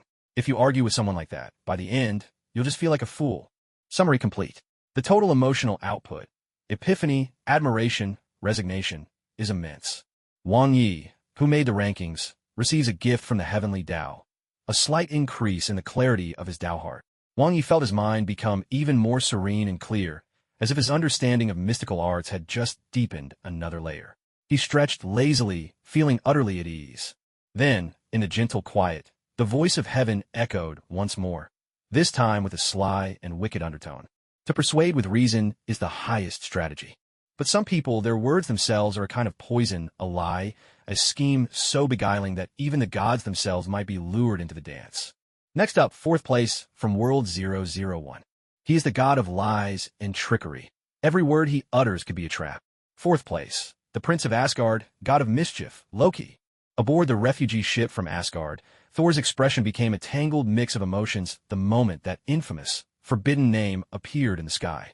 Instinctively, he gripped his Stormbreaker axe tighter, his feelings swirling like a spilled pallet. Anger, nostalgia, and an uneasy wariness that even he was reluctant to admit. Loki! He murmured the name softly, as if calling forth every piece of trouble from his former life. At Star Tower, Tony Soul whistled and crossed his arms. Well, the main acts arrived. He grinned, excitement sparkling in his voice. Let's see who's got the sharpest tongue. The god of mischief, or yours truly, the Iron Man. In the world of the Outlanders, countless onlookers were brimming with curiosity about this god about to make his entrance. The god of mischief. Zhuge Qing twirled his fan, a glimmer of interest in his eyes. He sounded a bit like the shadow players among our own sorcerers. I wonder how his tricks measure up to those of Taoist Wang Yi. Zhang Chulan curled his lips with a hint of disdain. Schemers like that. What good could ever come from them? Just wait and see how I roast him later. On a massive screen, the video began, unfurling against a backdrop of dramatic, classical symphonic music. The score shifted seamlessly, at times elegant, at times stirring, sometimes even tinged with tragedy, perfectly capturing the tumultuous and intricate life of Loki. The video did not open with Loki in battle. Instead, it showed him at his most refined, his most seemingly harmless. Clad in the regal attire of Asgard, he sat in the grand palace library, quietly immersed in ancient tomes of magic. A noble smile played on his lips, and his gaze radiated wisdom and composure. Then, the scene shifted to his playful mischiefs, those harmless pranks he played on Thor. He turned Thor into a frog, conjured venomous snakes with illusions to startle him, tricked enemies with cries of help, and in a twist, used Thor himself as a weapon, hurling him at their foes. These moments brought smiles of fond remembrance to the faces of Asgard's people. In those days, though mischievous, Loki was still their cherished little prince. But suddenly, the music's mood darkened, turning cold and full of ambition. There he was, learning the truth of his frost giant heritage, his eyes wild with pain and resentment. There he was, seizing the throne, seated in Odin's place, coldly declaring to Heimdall, I am your king now. There he was, summoning the frost giants, only to destroy Jotunheim with his own hands, desperate to prove to Odin that he was better than Thor. Every lie he told was never for gold or power, but for something eternally out of reach, the equal love of his father. The video's climax was a showcase of his masterful wit and razor-sharp tongue. Aboard SLD's helicarrier, locked in a specially made glass cell, Loki was every bit the king on his own chessboard. To Black Widow, he said, Do you really believe your hands are clean? I can see the fear in your heart, Dracov's daughter. With just a few words, he tore open Natasha's deepest wounds. To the Avengers, he sneered, You motley crew, so-called heroes, yet always suspecting one another. All I did was give you a gentle push. With his words alone, he ignited mistrust among the Avengers, sending Hulk into a rampage that nearly destroyed the helicarrier. And the most iconic moment of all, trapped in Doctor Strange time loop. His voice rang out, broken and exasperated. I've been in free fall for 30 minutes. This line, steeped in comedic brilliance, also revealed the true potency of his words. Even Doctor Strange had to resort to such measures to deal with him. Number 4. Asgard's Silver Tongue, God of Mischief, Loki. Reason for ranking. He is an artist of deception, a master of sowing discord. Every word he utters is a carefully crafted trap, striking unerringly at his opponent's most vulnerable weaknesses. He needs no blade or sword. His tongue is the sharpest weapon of all. Golden maxim of the Tao. When everyone believes a lie, how is it any different from the truth? This guy, in the world of outsiders, Zhang Chulan, stared in utter disbelief. For the first time, he felt an insurmountable gap in professionalism. I wanted to ruin his reputation, to make him lose face. But this man, he shatters his enemy's very spirit, turning them against themselves. Remarkable, truly remarkable. Even Wang Yi, rarely moved, opened his eyes to comment. His words are untouched by karma, yet they can stir the strings of fate. It's not a technique, but it surpasses any technique. Impressive. Meanwhile, in the Marvel Universe, an uproar erupted. Damn it. Nick Fury, watching the screen, couldn't help but curse. I knew it was him stirring up trouble. That bastard. The Black Widow, her soul, remained silent. Loki's words had cut into a wound that would never truly heal. Thor's expression twisted with agony. He saw all of Loki's struggles and pain, and murmured to himself, if only I'd cared for him more back then. In the live comment section, debates about Loki's redemption and exploded, nearly crashing the server. Comment, World 001 Loki. My husband. He's just a child starved for love. Odin's the one to blame. Comment, World 001. You got some twisted morals, huh? He killed so many people. A villain's a villain. No way to whitewash that. Comment, World 002. Where we're from, we call this a heart demon. Every action he takes, he's tormented by his own inner darkness. It's tragic and it's pitiful. Comment, World 002. Compared to that Taoist Wang Yi, Loki's vision is still narrow. Wang Yi makes you question the world itself, but Loki only makes you doubt those close to you. End of segment. The total emotional resonance, love, hatred, controversy, is overwhelming. Loki, the one who made the list, receives a gift from the Tao of Heaven, a slight increase in the reality of his lies. Loki felt his illusions become almost tangible, and the words he spoke seemed to carry even more conviction. A wicked smile tugged at the corner of his lips. Then, the voice of the Tao of Heaven, laced with a hint of mockery toward the rules, echoed once more. Lies are simply disguises woven from language. But the next individual, his words can pierce through all disguises, can even shatter the very sky we live under. He is a breaker of rules, a traveler between dimensions, the only one who knows he is being counted. Third place from World 001. The destroyer of the fourth wall, the merc with a mouth. Third place, Deadpool Wade Wilson. As soon as this name was announced, nearly everyone across the Marvel Universe was left utterly bewildered, save for a select few. Who? Do I know him? Tony's soul scoured his mental archives, but came up empty-handed. Captain America, Steve Rogers, furrowed his brow. Wade Wilson? That name. I think I saw it in some abandoned files from the Weapon X program. Only at the X-Men base did Colossus let out a pained groan. Oh no, please, not that lunatic. In the world of the Outlanders, confusion reigned. The fourth wall? What wall is that? Are they talking about our city walls? Zhang Chuan asked, baffled. I don't know. Wang Yi replied, his usually calm expression now tinged with concern for the first time. But I have a bad feeling about this. That guy is trouble. On the sky screen, the background music abruptly vanished. Replacing it was Deadpool himself, appearing directly on the screen and starting to speak. His voice, amplified by the sky screen, rang out loud and clear across all worlds. Hey, you up there? Yeah, you. The so-called voice of heaven pretending to be all mysterious. You finally remembered me. I've been waiting for this damn ranking so long my flowers have wilted. Third place? You looking down on me? Want me to crawl through the internet and yank down those golden undies of yours? Boom! At that moment, every intelligent being in all the world collectively froze. He's talking to the sky screen. He knows about the sky screen's existence. He knows this is a ranking. How is this possible? For the first time, the sky screen fell into a bizarre 3-second silence. It was as if even the cold, unfeeling voice of heaven had been thrown completely off by this sudden outburst. 3 seconds later, the video finally resumed amidst the chaos. The video showed how Wade Wilson, once a wisecracking mercenary, was forced by cancer to join the Weapon X project. Tortured and disfigured, he unexpectedly gained a powerful healing factor. Unlike other heroes, he didn't fight for justice. He killed for money, cursed like a sailor, and had absolutely no boundaries. Yet everything he did was accompanied by constant, endless quips directed at the audience outside the screen. He would suddenly pause mid-battle, turn to the sky screen, that is, the viewers, and say, "See, this is what you get with a low-budget movie. Can't afford famous X-Men, so you're stuck with a chrome-plated lump and a kid sidekick." Or, right before pulling the trigger, he'd wink at the audience. "Don't worry, this film's rated R. I'm allowed to blow heads off." He even mocks the movie's plot and budget. But what truly makes people's skin crawl is his verbal assault, which goes far beyond mere complaints. He knows he's a comic book and movie character. He knows his world was created by someone else. In the video, wielding two swords, he charges at a character who looks exactly like his actor, Green Lantern, shouting, "I'm saving the world." He can even interact directly with the live comments on the screen. Live comment, World 001, is this guy crazy? Deadpool suddenly turns his head, points toward the source of the comment, and shouts, "You're the crazy one. Your whole family's crazy. I'm as clear-headed as they come. I even know you were sneaking a look last night at." The sky screen abruptly cuts off Deadpool's words.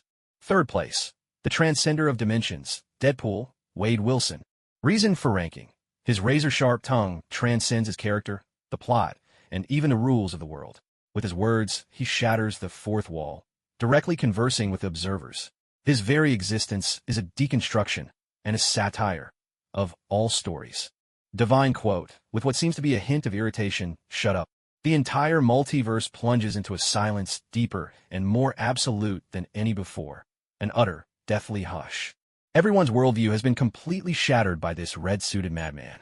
He knows about us? Captain America, Steve, feels an icy chill run down his spine. We were just a story?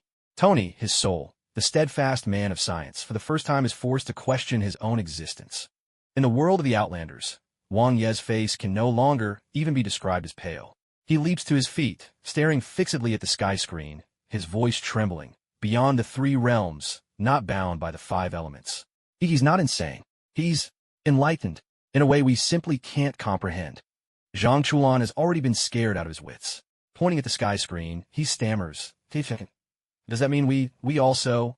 He doesn't dare finish the thought. Deadpool's voice forcefully bursts back into the sky screen. "That's right. You all are. Including you, Zhang Chuan, you shameless guy. I've even followed your story.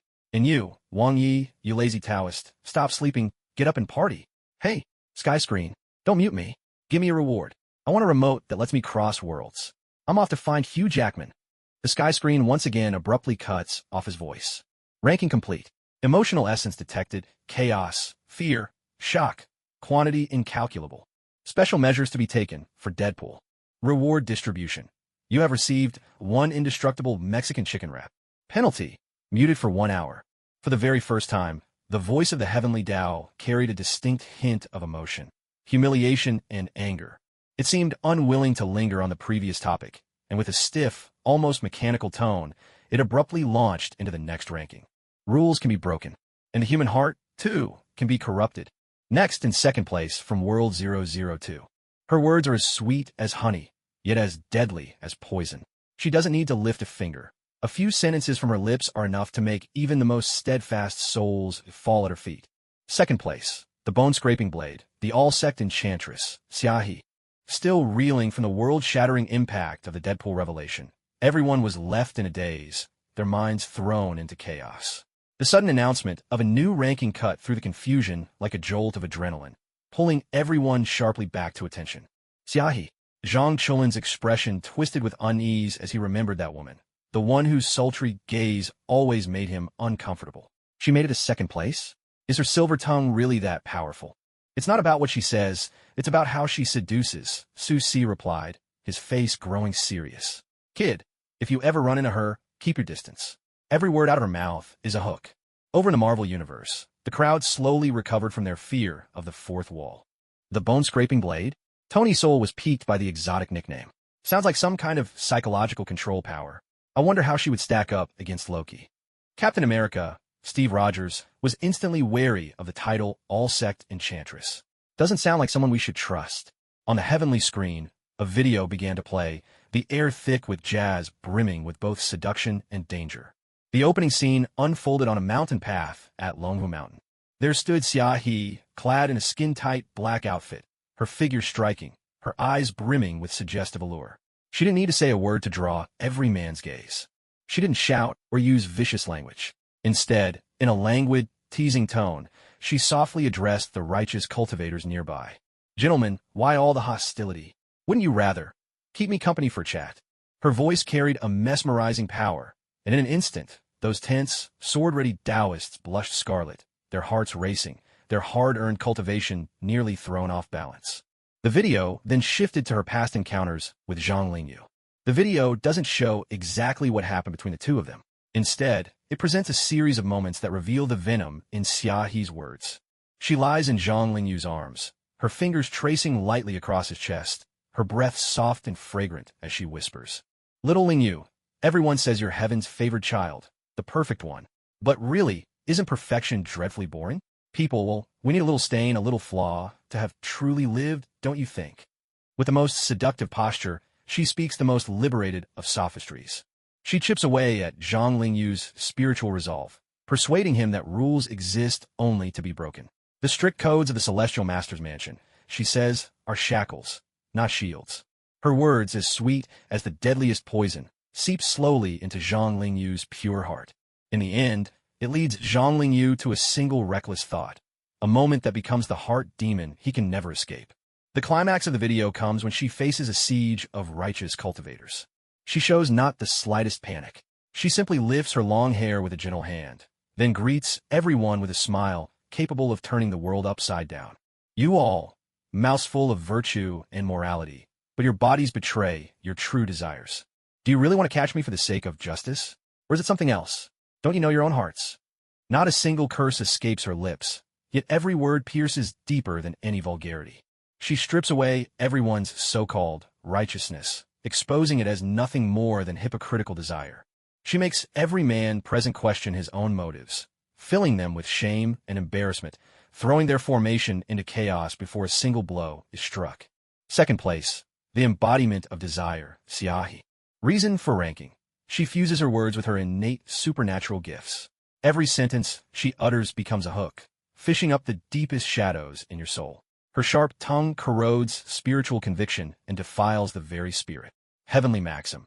The most skillful hunter never chases her prey. She lets the prey willingly step into her trap. Demoness. She's truly a demoness. Across the world of the unusuals, countless righteous followers watched with outrage, yet a lingering unease gnawed at their hearts. What a sin, what a sin. Some monks had already begun to chant scriptures for protection. Zhang Lingyu stared at the screen, his face ghostly pale, those shameful memories once again threatening to drown him. Zhang Chulan, on the other hand, felt his scalp tingle. Damn, this woman is lethal. Who could possibly stand against her? Meanwhile, in the Marvel Universe, this power of enchantment sparked a very different discussion. Interesting. Loki gazed at the screen, and for the first time, an appreciative smile flickered across his face. Her methods are more direct than mine, and far more elegant.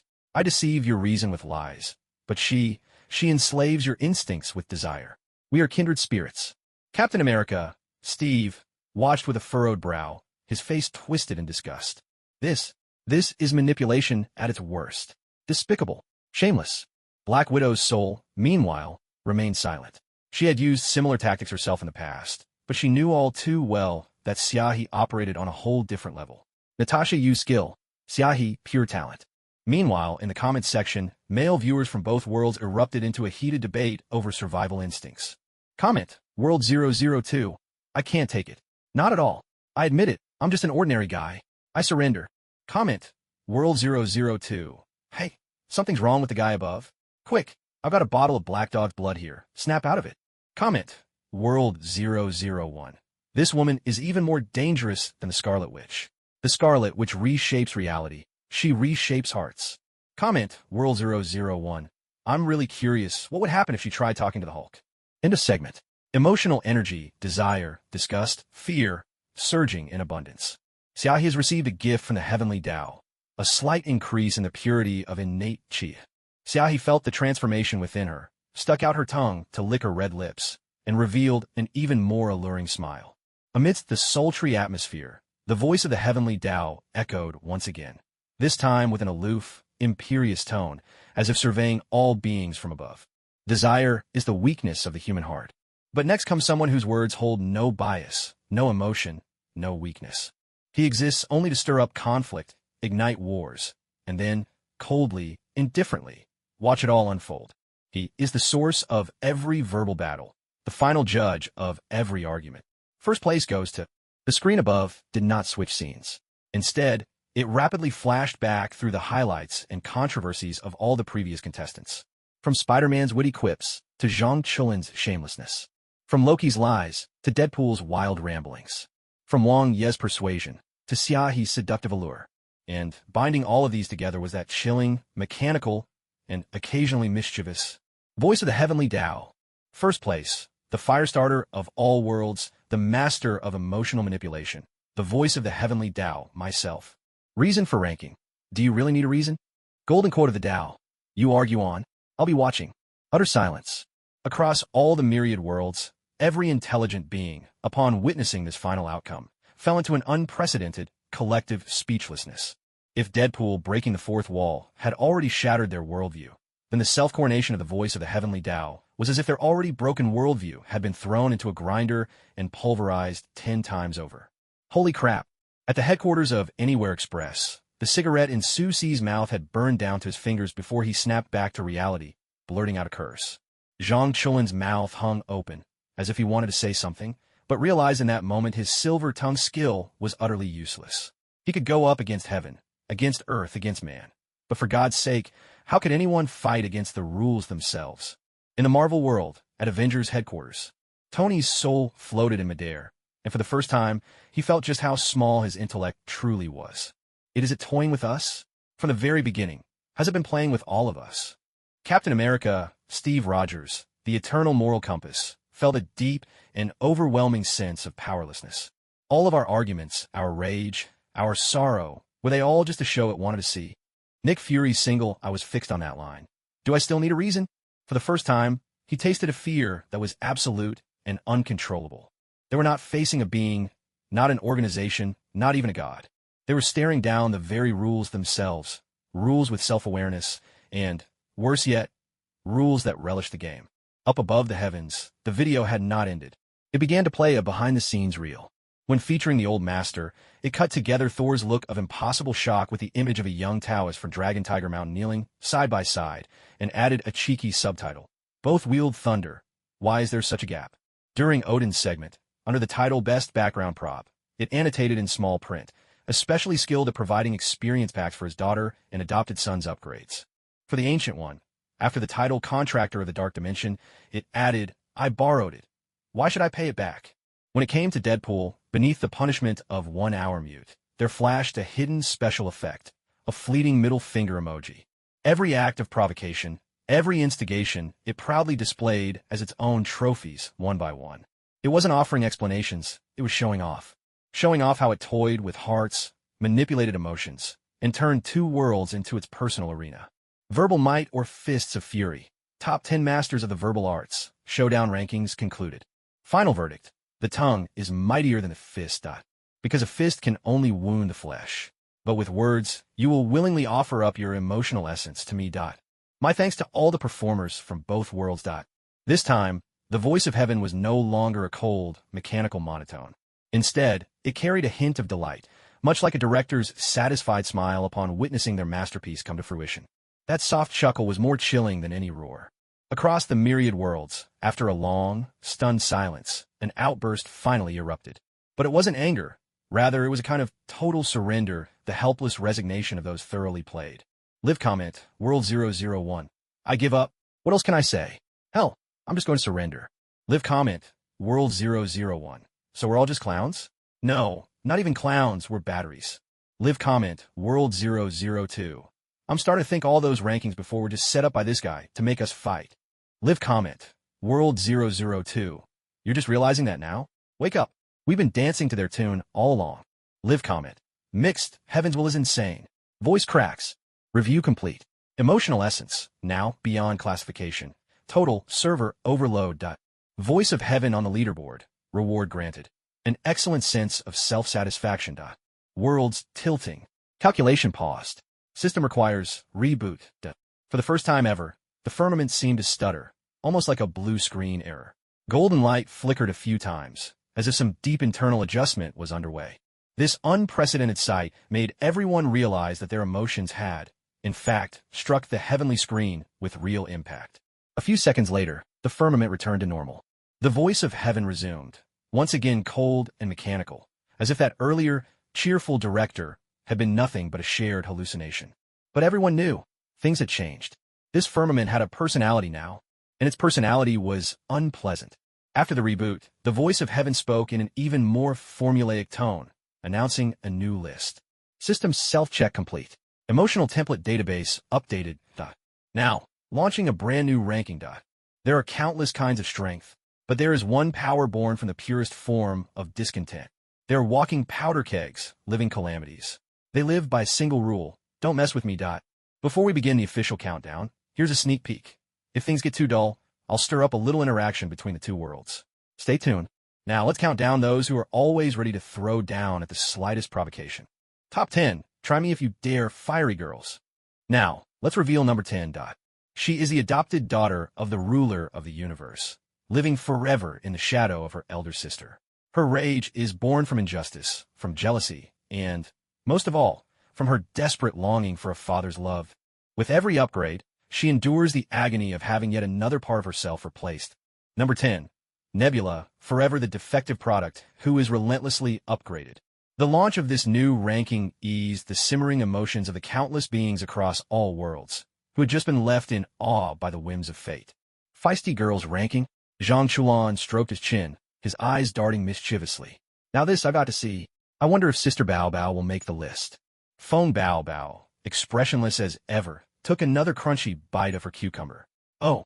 Meanwhile, in the Marvel Universe, aboard the Guardians of the Galaxy spaceship, the mention of Nebula made Gamora's face twist into a complex mix of emotions. Star-Lord and Rocket, standing nearby, instinctively took a step back. Oh, shoot, Star-Lord muttered under his breath. Let's pray she never finds out about this ranking, or she'll tear us all apart, piece by piece. Rocket, however, couldn't suppress a wicked grin. This is going to be good. Let the whole universe see just how wild this blue berserker can get. On the screen, the video unfolded to the pulse of heavy, oppressive electronic music, thick with the steel-cold edge of machinery. The opening scene was drenched in the chill of metal and the scent of blood. Thanos sat atop his throne, towering and unyielding. Before him, a young Gamora and Nebula were locked in a brutal contest. Every time, Nebula lost, and every defeat brought a cruel price. Thanos would upgrade yet another part of her body. With remorseless precision, he replaced her flesh and bone with cold, unfeeling machinery. I want you both to become the universe's deadliest assassins. Thanos' voice rang out, utterly devoid of warmth. But remember, there can only ever be one winner between you.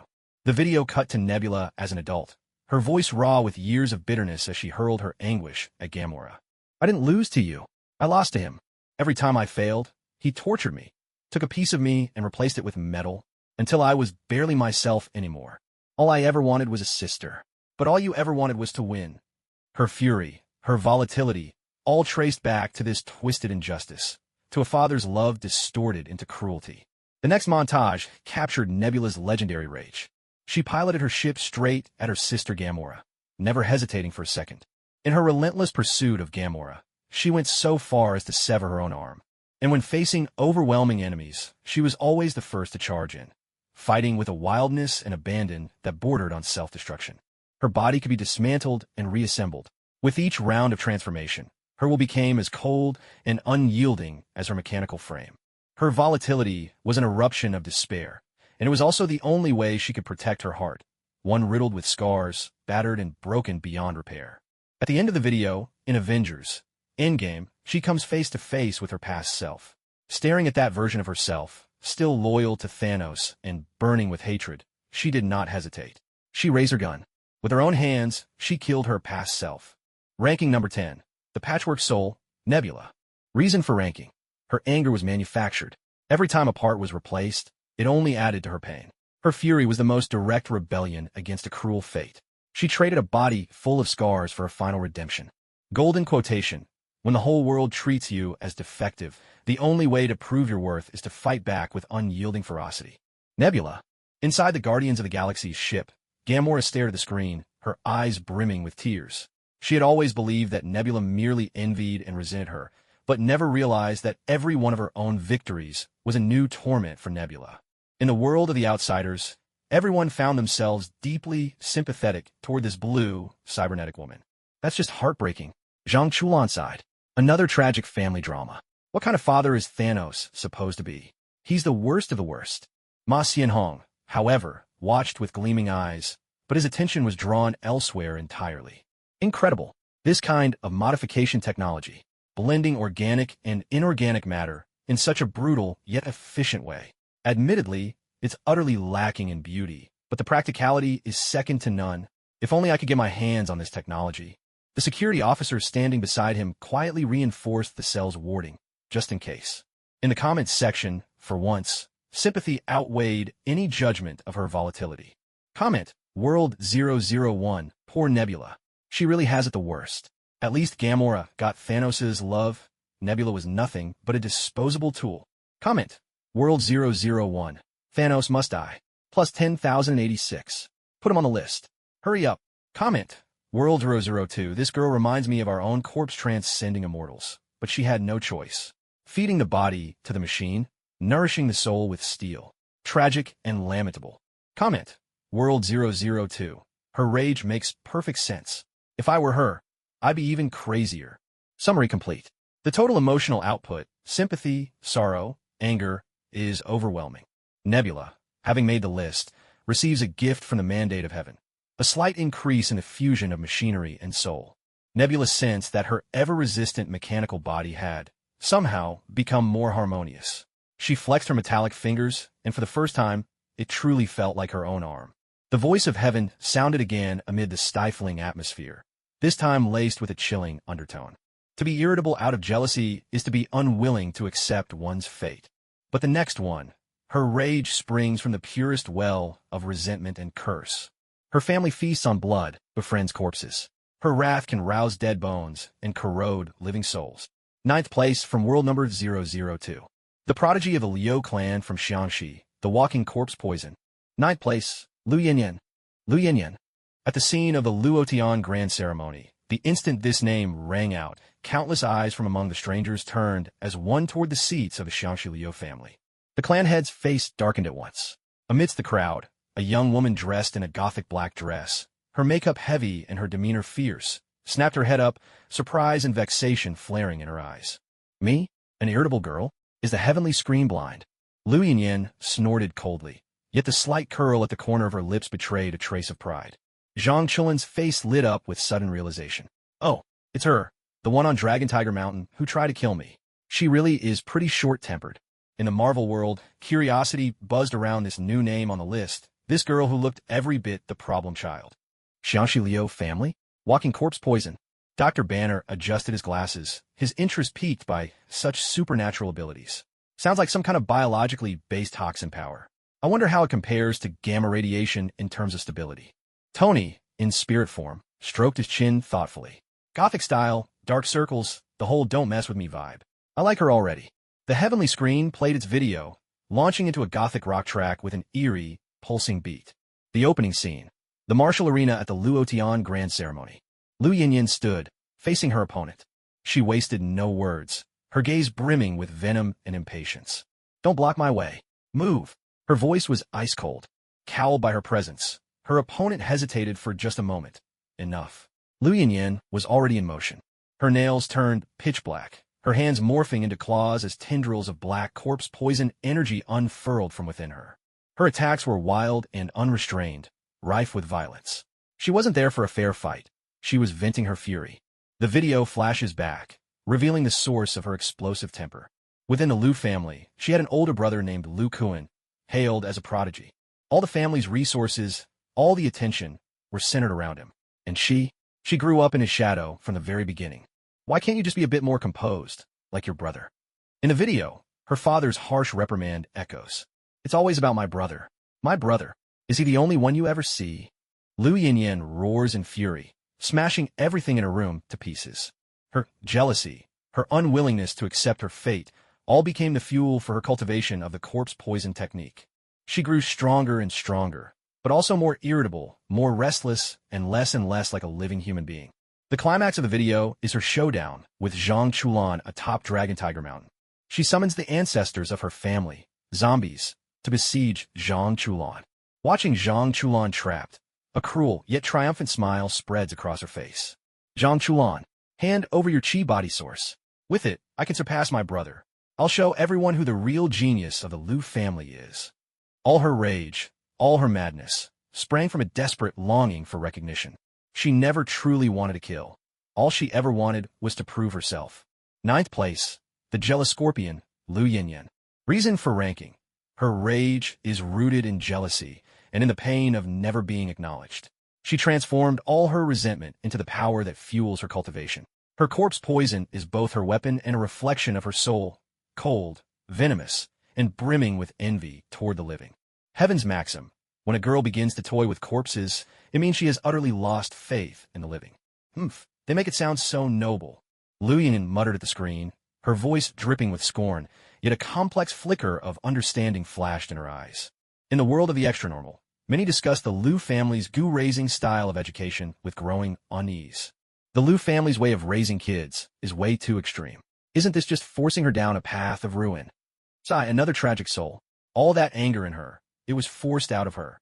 Meanwhile, in the Marvel Universe, the notion of controlling corpses provoked a visceral, almost physical discomfort. Captain Steve Rogers watched, his brow furrowed in disapproval. This is desecration of the dead. That kind of power is pure evil. But Doctor Strange perceived something deeper. No, Captain, this isn't mere puppeteering. This is a contract, forged with blood and resentment. Her power comes from her family, and from her hatred, it's a perilous equilibrium. Loki only laughed harder. Oh, jealousy? Now that the theme I enjoy. This little girl and I, we share quite a bit of common ground. Meanwhile, in the comments section, viewers from both worlds began hotly comparing Nebula to Yin Liu. Comment, World 001. Isn't this Yin Liu basically Nebula with superpowers? Both living in the shadow of their siblings. Comment, World 001. Not the same. Nebula was changed against her will, but Yin Liu chose to turn herself into poison. She's way more extreme. Comment, World 002. What do you mean poison? This is a family legacy. Our Jiangxi corpse herding is a tradition. Got it. You Outlanders have no idea. Comment, World 002. But honestly, Yin Yan's had it rough. Hope she can find peace someday and stop fighting herself. End of segment. Emotional resonance, disgust, sympathy, controversy, off the charts. Yin Liu, as a ranked participant, receives a gift from the heavenly way. Slight reduction in corpse poison backlash. Yin Liu felt the icy, corrosive presence that had gnawed at her mind for years suddenly ease, as if some of it had been dispelled. There was a new clarity in her gaze. Amid the strange tension, the voice of the heavenly way rang out again, this time with a commanding and flamboyant edge. To be irritable from jealousy is to be plagued by inner demons. But the next contender, her temper comes from absolute power and utter confidence. She is Earth's guardian, a wonder of the cosmos. Her fury can pierce the stars and tear apart warships. Ranked 8th from World 001. The walking catastrophe. The Loki laughed even harder. Oh, jealousy? Now that's a theme I like. This young lady and I, we have a lot in common.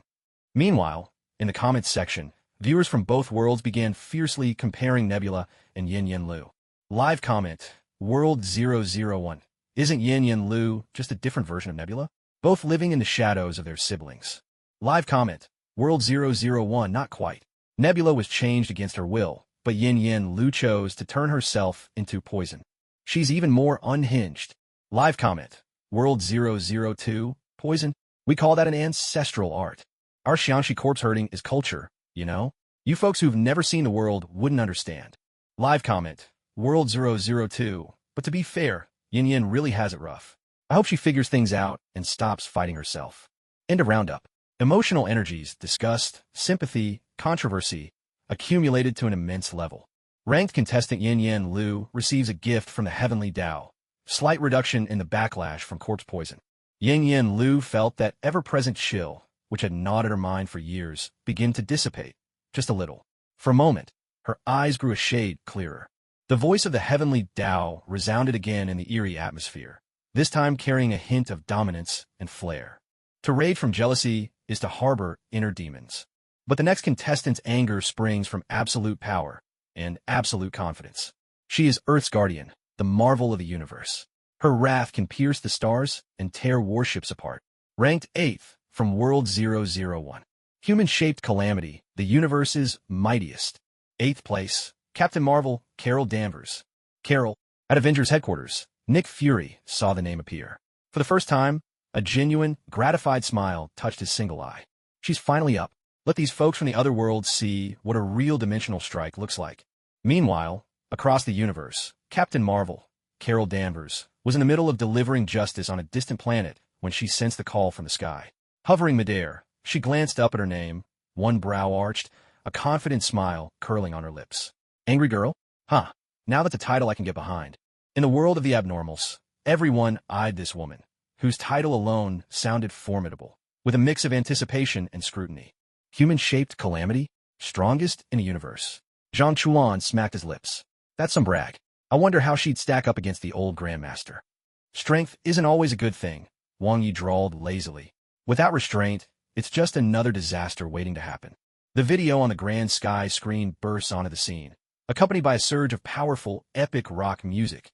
Right from the start, there's no drawn-out introduction, just a direct plunge into Captain Marvel's most dazzling moments. There she is, alone, suspended in the vastness of space. Opposite her looms Thanos' massive fleet, so immense it blots out the stars. Yet she shows not a trace of fear. She simply draws a deep breath. In the very next instant, golden twin star energy erupts from within her. She becomes a streak of golden light, like a meteor, and with unstoppable force, rockets straight toward the largest ship of all, the Sanctuary 2. A thunderous explosion shakes the cosmos. There are no complicated moves, no flashy techniques. Just the purest, most unrestrained, most unapologetic collision. That colossal warship, built to level entire planets, is nothing more than a paper toy before her. It's pierced in an instant and explodes spectacularly in midair. The blaze of the explosion lights up the universe, illuminating her face, etched with defiance and the will to fight back. The following scenes are a highlight reel of her unyielding spirit. On Earth, she faces a group of Skrulls, energy guns pointed at her. She only smirks with disdain, then with a single punch, smashes a sturdy alloy phone booth into scrap metal. Anyone else want to try? She asks coldly. On the battlefield in Avengers Endgame, she descends before Thanos. He hurls his full strength at her, headbutting her face, but she doesn't budge, her expression unwavering. Instead, she subdues Thanos with even greater force, pinning him down completely. Her ferocity isn't wild rage. It's a contempt that comes from absolute confidence. She never has to prove herself to anyone. Her mere presence is proof of her power. There's a scene in the video where she converses with Colonel Rhodes. Rhodes asks, "Where have you been all this time?" Carol replies, "There are a lot of planets out in the universe. Not all of them have you guys, the Avengers." Her battlefield is the entire cosmos. 8th place, the twin star incarnate, Captain Marvel, Carol Danvers. Reason for ranking. Her ferocity is the embodiment of absolute power. She has no need for schemes or verbal taunts. Her very existence is a deterrent. When she is angry, the entire universe trembles. Heavenly maxim: when your power can crush all obstacles, your ferocity becomes the law of nature. Awesome. That's just awesome. In the world of Inhumans, countless young superhumans watch with their blood boiling and eyes shining with excitement. That's what it means to be strong. One punch to blow up a battleship. So cool. I like this woman. She's got guts. But the older generation of strongmen all furrow their brows in concern. On Mount Longhu, the old celestial master gazed at the screen and slowly said, "She is strong, but her dominance outweighs her nobility. Her power is fierce and unyielding, yet it lacks a measure of flexibility. That's a path that breaks easily." On Mount Wudong, Wang Yi shook his head, swaying as he commented, "Strength is a double-edged sword. She seems to have learned only how to wield it, not how to restrain it. Sooner or later, she'll end up hurting herself." Their words, carried clearly across the sky screen, echoed into the Marvel universe. Nick Fury responded with a dismissive snort. "A bunch of old fossils, what do they know? When you're staring down absolute firepower, any talk of balance is a joke." As for Captain Marvel herself, she looked straight into the void and taunted, "Old man, want to test your luck? I'll even fight with one hand tied behind my back." At that moment, the philosophies of might from both worlds collided head-on. Meanwhile, the comment section erupted in heated debate over which was superior, nobility or dominance. Comment from World002. The old celestial master is right. Strength needs control. This woman's far too reckless. She'll pay for it sooner or later. Comment from World002. Nonsense. When you have overwhelming strength, all technique is meaningless. I'm with Captain Marvel. Comment from World001. Ha ha. See that? This is the real power of Marvel. Those old men from the inhuman world must be scared stiff. Comment from World001. Go, Captain Marvel. Show those relics what real power means. Teach them a lesson with your fists. Into the segment. Emotional response, admiration, disdain, controversy is immense. Captain Marvel, as a ranked participant, receives a gift from the heavenly Tao, a slight increase in the stability of binary power. Carol felt the energy within her become even more refined, her command over it growing smoother and more natural. She smiled, pleased with the change. Amidst the electrified, gunpowder-laden atmosphere, the voice of the heavenly Tao rang out again, this time tinged with both playfulness and allure. Rage, when forged from pure strength, is hard and unyielding. But the next contender's fury flows like water, seemingly gentle, but in truth capable of dissolving the soul itself. She is the bone-scraping blade of the all-seeing faction, the sweet nightmare of all men. Her anger never shows on the surface. It becomes the deadliest temptation. 7th place from World002. Desire is a blade that scrapes the bones. She is the enchantress of the all-seeing faction. 7th place, Xiaohi. Her again. As the name Xiaohi appeared once more on the rankings, the entire inhuman world was thrown into chaos. No way. She was 2nd on the Silver Tongue list, and now she's 7th on the Rage list? Just how much does this heavenly screen adore that enchantress? I protest. How is she hot-tempered? She's clearly gentle. A young outsider argued back, his face flushed with indignation. The elder outsider beside him patted his shoulder, speaking with the weight of experience. Young man, you're still too inexperienced. The gentler the blade, the more deadly it becomes. Zhang Chuan, meanwhile, wore a look of utter exasperation. Great, here we go again, another round of this woman's dark history. My junior uncle is probably going to die of embarrassment right on the spot. Up on Mount Longhu, Zhang Lingyu looked exactly as Zhang Chuan predicted. His face turned as white as paper in an instant. He quietly shut his eyes and began to recite a calming mantra. In the Marvel Universe, everyone became even more wary of this woman, who had now made it onto the list for a 2nd time. She's back. Captain Steve Rogers furrowed his brow even deeper. There's danger radiating from her every move. Loki, however, licked his lips with intrigue. Oh, anger transformed into seduction? Fascinating. This is a way of weaponizing negative emotions that I've never seen before. I must say, I'd like to learn from her. The Skyscreen's video began rolling, accompanied by a sultry, bluesy tune brimming with lethal allure. This time, the footage delved even deeper, peeling back the layers of her so-called hot temper. The video didn't open with Xiaohi herself, but with a display of her innate superpower. Her ability is called lust. She can easily stir up desire in others, sending them spiraling down until they are utterly drained, body and soul. Yet the narration, delivered in an icy tone, made it clear, this power is a curse for her as well. She is constantly subjected to the gaze and corrosion of others' desires, never free for even a moment. She's like a walking magnet, drawing in every stray bit of iron filings around her. So, she learned to disguise herself with wantonness, to wield seduction as her weapon of choice. She doesn't truly enjoy it. She's merely chosen a more proactive way to control the curse she was born with. The scenes that followed revealed her hot-tempered side, but her outbursts never came in the form of shouting or screaming. When someone tried to humiliate her with words, she didn't get angry. Instead, she stepped forward, traced her finger lightly along the other's cheek, and breathed out with a scent as fresh as orchids. Sir, your words are so harsh, but your body seems to want something else. Look, it's standing up to greet me. The man's face turned crimson in an instant, mortified beyond belief, utterly socially destroyed, as if death itself would be a mercy.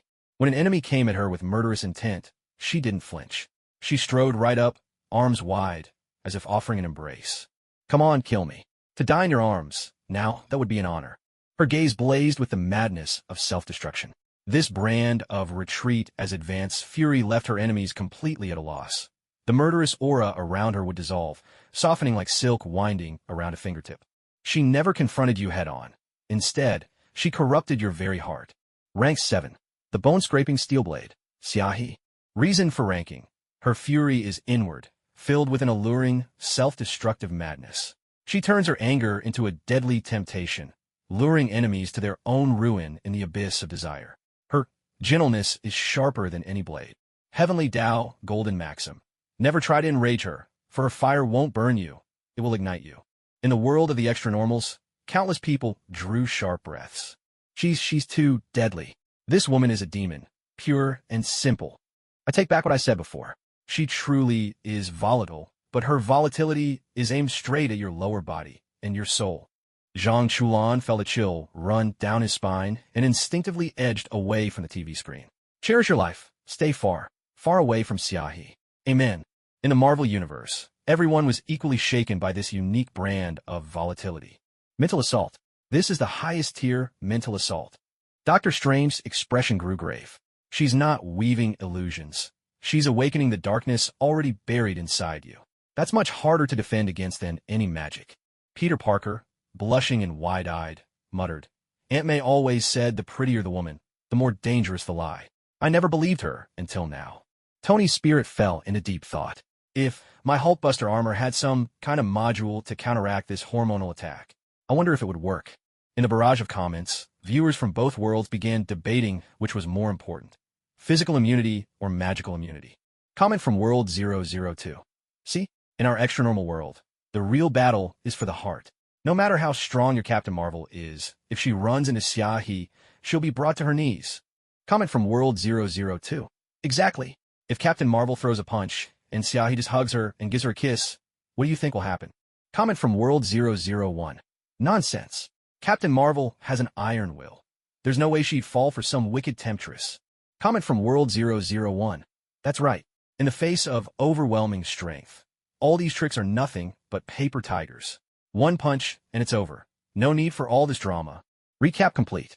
Emotive essence, desire, fear, controversy, gathered in overwhelming quantities. Xiaohe, ranked, has received a gift from the Heavenly Tao, a slight increase in her innate ability control. Xiaohe felt that she was gaining ever greater mastery over the restless qi within her body. She could now gather or unleash her own charm with much more ease. Gazing up at the night sky, she allowed herself a satisfied smile. Once again, the voice of heaven echoed in the ambiguous air, this time tinged with a sigh, a lament for destiny. To wield seduction as a weapon, driven by tempestuous spirit, is called in. But the next one, her rage is born not of allure, but from the loss of control over divine power and the curse of fate. She is an X-Man, but also the phoenix who could devour the stars. Her fury is a cosmic catastrophe. Ranked 6th, hailing from World 001. The Phoenix Incarnate, Jean Grey. At Xavier's school, the moment that name appeared, Scott Summers, Cyclops, felt his heart clench in pain. Professor Charles Xavier, too, shut his eyes in silent anguish. That name was a wound that would never heal in any of their hearts. Phoenix, in a dimly lit bar, Wolverine, Logan, sat brooding over his drink. The moment he heard that name, the veins bulged in the hand gripping his glass. The face he had once loved, and then been forced to destroy with his own hands, flickered before his eyes once more. In the world of the extra-normals, curiosity about this new name was running high. X-Men, Phoenix. Zhang Chulan scratched his head, puzzled. Sounds like some kind of sect code name. Is this Phoenix person really that tough? To be ranked above Xiaohe, their strength must be unfathomable. For the first time, Zhuge Qing's expression grew serious. Even Wang Yi, usually so nonchalant, sat up straight. He could feel that behind this name lurked an overwhelming force, one capable of shaking the heavens and annihilating the earth. As the screen unfolded, accompanied by a majestic blend of tragic hymns and electronic music, the video began. It opened with a young Jean Grey. Unable to control her overwhelming telepathic powers, she had accidentally caused a car crash, resulting in her mother's death. Her heart was racked with guilt and terror. Professor Charles Xavier found her, guided her, and in her mind, constructed a psychic barrier to suppress the immense force within her. She became an X-Man, a kind, gentle, and powerful comrade. She fell in love with Scott. She was admired by Logan. In those days, she was happy. But then the scene shifted. On a space rescue mission, an indescribable surge, cosmic energy as fierce as a solar flare, poured in her body. The psychic barrier shattered in an instant. The power that had been repressed within her for decades fused with the cosmic energy, transforming into an unbound, golden firebird. The phoenix, impossible to restrain. The next scene reveals the true extent of her rage. But by now, it is no longer just rage. It has become divine retribution. When her classmate, Mystique, tried to calm her down, she lost control completely.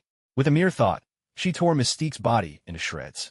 When the U.S. military attempted to attack her with their weapons, she simply raised her hand, and the entire army, along with their helicopters and tanks, was disassembled into their most basic particles. She could even, with ease, twist and break Wolverine Logan's indestructible adamantium skeleton as if she were kneading dough, reducing it to nothing. Her fury had no reason, no logic. It was a pure, cosmic-level desire for destruction. The climax of the video showed her in outer space, facing an alien race that had come to consume her power. She no longer held herself back. She spread her arms wide, and a golden phoenix erupted from her back, soaring into the heavens and blotting out the entire starry sky. A mighty, world-shaking roar resounded. A surge of energy beyond words swept through everything. The entire alien fleet, along with their homeworld, was reduced to cosmic dust in the blaze of the phoenix's wrath. And Jean Grey, in this ultimate eruption, vanished into the stars together with the Phoenix Force. Number 6. The Vessel of the Phoenix, Jean Grey. Reason for ranking. Her rage is the loss of control over universe-level power. She is both the kind-hearted Jean and the destructive Phoenix. When her emotional dam bursts, her fury is enough to drag the entire universe into oblivion. Golden line of destiny. When a mortal vessel contains the power of a god, every beat of her heart may toll the world's death knell. This. In the world of the Outlanders, everyone was so stunned by this apocalyptic scene that they were left speechless. Zhang Chulin's mouth hung open as he stammered, but the old Grandmaster's thunder palm. Compared to this, it's like a child's firecracker, isn't it? The Taoist beside him from Dragon Tiger Mountain didn't argue this time. He just swallowed hard in silence. Wang Ye's face was beyond pale. He muttered under his breath. Losing control. This is the true, ultimate loss of control. Becoming one with the Tao, only to be consumed by it. It's terrifying. Power like this should never exist in the world. Meanwhile, in the Marvel Universe, everyone fell into a long silence. So, this is the power of an Omega-level mutant. Nick Fury stared at the screen, his single eye filled with deep apprehension. This kind of power can't be measured by any conventional weapon. On her own, she poses a threat on the level of a god. Thor gazed at the golden phoenix, and, for the first time, there was fear in his eyes. This power, it's even older than my father's, and more savage. I can't withstand it. In the comment barrage, this time, viewers from both worlds fell silent before such absolute power. Only endless shock remained. Comment, World 002, I take back everything I said. I admit, this Phoenix lady is the most ferocious one. She wipes out a planet at the slightest provocation. Comment, World 002, this isn't just ferocity anymore. This is a natural disaster, a calamity, an irresistible force. Comment, World 001, poor Jean. She never wanted this. She's just an ordinary person, but now she has to bear such power. Charles, you were wrong. Comment, World 001, this is an impossible dilemma. If you don't suppress her, she'll destroy the world. If you do, you're planting a ticking time bomb. Ranking complete. The total amount of emotional energy, shock, fear, sorrow, has once again overloaded the servers. Ranked, Jean Grey deceased. Reward converted to stardust of repose. Reward issued. In the depths of the universe, where Jean Grey faded away, a small fragment of Golden Phoenix Force transformed into an everlasting nebula, guarding the tranquility of that region of space. The voice of heaven echoed once more, resonating through the atmosphere of awe, yet this time, it carried a strange, almost primordial simplicity.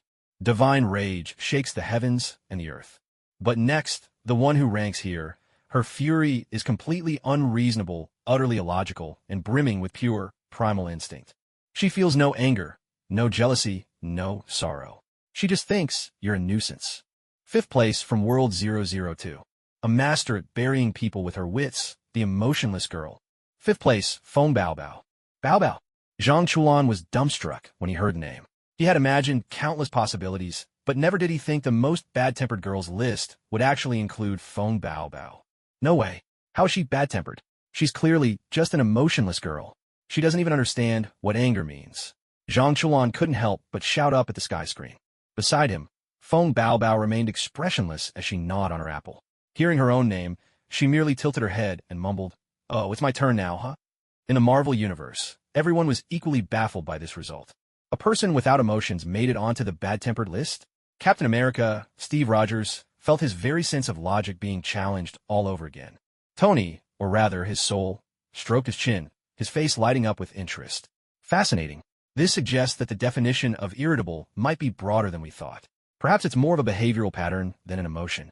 In the world of the outsiders, everyone who had ever been taught a lesson by Feng Baobao, after a brief moment of shock, all wore the same expression, a look of sudden understanding tinged with deep fear. Yes, it's her. It's definitely her, one outsider who had once been hunted down by Feng Baobao, said, his whole body trembling. You don't understand. The way she's irritable is the most terrifying of all, because you simply can't reason with her. The background music in the Skyscreen video cut out again. What replaced it was an unnerving, bone-chilling silence, so absolute it made your skin crawl. The video opened with Feng Baobao introducing herself. She held up an ID card, and in a flat, expressionless voice, speaking perfect Sichuan dialect, she faced the camera and said, "My name is Feng Baobao. The age on my ID is... I forgot. My specialty is digging holes and burying people. My hobby is looking for my lost memories with Zhang Chulan. I'm a real whiz at this." Her tone was as bland and matter-of-fact as if she were reading out instructions for use. But what followed on screen showed everyone what it truly meant to be a real whiz. She and Zhang Chulan were surrounded by a group of outsiders. While Zhang Chulan was still scheming for a way out, Feng Baobao had already sprung into action. There were no angry outbursts, no flashy moves. She simply reached behind her and pulled out her weapon, a plain, unremarkable kitchen cleaver. Then, without a hint of emotion, she charged straight in. Her movements were strange yet efficient, and every strike was lethal. She wasn't fighting, she was taking out the trash. Whenever she knocked down an enemy, she'd immediately drag them aside and start digging a hole. As she dug, she'd mutter to herself, "This pit needs to be just the right size, and it has to be deep enough. If it's too shallow, it won't hold."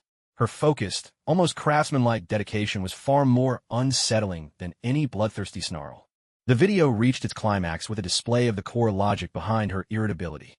Everything she did was measured by a single standard. Would it help her recover her memories, or keep Zhang Chulan safe? Anyone who got her way, whether good or evil, reasonable or not, was given just one label in her eyes: trouble. And her method for handling trouble was simple: remove it, physically. In the video, Zhang Chulan asked her, "Baobao, why do you have to kill him? He doesn't deserve to die." Expressionless, Feng Baobao lifted her shovel and replied, "He's standing in your way. You are my mission. He is an obstacle to the mission. Remove the obstacle, and the mission can proceed." Her logic was clear and simple, yet it carried an uncompromising, absolute sense of violence that brooked no argument. She wasn't irritable out of anger. Her impatience stemmed from efficiency. Her agitation was a pure, emotionless, mechanical problem-solving protocol. Ranked 5th, the ruthless human burying machine, Feng Baobao. Reason for ranking. Her volatility transcends the realm of emotion. It is an absolute, pure, and utterly primal drive aimed solely at solving problems. She won't argue with you, won't reason with you. She'll simply use the most efficient means to turn you from a problem into part of the solution, which, more often than not, means fertilizer. Heavenly maxim. Don't try to understand her logic. All you need to know is that when she picks up that shovel, your best option is not to be standing in front of her. I get it now. In the world of the extra-normals, a young outsider spoke, his voice trembling. Her volatility is programmatic, like a computer faced with a virus. Just deletes it. No questions asked. This analogy sent a chill down everyone's spine. Zhang Chulan covered his face and groaned in anguish. It's over. Now Big Sis Baobao's title as the airhead assassin will echo through every world. Who would ever dare mess with her again? Even the Marvel Universe was left completely bewildered by this unique brand of volatility. A humanoid weapon that treats the mission as its highest directive? In Nick Fury's single eye, shock, and perhaps a flicker of desire could be seen. If only we could get her to work for S.H.I.E.L.D. No, she's far too dangerous. Her logic knows nothing of good or evil, only obstacles. She's even less controllable than the Winter Soldier. Tony, in spirit, lapsed into deep thought. A perfect executor, free of emotional bugs. Her existence is the ultimate mockery of human nature itself. I'd love to take a look at her source code. Hulk stared at Feng Bao Bao on the screen, and for the first time, felt perplexed. He could sense her power, but not a trace of anger. For a mind ruled by rage, this was simply too much to process. In a live comment section, this time, viewers from both worlds were trying to analyze this unprecedented form of volatility. Comment: World 002, I declare it. Big Sis Bao Bao is the strongest. Her volatility is a dimensional strike. You talk to her about feelings, she talks to you about the mission. How can you possibly win? Bullet screen, World 002, exactly. All those previous outbursts were just emotional rage, but Baby Jess is absolutely rational fury. It's on a whole different level. Bullet screen, World 001, my god. This girl is like a Terminator without emotions. But then she also seems so innocent. That contradiction is terrifying. Bullet screen, World 001. I finally get why that Zhang Chulan guy is still alive. Because he's her mission. If he weren't, he'd probably have been buried 800 times by now. Recap complete. Emotional sources detected: fear, confusion, shock, at overwhelming levels. Ranked contestant Feng Bao Bao receives a gift from heaven. Minor proficiency increase in a ways 18 styles, not yet fully mastered. After finishing her apple, Feng Bao Bao casually tried out a few moves. Oddly enough, her usual combo of digging a pit, burying someone, and stamping it flat felt noticeably smoother than before. The voice of heaven echoed again amidst this eerie atmosphere, this time tinged with a playful jab at adolescence. Ruthless fury in its purest form. But the next contender, her rage is tangled up with adolescent confusion, rebellion, and utter dissatisfaction with the world. She is the hope of mutants and everyone's nightmare. Fourth place, from World 001. The reigning queen of sharp tongues, the Scarlet Witch's very own daughter. Wait, wrong show. Fourth place, the heir to Weapon X, Wolverine's daughter, Laura Kinney, X-23. The Scarlet Witch's daughter? Wait, wrong universe. This unprecedented self-roast from the voice of heaven exploded in the minds of all sentient beings across both worlds like a mental nuke. For several long seconds, silence reigned. Then, like a dam bursting, a tidal wave of chatter swept through everyone's consciousness. On the ruins of Westview, Wanda Maximoff herself was stunned. She absent-mindedly touched her stomach, her eyes full of bewilderment, and a hint of yearning she hadn't even realized was there. My daughter? At Xavier's school, Cyclops Scott and Professor Charles exchanged glances, each seeing deep confusion and anxiety in the other's eyes. Meanwhile, in a bar, Wolverine Logan downed a huge gulp of whiskey, the burn searing his throat. He muttered under his breath, "Damn this damn sky screen. What kind of trick is it trying to pull now?" The world of the extra-normals was thrown into chaos. Holy crap, this is huge. The new entry is the Scarlet Witch's daughter? Didn't she just lose her lover? Where'd the daughter come from? Zhang Chulin's gossip-fueled curiosity burned brighter than ever. That's not right. Wang Yi, whose eyes always seemed half awake, now shone with unprecedented clarity. He stared intently at the heavenly screen, his voice grave. The way of heaven is lying, or rather, it's revealing a possible future. That interference just now wasn't a mistake. It was deliberate. It wants us to connect this girl, named Laura, with that madwoman who can rewrite reality. Amid the endless speculation and debate, the video on the heavenly screen began in earnest, accompanied by a heavy metal soundtrack that was both solemn and saturated with sorrow. This time, the audience would witness what it truly meant for a beast to crawl out of hell. The video opened in a cold, pallid laboratory. There were no windows, only blinding surgical lights. A little girl, no more than 7 or 8, lay bound on a metal operating table. She had the same black hair and resolute gaze as Logan, the Wolverine. This was Laura. On a monitor nearby, her codename was displayed, X-23. A group of researchers in white lab coats, their faces emotionless, drove a searing, silver-edged adamantium claw, still glinting with heat, straight into her hand. The little girl let out a heart-wrenching scream, not an angry roar, but the desperate wail of a beast on the brink of death. Her body convulsed violently, but soon, her terrifying healing factor kicked in. Wounds closed visibly before their eyes, fusing the weapon of slaughter into her flesh and blood. What followed was even more chilling. A female researcher named Sarah subjected Laura to brutal scent trigger training. Whenever she inhaled a certain scent, Laura would instantly lose all reason, transforming into a mindless killing machine, tearing apart anything before her, no matter how dear it was to her. She had no childhood, no friends, no toys. Her world consisted only of icy commands and unending bloodshed. Then the scene shifted. Years had passed. Laura was now grown, silent and withdrawn, her eyes filled with a wariness and ferocity far beyond her years. Together with an aging Logan and the ailing Professor X, she set out on the run. Her volatility, in this moment, was on full display. When someone tried to harm Professor Charles, she gave no warning. Her eyes simply went cold. With a razor-sharp sound, 2 steel claws sprang from her hands. And even more astonishing, her shoe's toe burst open as a hidden claw shot out from her foot. She leapt at her enemies like a lithe and lethal panther, striking down her foes in the most primal, savage way, tearing them to shreds. She didn't speak. She only killed. Her rage was silent, deadly, and instinctual, a beast response to the world. At the end of the video, it is the death of Logan. When Logan is pierced through the chest, his life reaching its end, the girl who had always been like a wild beast sheds tears for the first time. She holds Logan in her arms, crying out in anguish, her sobs raw and heartrending. At last, she has learned how to love. Yet in that very moment, she loses her father forever. She buries Logan, erecting a cross shaped like an X at his grave. Number 4. The Beast of Weapon X, Laura Kinney, X, 23. Reason for ranking. She was created as a weapon, tormented like a beast. Her temper is a shield, forged in trauma. She faces the world's malice with silent resolve and lethal claws. Her fury isn't for destruction, it's for survival. Heavenly wisdom. Some people spend their whole lives learning how to fight. She spends her life learning how not to die. You animals. In the world of outsiders, Su Si stared at the screen and for the first time stubbed out his cigarette forcefully in the ashtray. He had cursed countless people before, but never had he felt such pure, unfiltered rage. Zhang Chuan fell silent as well. He thought of Chen Duo, of all those children raised as mere tools. He realized that no matter the world, the darkness in human nature is always the same. She had it even worse than Chen Duo, he murmured. At least Chen Duo had Uncle Liao. But her, she had nothing at all. In the Marvel Universe, at the X-Mansion, everyone was plunged into a heavy silence of grief. Logan, the Wolverine, watched the screen as his daughter wept for him. This man, hardened by a lifetime of pain, could no longer hold back. He covered his face with his hands, his broad shoulders shaking in silent sobs.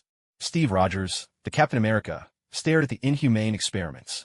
His fists clenched so tightly his knuckles whitened. The Weapon X program? Hydra? Why is there always someone so eager to play God? Even Tony's spirit, usually quick with a quip, grew solemn.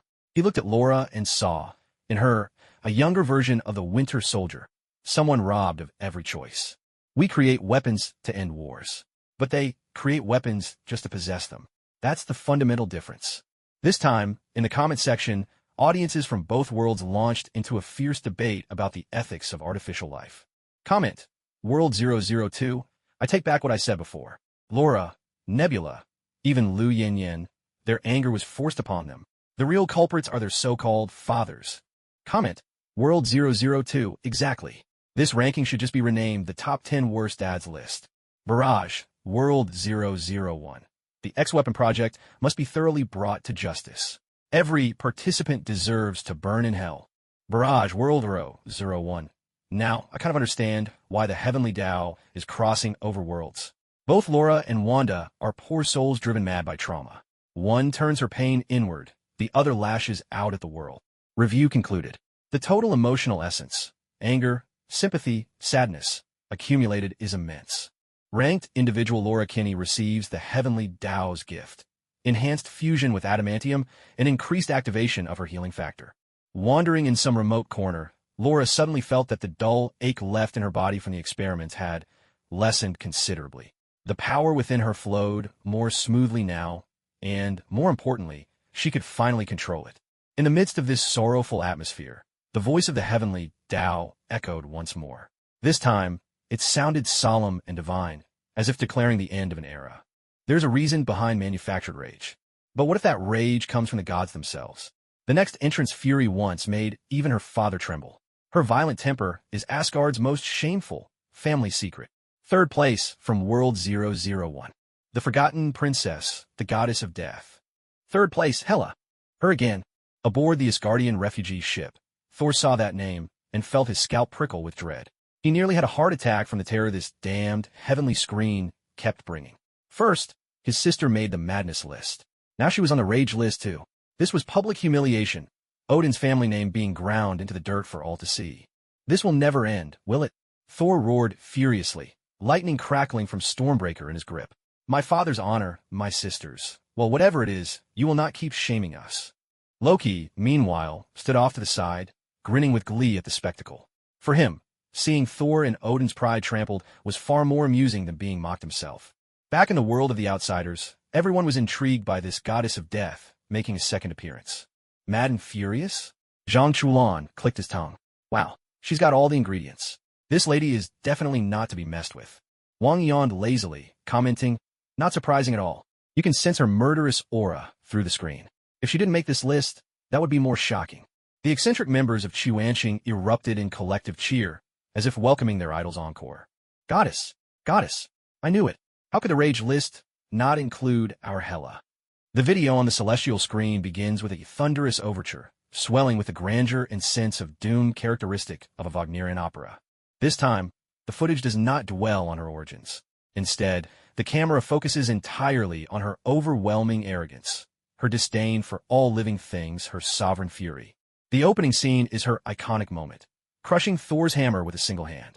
But this time, the celestial screen offers a brand new perspective. The world is seen through Hela's own eyes.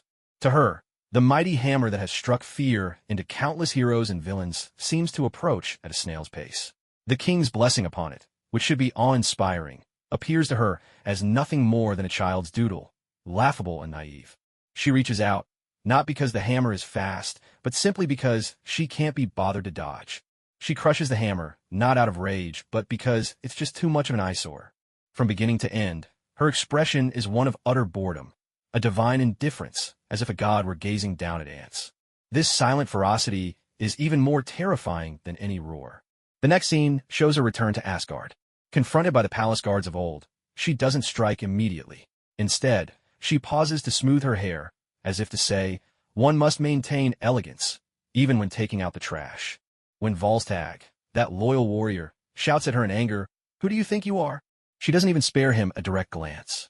With a casual wave of her hand, 2 spears of death fly forth, ending his life and his comrades, without a trace of hesitation. There is no thrill of slaughter on her face, only a sense of relief, as if she's finally found some peace and quiet. Her fury is not a loss of control. It is the natural, inevitable purging of all who are weak. In her worldview, weakness itself is the original sin. To challenge her is not just foolish, it is a crime beyond forgiveness. In the final scene, she stands upon the Rainbow Bridge, facing Thor, now awakened to the full might of his thunder. Thor summons Asgard's most powerful lightning, striking her with all its fury. Yet she emerges from the blazing storm unharmed, and for the first time, a radiant smile spreads across her face. Now, you finally remind me a little of him, she says with a smile. But do you really think that's enough? Her smile is filled with the pride of the sister seeing her brother finally grow up, and an absolute scorn for power that, in her eyes, is still far from enough. Third place, the sealed queen, Hela, reasons for ranking. Her volatility is the arrogance of the divine. She is never angry, only disdainful. In her eyes, any existence that defies her will is nothing more than trash to be swept away. Whenever she acts, it is not a battle, but an elegant and efficient grand cleaning. Heavenly maxim, do not try to challenge her disdain with your rage. For in the face of absolute hierarchy, your roar is nothing but noise. Damn it, damn it, damn it. Aboard the refugee ship from Asgard, Thor trembled with fury. Every review from the heavens felt like a fresh wound torn open. The power of the god of thunder, which he had always taken pride in, was dismissed by his sister with nothing more than, "Finally, you're starting to look the part?" That humiliation was harder to bear than death itself. Meanwhile, in the world of the extra-normals, a heated debate erupted over the levels of power. This isn't even a fight in the same league anymore. At Mount Longhu, an old Taoist master gaped in astonishment, muttering to himself, "The thunder magic of that god of thunder already carries the might of the heavens. But before this woman, it's like scratching an itch. What is the true nature of her power?" "It's authority," Wang Yi replied, his expression more serious than ever. "Her strength is bound to the land of Asgard itself. As long as Asgard stands, she cannot die. This isn't she, nor is it any extra-normal ability. This is another kind of rule that we cannot comprehend." Zhang Chulan listened, thoroughly baffled. "So, you're saying she's a super landlady? On her turf, what she says goes." Crude as the analogy was, it was unexpectedly spot on. In the comment section, audiences from both worlds clashed once again over whether Hela should be considered a villain. Comment: World 001. Your Majesty the Queen. So impressive. Now it's a real god. Those wishy-washy heroes are nothing compared to her. Comment: World 001. What about your morals? She's killed so many. She's a butcher, a fascist. Comment: World 002. I think she just wants to reclaim what's rightfully hers. Odin totally did her dirty, used her, and then locked her away. That's what we call use and discard. Classic jerk move. Comment: World 002. Exactly. Support the Queen's revenge. Where we come from, this is called cleaning house. It's totally justified. End of review. Emotional resonance, admiration, fear, controversy reaches staggering levels. Hela, the one ranked, is deceased. Reward converted into the mark of deathly divine power. Reward distribution. Upon the ruins of Asgard, a black spear of death slowly rises from the depths of the earth, radiating an ominous aura, as if waiting for its next master, someone worthy to wield it. The voice of the heavenly way echoes once more amidst the chilling atmosphere. This time, however, its tone turns playful, tinged with the vibrancy of everyday life. The wrath of the gods inspires awe. But the next one, her temper burns with the fire of the mundane, laced with a certain exasperation, as if she's perpetually disappointed by those around her for failing to live up to her expectations. She is the company's elite, the team's big sister. Her fiery temper is not meant for destruction, but rather to urge this troublesome bunch to finish their work, so they can all go home. Second place, hailing from world number 002. The Queen of Tianxia Corporation, eldest daughter of the Feng family. Second place, Feng Xian. Feng Xian. At the mention of this name, every employee at Tianxia Corporation's headquarters instinctively sat up straighter, as if their big sister herself were standing right behind them. Sis. Feng Xingtong's face lit up with both surprise and delight. My sister made the list? And she's second place? Zhang Chulan, on the other hand, wore a complicated expression. He remembered that woman from the Luo Tiandajiao, the one whose composure he'd shattered with his shameless tactics, and who later seemed to have mixed feelings toward him. Her? Hot-tempered. Zhang Chulan scratched his head. Honestly, she always struck me as more of a victim. Meanwhile, over in the Marvel Universe, curiosity sparked among the onlookers at this newcomer, a modern career woman who hardly seemed out of place in a bustling metropolis. Tianxia Corporation? Sounds like a rival to Stark Industries, Tony's spirit remarked. Let's see whether this queen runs a tighter ship than Pepper does. Captain America, Steve, studied Feng Xian's crisp, professional demeanor and nodded approvingly. She certainly looks like someone you can count on. Amidst the pulsing rhythms of an urban electronic dance track, the video on the heavenly screen began. Instead of a dramatic battle, the opening scene took place in the office of Tianxia Corporation. Feng Xian, dressed in a sharp business suit with her long hair pulled into a high ponytail, stood at the front, facing a group of dejected subordinates. She was conducting a post-mortem using a PPT presentation. So, who would like to summarize the reasons for our failure on this mission? Her voice was icy, laced with an unmistakable sense of authority. It was because the opponent was too cunning, one subordinate stammered in a low voice. With a sharp slap of her hand against the desk, Feng Xian jolted everyone in the room to attention. Cunning. Her arched brows shot up, her temper flaring at full blast. There are plenty of people in this world far more cunning than us. If we lose, you call them cunning? So next time, are you going to say they just hit harder than we do? Let me tell you all, there's only one reason for failure, and that's because you're stupid and weak. Got it? Her scolding rang with the fiery frustration of someone who hated seeing iron fail to become steel and a helplessness that screamed, why am I stuck with this bunch of idiots? Her outbursts were the textbook example of the no-nonsense workplace elite kind of temper. The following scene was her showdown with Zhang Chulan at the Luo Tiandajiao. She showcased her formidable strength, wielding the Feng family's mastery of spatial abilities, toying with Zhang Chulan as if he were in the palm of her hand. Her face showed no anger, just a clear impatience that said, let's wrap this up, I got a meeting to get to. However, when Zhang Chulan unleashed his infamous away 18 moves, resorting to all sorts of shameless tactics and relentless trash talk, her expression finally changed. You scoundrel. You row. In an instant, her composed, professional image shattered. Her attacks lost all rhythm and precision. Embarrassment flooded her face, turning it bright red. Her volatility, when faced with someone who refused to play by the rules, suddenly seemed endearing and utterly powerless. The video's closing scene showed her approaching Zhang Chulan after the match, her expression awkward as she asked, that thing you said last time, does it still count? That tangled mix of trying to maintain her icy poise while brimming with curiosity sparked knowing smiles from countless viewers. Second place, the Queen of Disdain, Feng Xian. Why she made the list. Her temper is the boss lady kind, born from the agony of watching potential wasted. She despises weakness, has no patience for fools, and is physically repulsed by anything unprofessional or inefficient. Her rage is the ruthless contempt of the high achiever for the slackers around her. Heavenly quote, "Don't bother testing her patience with your stupidity. She truly doesn't have any to spare." Haha, couldn't have put it better myself. The employees of Tianxia Company watched the broadcast, every face showing the same haunted recognition. That's our boss for you. If you're good at your job, she'll shield you from anything. But if you slow the team down, she'll roast you so hard you start questioning your very existence. Feng Xingtong wore a look of pride. That's my sister. She's just that awesome. Across the world of the awakened, countless female viewers felt a deep resonance with Feng Xian. Oh my god, isn't this me? Every day, I'm dragging a team of useless idiots. My blood pressure through the roof. Feng Xian, my spirit animal. Those insults so satisfying. In the Marvel Universe, Pepper Potts watched the screen and couldn't help but give a weary, knowing smile. I understand her. Truly. Whenever Tony flies off to save the world without so much as a word, leaving me to clean up the mess, that's exactly the look I have on my face. Tony's soul stood off to the side, awkwardly rubbing his nose. Black Widow's soul commented, her irritability is actually a form of order.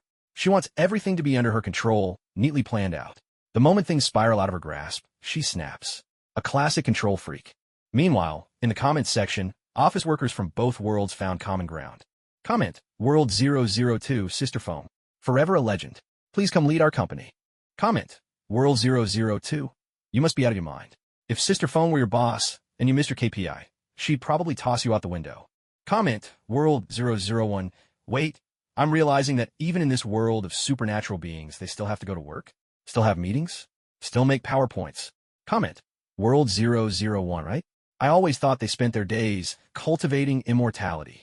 Turns out their lives are just as miserable as ours. Suddenly, they feel so relatable. Summary complete.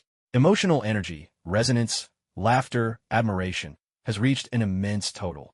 World 002, the world of supernatural beings, acquires a vast amount of emotional energy. World tilt resumes, probability of breakthroughs in combining technology and qi in World 002 increases by 0.01%. In an instant, in places like Tianxia Corporation and Yaoxing Society, new solutions suddenly appeared for technical problems that had long stumped researchers. Leaderboard entry. Feng Xian receives a gift from the way of heaven. Her spatial perception ability expands slightly. Feng Xian felt her awareness of the space around her become sharper and clearer than ever before. She could even see her younger brother Feng Xingtong in the next room, peeking in to watch her expression. She let out a satisfied little hum.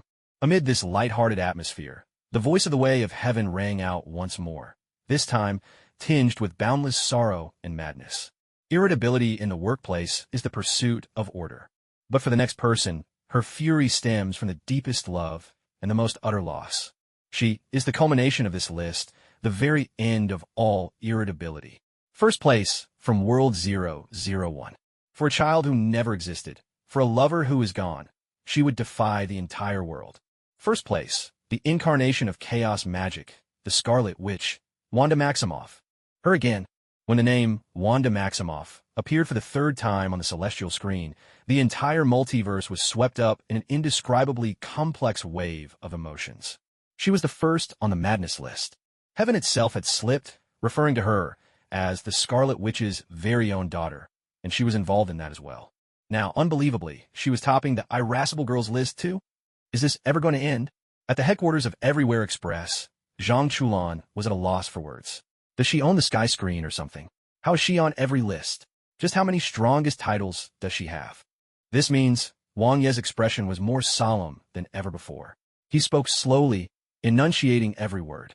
Her very existence embodies the most extreme negative emotions: madness, rage, sorrow. She is a vessel of emotions, a walking bomb of pure emotional energy. In the Marvel world, at Avengers headquarters, silence reigned.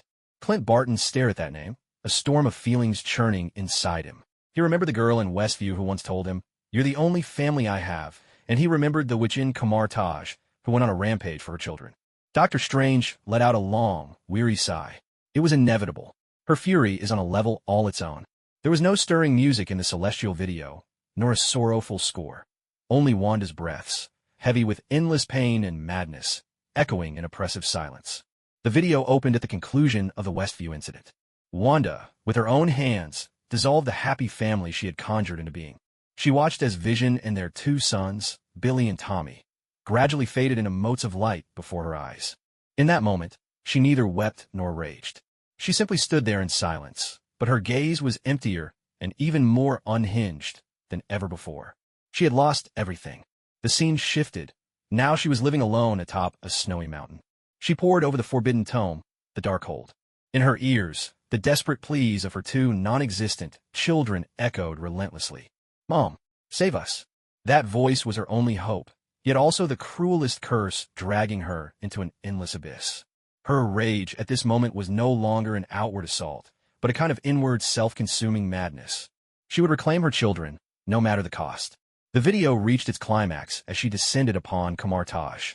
She was no longer the confused Avenger, but now, utterly corrupted by the Darkhold, the true Scarlet Witch. She said to Dr. Strange, "I'm not here to ask for your help. I'm here to tell you. Hand America Chavez over to me. I won't say it again." Her tone was calm, yet it carried an undeniable authority that brooked no refusal. When Dr. Strange refused her, her simmering rage at last erupted, utterly and completely. She didn't unleash destruction with raw energy, as Jean Grey might have done. Her attacks were far stranger, and far more insidious. They struck straight at the soul. She invaded the mind of one sorcerer, turning him from within, causing the defenses of Kamar Taj to crumble from the inside out. With a spell, she sealed Black Bolt's mouth, forcing him to suffocate on his own mountainous voice, a power that could have shattered entire peaks. She shredded Mr. Fantastic, Reed Richards, as easily as twisting a strand of noodles between her fingers. With a flying shield, she sliced Captain Carter in half, cutting her down in a single merciless blow. Every time she killed, it seemed almost casual, as if she were merely brushing aside insignificant obstacles. Her wrath had transcended mere emotion. It had become a cold, unyielding will, a will that would disregard all life and every rule to achieve its purpose. First place, the desperate mother, the Scarlet Witch, Wanda Maximoff. Reason for ranking. Her fury, born from a union of motherhood and godlike power, is both the most extreme and the most tragic. She does nothing for herself, only for her illusory children. For this goal, she would make herself the enemy of the entire multiverse. Her rage is not the blind fury of weakness, but the compassion of a god, fused with the mercilessness of a demon. Heavenly maxim: never try to reason with a mother, especially when that mother can rewrite reality itself. She's lost it. She's completely lost her mind. In the world of the Outlanders, Zhang Chuan was chilled to the bone by what he saw. If Jean Grey's breakdown was a natural disaster, then Wanda's fury was a man-made catastrophe, one he couldn't begin to comprehend, and one that filled him with an overwhelming sense of dread. Wang Ye's expression was beyond words. He simply closed his eyes and murmured, in a single thought, one can become a Buddha or a demon. It's passion that is the deadliest poison under heaven. The Marvel Universe, meanwhile, was plunged into utter silence. Every hero stared at the rampage on their screens, their former comrade, now turned executioner, hearts heavy with sorrow and helplessness. We were all wrong. Clint Barton's voice was thick with guilt. We only ever saw her power. We never truly cared for her heart. Dr. Strange watched the screen, his gaze troubled and conflicted. He knew that he, along with everyone in the Illuminati, bore an inescapable responsibility for Wanda's tragedy. This time, in the comment section, not a single voice could bring themselves to argue. Everyone was shaken by this motherly love, so heavy it seemed capable of crushing the entire multiverse. Commentary, World 001I? I don't know what to say. I hate her for killing so many people, but I just can't truly hate her. She's simply a mother who wanted her child back. Commentary, World 001. That's what makes it so tragic. She gained the power of a god, but never acquired a god's wisdom. She tried to control divine power with a mortal's emotions, and in the end destroyed herself and others as well. Commentary, World 002. After reading through this whole ranking, I don't feel rage at all. All I feel is endless sorrow. Commentary, World 002.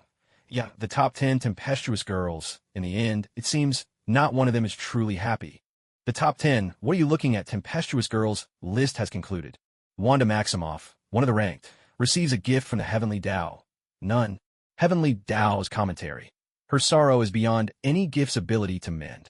For the first time, the Heavenly Tao offered no reward at all.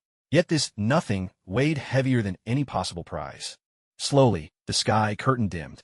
Across the myriad worlds, an oppressive mood settled in, a heaviness that refused to lift. And just as everyone thought this ranking would end on such a somber note, the sky curtain suddenly lit up again. This time, its glow wasn't golden, but instead burst forth in a riot of neon colors, playful, garish, and full of mischievous energy. The voice of the Heavenly Tao shifted, too, no longer cold and mournful, but now sounding like a tipsy gossip host, ready to spill the juiciest family drama. Sigh. After watching all these fierce, hot-tempered girls fighting and brawling, even I feel a bit worn out, emotionally drained. Honestly, girls, gentleness suits you better. All this constant fighting and chaos. What kind of example is that? This just goes to show, family education matters. Some fathers, when they teach well, their daughters become queens. Teach poorly, and your daughter spends her days plotting your demise. Some masters, if their mentorship is right, their disciples bring honor to the school. Teach badly, and they'll spend every day thinking how to ruin the place. So, to promote harmony across all worlds and unity among masters and disciples, I have decided to launch a brand new ranking filled with love and filial piety. The Filial Piety Gone Wild. Top 10 Backstabbing Offspring/Disciples List. Let's see, are the dutiful children of the East more impressive, or will the devoted children of the West surprise their parents even more? Now, let's announce the number 10 spot. He is a descendant of a cosmic deity, yet he was raised by a blue-skinned space outlaw. With his actions, he proved one thing. Whoever raises you is your real father. Number 10. From World 01. The leader of the Guardians of the Galaxy who gave his own father a heart attack. Star-Lord, Peter Quill. Me again. Aboard the Guardian spaceship, Peter Quill, who had just been basking in his own newfound charm, was dumbstruck when he saw his name pop up once more, especially on a list so saturated with the theme of filial piety, or the lack thereof. Screwing over my dad? When did I ever do that? That was an act of greater good. Yes, a righteous sacrifice. I was saving the universe. He flailed his arms about, desperately trying to defend himself. Rocket Raccoon, meanwhile, was rolling on the floor with laughter, pounding the deck as he howled, "Ha! I knew it. I knew you'd end up on this list sooner or later. You idiot. Made your own dad keel over. Ha ha ha. The Cosmic Order really nailed it this time." Drax, in his usual deadpan tone, chimed in. "Indeed, you reduced your father to a pile of blue ashes. From a physical standpoint, you did screw him over." In the world of the outsiders, everyone was left stunned by this sudden, dramatic shift in the tone of the rankings. Filial piety makes you strong? The art of betraying your father. Zhang Chulin's eyes lit up at once. He rubbed his hands together in anticipation, delighted. Now, this is interesting. I love it. Isn't this way more fun than some hot-tempered girl? Sigh, Wang Yi could only press a hand to his forehead in exasperation. Here we go again. I have a feeling this ranking is going to be more explosive than any of the previous ones. Sure enough, as the video played across the sky, set to the classic rock anthem of father-son rivalry, father and son, the worldviews of both universes began to collide violently. The video didn't open with Star-Lord showdown against his godly father, Ego, but instead with his everyday life alongside his foster father, Yondu, the Ravager Chief. Yondu, a foul-mouthed, hot-tempered, blue-skinned rogue. He would scold and hit Quill at the drop of a hat. "You idiot. You messed up the mission again. Want me to cook you up for dinner tonight?" When Quill made mistakes, Yondu would tie him up and hang him in midair using his whistle arrow. But when Quill was pursued by Kree assassins, Yondu never hesitated to pilot his ship straight into danger to save him. And when Quill was about to be frozen in the void of space, Yondu put the only spacesuit on Quill, sacrificing himself to the icy vacuum and turning into a frozen sculpture. The video lingered on Yondu's final words to Quill before his death. Ego, may have been your father, boy, but he wasn't your dad." The scene shifts, transporting us to Ego's breathtaking planet, a world woven entirely from radiant light. Ego, a true god, a member of the Celestials. He is handsome, powerful, and irresistibly charismatic. He reveals to Quill that he is his biological father. Together, he says, they can transform the entire universe, making it an extension of themselves. He unveils the secrets of eternal life and celestial power to Quill. Yet, when Quill asks about the cause of his mother's death, Ego responds with chilling nonchalance. "I loved her. But it was precisely because of that love that I couldn't bear to visit her only 2 or 3 times. So, I placed a tumor in her brain. In that moment, the joy on Quill's face collapses into shock, and then morphs into boundless fury. The final moments of the video show Quill, alongside the Guardians of the Galaxy, standing against ego. He no longer covets the power of a god. Instead, he chooses his own ragtag, unreliable family. With his own hands, he detonates the bomb at the core of ego's brain. He personally ends the life of his so-called father. And in that sacrifice, he loses his adoptive father, Yondu. Rank 10, the dutiful son in the most literal sense, Star-Lord Peter Quill. Reason for inclusion. Through his actions, he embodies the cosmic truth that the love of a parent who raises you outweighs the bond of blood. To avenge his mother and adoptive father, he didn't hesitate to strike down his own father, a being of divine power but utterly devoid of humanity. His act of patricide is as much a choice of conscience as it is a hero's awakening. Divine maxim: some fathers give you life, others give you a reason to live. Do I really need to tell you which to choose? Yondu. Aboard the Guardian's ship, Quill gazes at the screen, his eyes brimming with tears. He no longer tries to justify himself. He simply murmurs, "He was my real dad." Across the Marvel Universe, this bond that transcends blood moves everyone. Well done, son. Captain Steve Rogers smiles approvingly. You made the right choice. Tony, in spirit, reflects, sometimes family is who you choose. That's something I understand all too well. But in the world of the immortals, fierce debate erupts. Outrageous. Simply outrageous. An elderly scholar from the Kong family, trembling with indignation, points angrily at the sky. Your body, your very flesh and hair, are gifts from your parents. To harm them is the gravest offense. Filial piety begins there. Yet he killed his own father. This is a crime that heaven and earth cannot tolerate. A sin beyond redemption. Exactly. That blue-skinned one was just a bandit. How could he ever compare to one's birth father? This is a complete subversion of all moral order.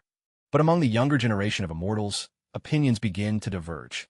Senior, I don't think that's quite right, Zhang Chuan muttered under his breath, rubbing his nose. His so-called father admitted himself that he killed. Can you even call that a father? Isn't that just an enemy? He did what needed to be done for the greater good. Nothing wrong with that. Exactly, Feng Xingtong chimed in. If a father shows no kindness, why should the son show filial piety? I think Star-Lord did the right thing. Thus began the ultimate debate on filial piety versus human nature, a discussion that spanned across 2 worlds. Meanwhile, the comment section burst into chaos. Commentary from World 002. I support the elder. Filial piety is the foundation of everything. Without your father, how would you even exist? No matter what he's done, you can't kill your own father. Commentary from World 002. Which ancient dynasty are you from? Still advocating blind obedience in this day and age? His father was about to destroy the universe. How could he not fight back? Commentary from World 001. I just don't get your world of exotics. Killing a villain who's about to destroy the universe. Isn't that what a hero does? What does it matter if he's his father? Commentary from World 001. Exactly. Where I'm from, that's called self-defense. Never mind killing your father. You could kill God if you had to. End of review. Emotional energy, moved, angry, controversial, has surged to unprecedented levels. Star-Lord, now ranked, receives a gift from the heavenly Tao. A slight increase in affinity with Yondu's Yaka arrow. Quill felt as if he could now control that red arrow, imbued with his adoptive father's longing, even more effortlessly with a simple whistle. Above the clamor, the voice of the heavenly Tao echoed once again, this time with a tone that seemed to stoke the flames of the debate, relishing the spectacle. Killing your own father to save the world, perhaps this filial piety could be excused, just this once. But the next one on our list, his betrayal, was for nothing more than his own ideal. He infiltrated his sect, deceived his master, and turned against his ancestors, all for a vague and elusive answer. 9th place from World 002. The good disciple who paved his own path to glory with his uncle's life. 9th place, the acting leader of Chuanxing, Gong Qing. Him again. The moment the name Gong Qing appeared, everyone in the world of exotics who had lived through the chaos at Mount Longhu felt a chill run down their spine.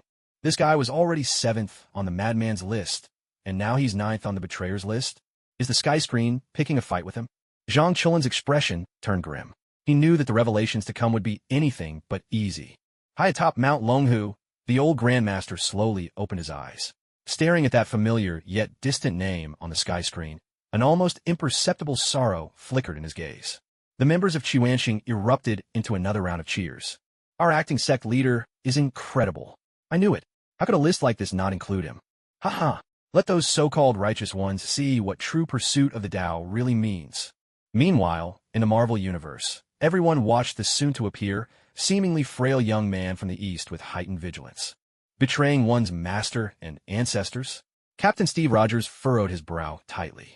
That's an unforgivable crime in any culture. Loki, however, revealed an intrigued smile. Oh, betraying your sect for the sake of ideals? I rather like this story. It reminds me of myself.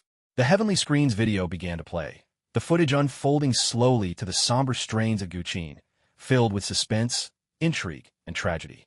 This time, the editing focused even more on the master-disciple bond between him and Tian Jinzhong, and on that final, blood-soaked betrayal.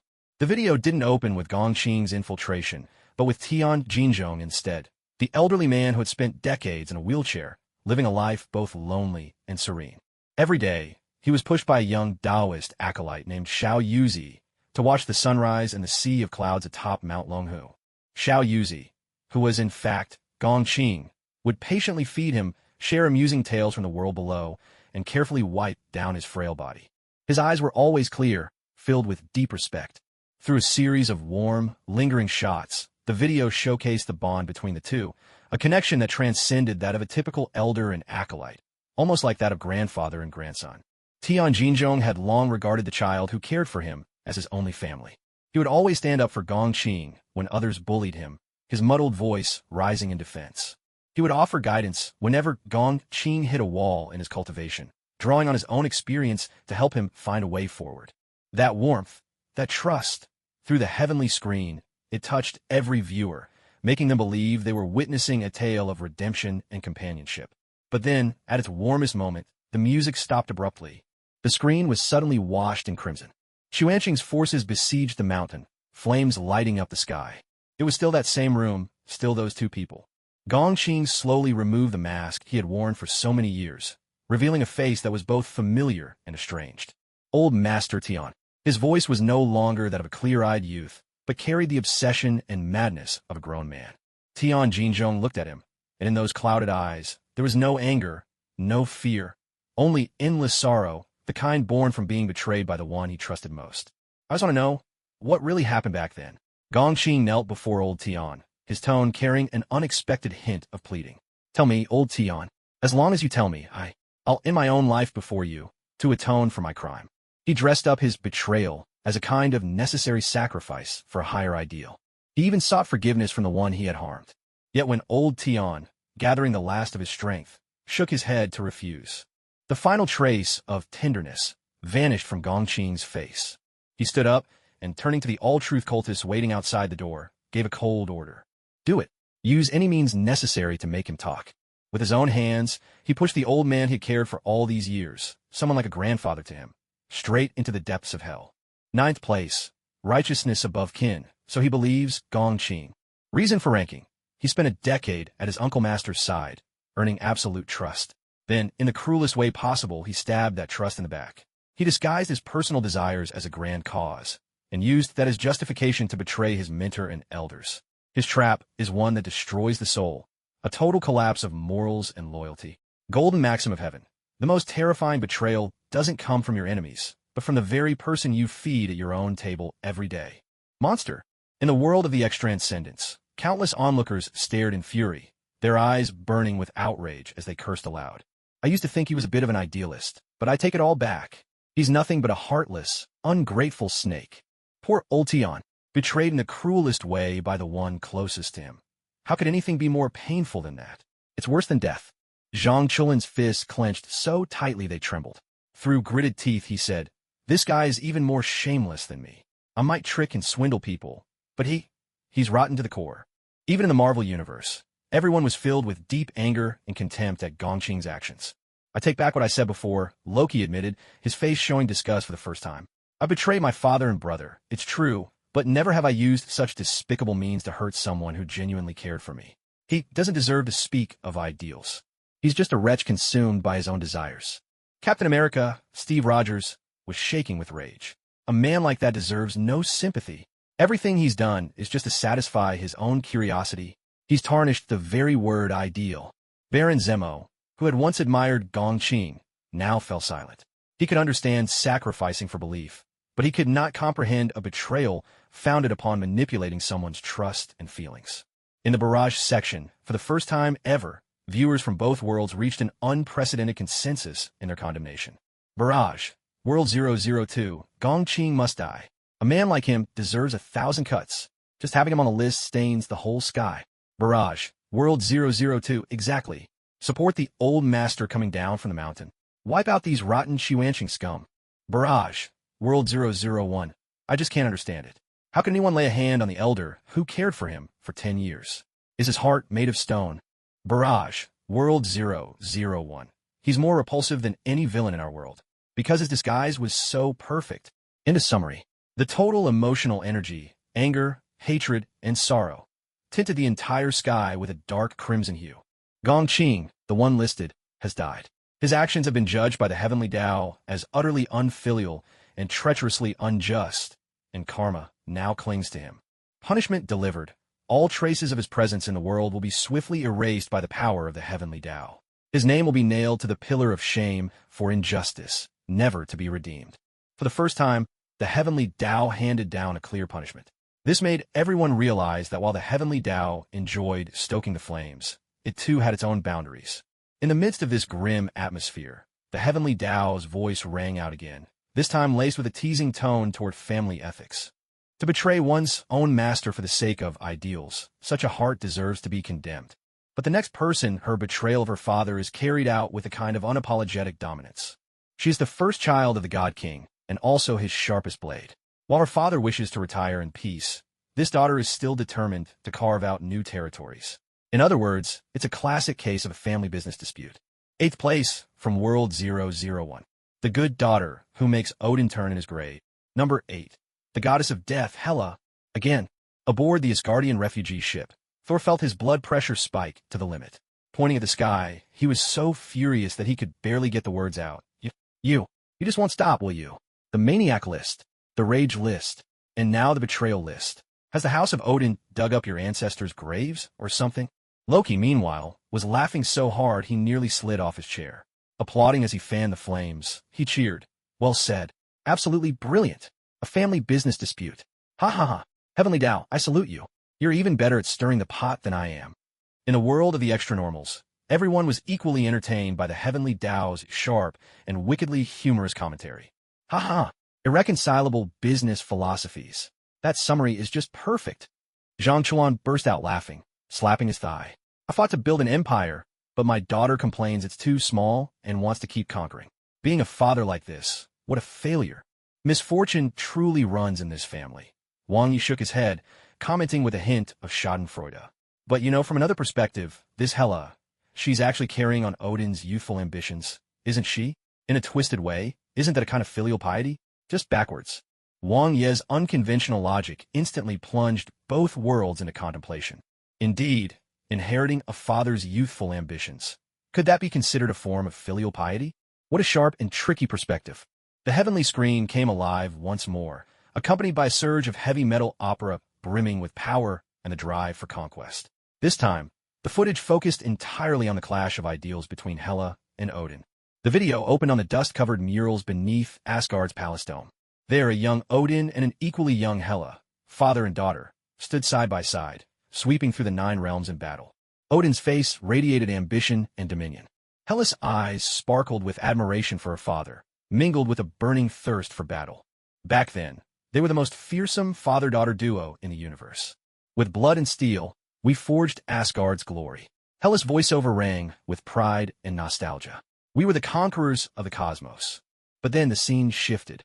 Odin, weary of endless war, began to seek peace, a new balance for the 9 realms. He traded his battle armor for royal robes, his spear for a scepter. Yet Hela's ambition only grew stronger. Father, our army is ready. In the footage, a younger Hela eagerly unfurled her war plans before Odin. We can conquer the entire universe. Let all kneel at Asgard's feet. But Odin only shook his head, exhausted. That's enough, Hela. The wars are over. In that moment, excitement drained from Hela's face, replaced by disbelief and, finally, boundless disappointment and rage. You've grown weak, father. Thus began the rift between them. The video showed how Hela tried to overthrow Odin's rule, and how, in the end, Odin sealed her away with his own hand. You monster! Odin looked upon his defeated daughter, anguish etched in his face. Monster! Hela lay amid the ruins, laughing madly. Didn't you create me with your own hands, father? Ranked number 8. Inheriting the family legacy. In reverse, Hela. Reason for making the list. She perfectly inherited her father's youthful entrepreneurial spirit and sought to carry it forward. Unfortunately, her angel investor and chairman, father, changed his mind halfway through, wanting to pivot into the peace dove industry. The two clashed fiercely over the company's future direction, and in the end, the daughter was stripped of her shares and forcibly placed on leave, sealed away, for thousands of years. Golden words of Heaven's will. What gives a father the worst headache isn't a son who fails to measure up. It's a daughter who, in her youth, is even more like you than you were. Ha ha ha! Heavens will deliver a review so steeped in modern business lingo, and so darkly humorous it could be called a hell joke, that both worlds erupted in explosive, earth-shaking laughter. Angel investor. Force leave. Ha ha ha. Heavens will, you really know your metaphors.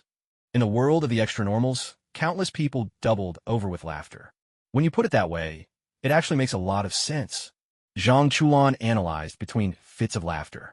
Odin was the founder, Hela was the first CEO, but because their management philosophies clashed, the chairman kicked her out. This plotline, wow, it's just too real. Even a Marvel world was left speechless by Heaven's will's fresh perspective. Tony, in spirit, slapped the table in delight. Exactly. This isn't a family drama at all. It's a ruthless corporate power struggle. Hela was the radical expansionist, and Odin was the conservative guardian of the status quo. You see this kind of conflict all the time in big corporations. The only difference is their business wars are a bit more dramatic. Thor, on the other hand, was so incensed by these comments that he was left speechless. His family's sacred, tragic history. How had these people reduced it to mere office politics? He roared at the void in anger. What do you mortals know? That was my father's arg. But he found himself unable to argue back. This time, the comment section wasn't just a battleground of arguments. It was buzzing with business analysis and workplace jargon. Comment. World 001. So Hela's problem was that the professional manager tried to sideline the chairman and failed. Comment. World 001 exactly. And the chairman even had a backup plan. He groomed 2 spare successors, Thor and Loki. Comment. World 002. Where I'm from, we'd call what Odin did stripping military power over a cup of wine. Only, instead of wine, he used a seal. Bullet screen. World number 002. To sum up, this is a sad story about a startup that, after receiving series of funding, split apart because the founder wanted to take it easy while the CEO insisted on burning money to expand. Summary complete. Emotional essence, uproarious laughter, absurdity, sudden insight, is overwhelmingly abundant. Ranket, Hela, decessit. Her troublesome behavior has complex historical causes and a degree of reasonableness. Reward. The remnants of her divine soul in the underworld, Helheim, receive a sliver of peace. For the first time, the heavenly Tao judged a villain's troublesome actions as reasonable. This stunned countless onlookers. The voice of the heavenly Tao echoed again amid a lively, cheerful atmosphere. This time, its tone carried helplessness and deep sympathy. To betray one's own father due to conflicting ideals is at least a conscious choice. But the next contender's betrayal of his sect was entirely passive. He had no say in it. Trouble came looking for him while he was minding his own business. He only wanted to be a lazy Taoist, living peacefully in the mountains, away from worldly strife. But fate had other plans. His friend was the very origin of trouble. 7th place, from world number 002. The innocent Taoist dragged into disaster by a shameless companion. 7th place, Wudong Wang Yi. Me again. At the foot of Wudong Mountain, inside a makeshift tent, Wang Yi, who had just laid down for a nap, sprang up from his camp bed the instant he heard his name. With 2 enormous dark circles under his eyes, he looked utterly disbelieving and defeated. Will it ever end? What did I do to deserve this? I made the divine on earth list, the sacrifice list, the silver tongue list, and now the troublemaker disciple list? Why am I on every single one? He grabbed his messy hair in agony and wailed, Heavenly Tao, is my fate truly cursed? At the headquarters of All Access, Zhang Chulan stared blankly at the results, then sheepishly wore a guilty, uneasy expression. Oh, I guess this one really is my fault, he muttered under his breath. Beside him, Feng Baobao handed him a shovel with a perfectly straight face. In a Marvel world, Everyone felt a wave of sympathy for this laid-back Taoist who seemed to get into trouble time and again. Oh, poor young man, Captain America, Steve Rogers, shook his head. I can tell. He really doesn't want any of this. Tony, or rather, Tony's soul, stroked his chin and analyzed, a passive betrayal of his sect? Interesting. That suggests it wasn't an intentional act of treachery, but rather something forced on him, perhaps by circumstances beyond his control, or maybe because of a foolish teammate. Let me guess, was that teammate named Zhang Chulan? Tony's sharp analysis struck a chord with countless viewers from the world of The Outsiders. They all nodded in deep agreement. The video on the heavenly screen unfolded gently, accompanied by a folk melody that brimmed with resignation, a touch of laziness, and a hint of sorrow. This time, the story was told entirely from Wang Ye's perspective, his sense of helplessness at the forefront. The video opened with scenes of Wang Ye's leisurely life atop Wudong Mountain. Every day, he woke up naturally, whenever he pleased. Then, alongside his fellow disciples, he practiced Tai Chi and honed his skills.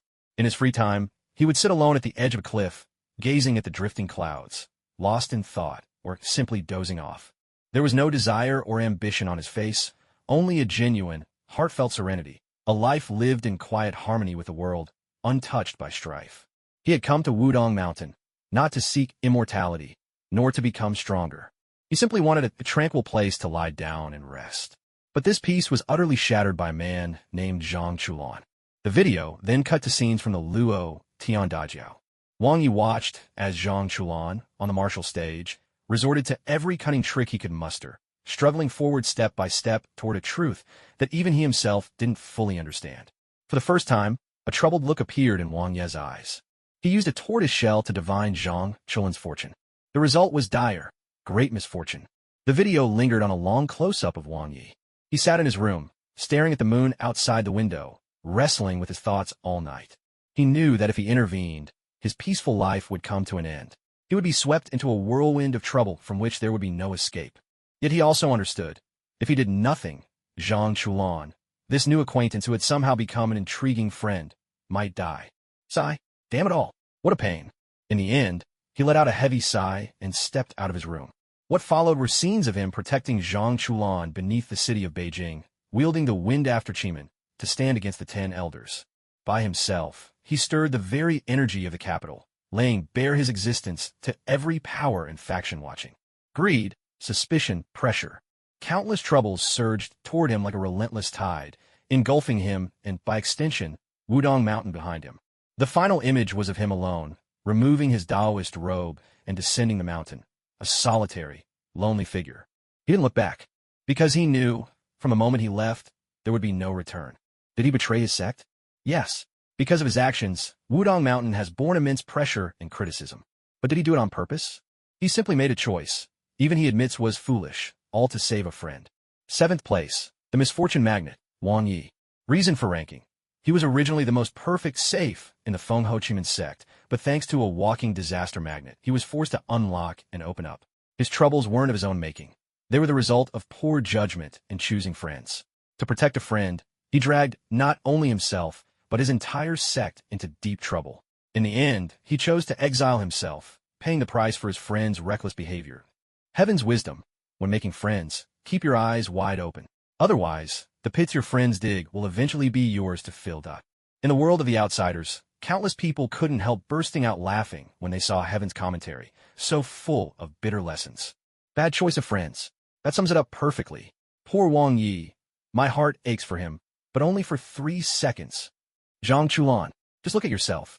You turned a perfectly good heir to 100 billion fortune into this mess. I declare, Zhang Chulan is truly the #1 friend wrecker.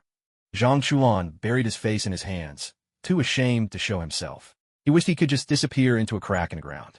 On Wudong Mountain, the Taoists who once harbored resentment against Wang Yi now fell silent. Only now did they understand. Wang Ye's departure wasn't betrayal.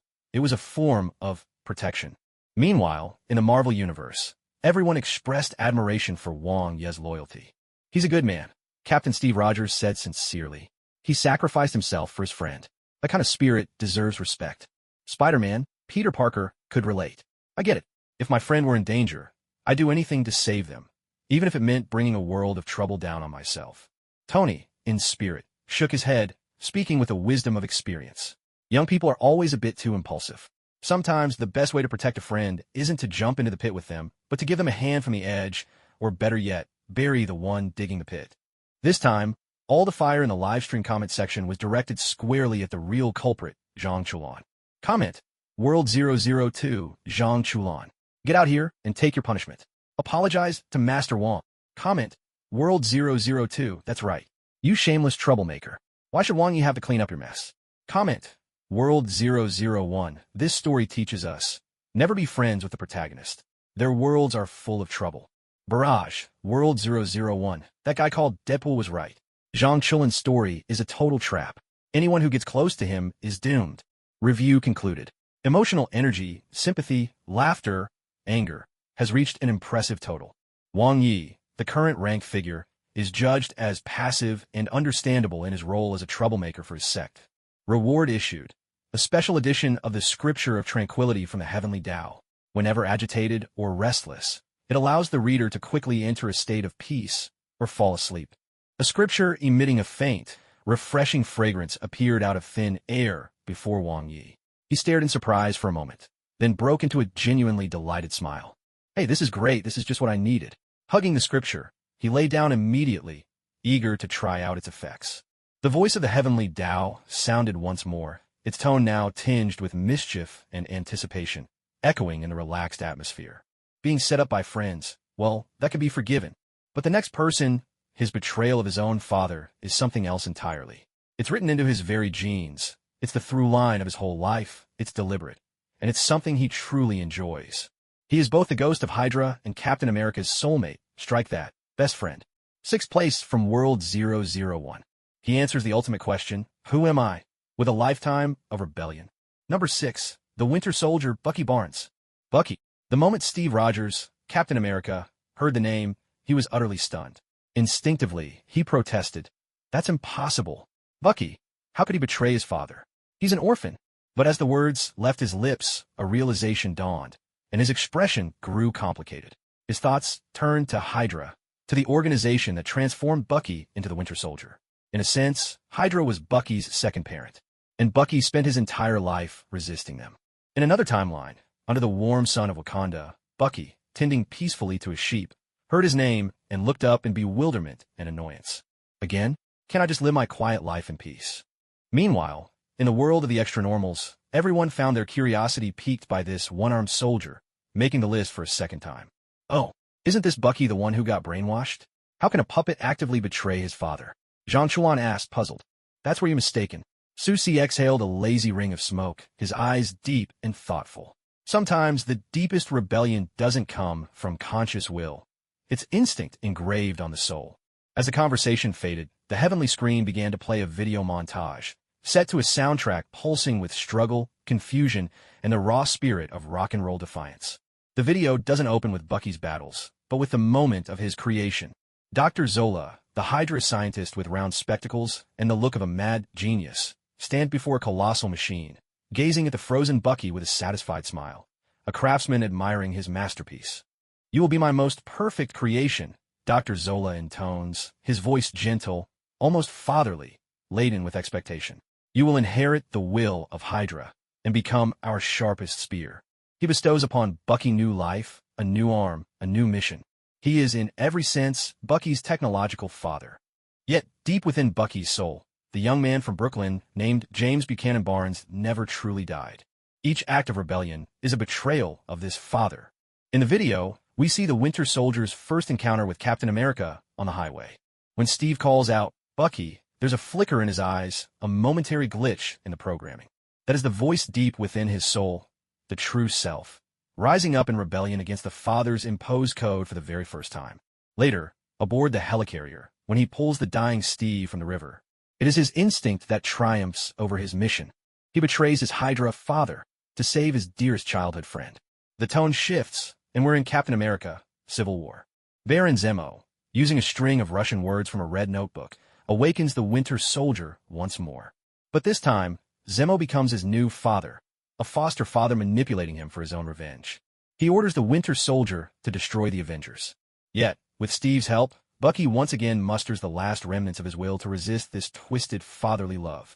In a Siberian bunker, he and Captain America face off against Iron Man in a battle that shakes the very foundations of their family. With his own hands, he shatters the schemes of both his technological father, Hydra, and his foster father, Zemo. Time and again, Bucky betrays his fathers, seeking the answer to the most fundamental question. Who am I, really? Sixth place, the rebellious heir, the Winter Soldier, Bucky Barnes. Reason for ranking. His life has been shaped by different fathers. Hydra gave him life. Zemo gave him a mission. Captain America gave him a home. And through each act of betrayal and rebellion, he outwitted every father who tried to control him, ultimately reclaiming himself. His journey of betraying his fathers is a blood-soaked epic of self-discovery. Heavenly Tao's golden maxim. When the whole world wants to play your father, your only way out is to outwit them all. So that's what it means. Steve Rogers, Captain America, gazed at the screen. His eyes brimmed with both relief and sorrow. He was relieved that Bucky had finally reclaimed himself, yet pained by all that Bucky had endured. You did the right thing, Bucky. You'll always be yourself, he murmured softly. Tony's soul, meanwhile, stared at the scene in stunned silence. He muttered to himself, I think I finally understand why Steve was so desperate to protect him back then. This wasn't about shielding a criminal at all. It was about saving a poor soul, tortured into ruin by countless fathers. For the first time, his fury over what happened in Siberia wavered, if only a little. In the world of the Outlanders, everyone was deeply shaken by this unique, twisted path of outsmarting the fathers. Damn, this is just too tragic, Zhang Chulan exclaimed, clicking his tongue. This guy's whole life has been a cycle of being forced to play the sun and struggling against it. That's just too much. Wang Yi sighed. He's never had control over his body, nor his fate. His so-called outwitting was forced on him, and yet it was inevitable. If he doesn't fight back, he loses himself. Xiaohe watched the screen, a flash of sympathy in her eyes. A pitiful soul, just like me, spending his whole life searching for who he truly is. In a barrage of comments, the discussion about Bucky shifted from crime and punishment to the philosophical question of free will. Comment from World001. Bucky, my God, I finally get it. He's the real, tragic figure. His whole life, he's been defined by others. Comment from World001. That Heavenly Tao maxim is spot on. When the world wants to play your father, you've got to outwit them all. Go, Bucky. There's no crime in pursuing freedom. Comment from World002. Fathers in this world are terrifying, always wanting to remake you, to control you. At least our dads just give you a beating at most. Comment from World002. Really? Think about Liu Yinyan's dad. Think about Odin. Actually, maybe all fathers are the same everywhere. End of recap. Emotional resonance detected. Immense levels of sympathy, understanding, and shock. Ranked individual Bucky Barnes receives a gift from heaven. The complete reconstruction of his mental fortress. In Wakanda, Bucky felt a profound warmth and resolve coursing through his mind.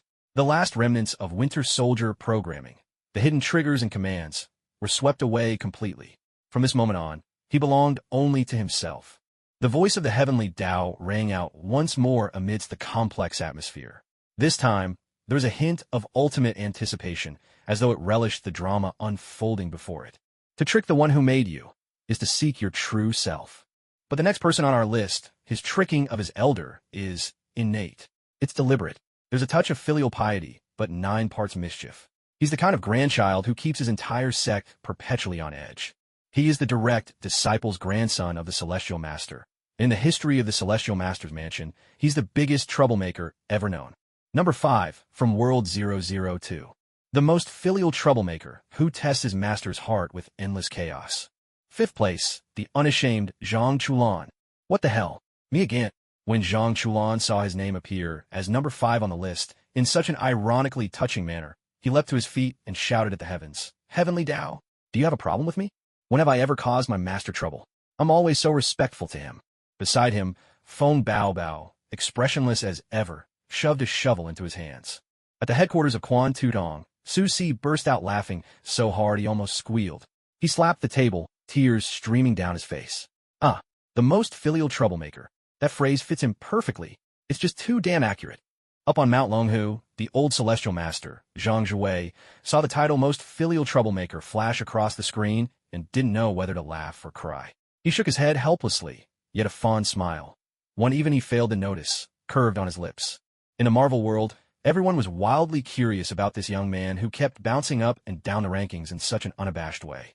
Oh, this interesting kid again, Tony Soul remarked, clearly entertained. I'm curious to see how exactly he shows his filial piety to his master.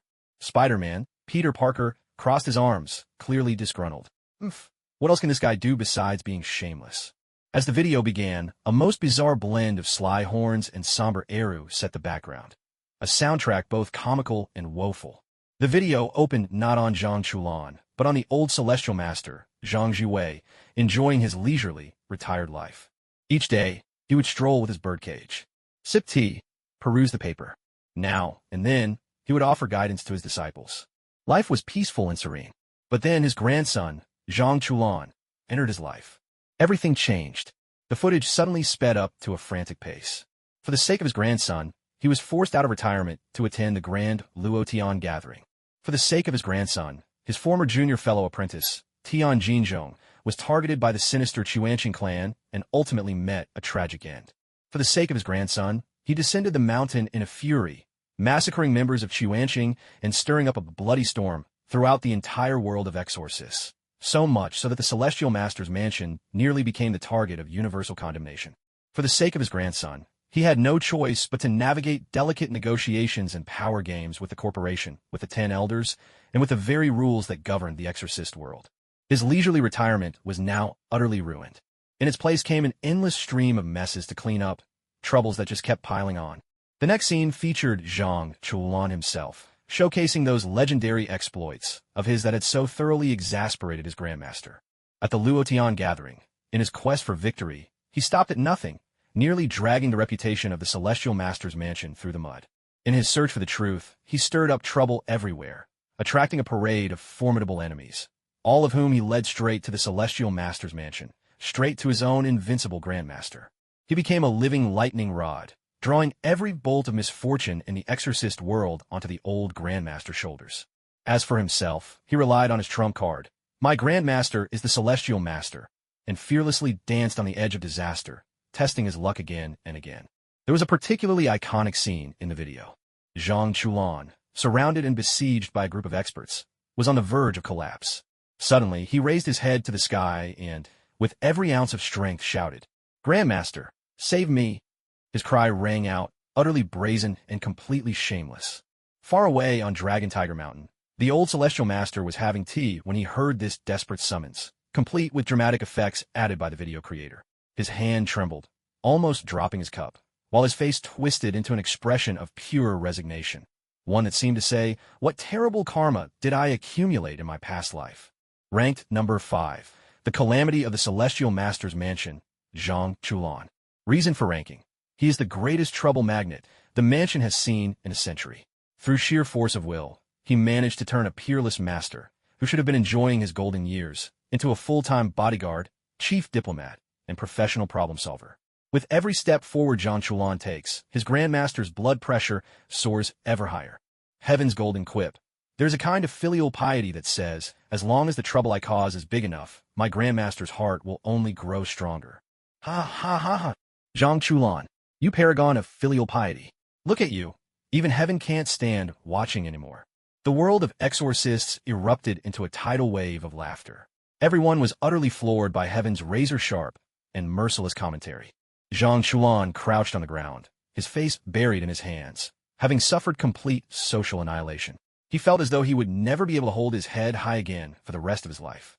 In the Marvel Universe, everyone watched the scene, torn between laughter and sympathy. My goodness, Peter Parker, for the first time, felt a deep sense of empathy for Zhang Chulan. This guy, life really isn't easy for him. Still, having such a formidable mentor is a blessing. Tony's soul, on the other hand, was laughing so hard he pounded the table. I get it. I totally get it now. Zhang Chulan is a bug, and that old grandmaster is the programmer, tasked with fixing him. The only problem is this bug is way too much trouble, leaving the programmer working overtime every day, without any overtime pay. Captain America, Steve, watched the screen with a complicated expression. It reminded him of his own friendship with Bucky. Sometimes, in order to protect those who matter most, you inevitably bring endless trouble to those around you. This time, the comment section wasn't filled with arguments, but had turned into a grand and public roast of Zhang Chulan. Comment from World002, Zhang Chulan. True filial piety. Give your respects to the old Grandmaster. Comment from World002. Grandmaster. I only wish for a peaceful life, But alas, my grandson is simply too good at stirring up trouble. Comment from World001. This story teaches us, the greater the power, the greater the responsibility. But when your grandson isn't very powerful, yet is extremely good at causing mischief, your responsibility just gets even heavier. Comment from World001. I declare Zhang Chulan and that guy Loki tied for first place on the biggest troublemaker leaderboard. End of highlight. The total amount of emotional resonance, uproarious laughter, sympathy, and schadenfreude made the heavens themselves shimmer with joy. As for Zhang Chulan, his actions that landed his mentor in trouble were judged as unintentional in motive, intentional in outcome, and it seems the one who was troubled actually enjoyed it. Reward distribution. You've received a Heaven's exclusive indestructible heart-protecting pill. Please deliver this to your mentor. A golden pill materialized in Zhang Chulan's hand, radiating a soothing medicinal fragrance. Holding the pill, Zhang Chulan couldn't help but smile wryly through his tears. Amid the cheerful atmosphere, the voice of heaven rang out once more. This time, it brimmed with anticipation and a hint of mischief. Having a dutiful grandson is headache enough for any elder. But what if you had not one, but two dutiful sons, each more troublesome than the other? What kind of chaos would that bring? Next up, fourth place from World001.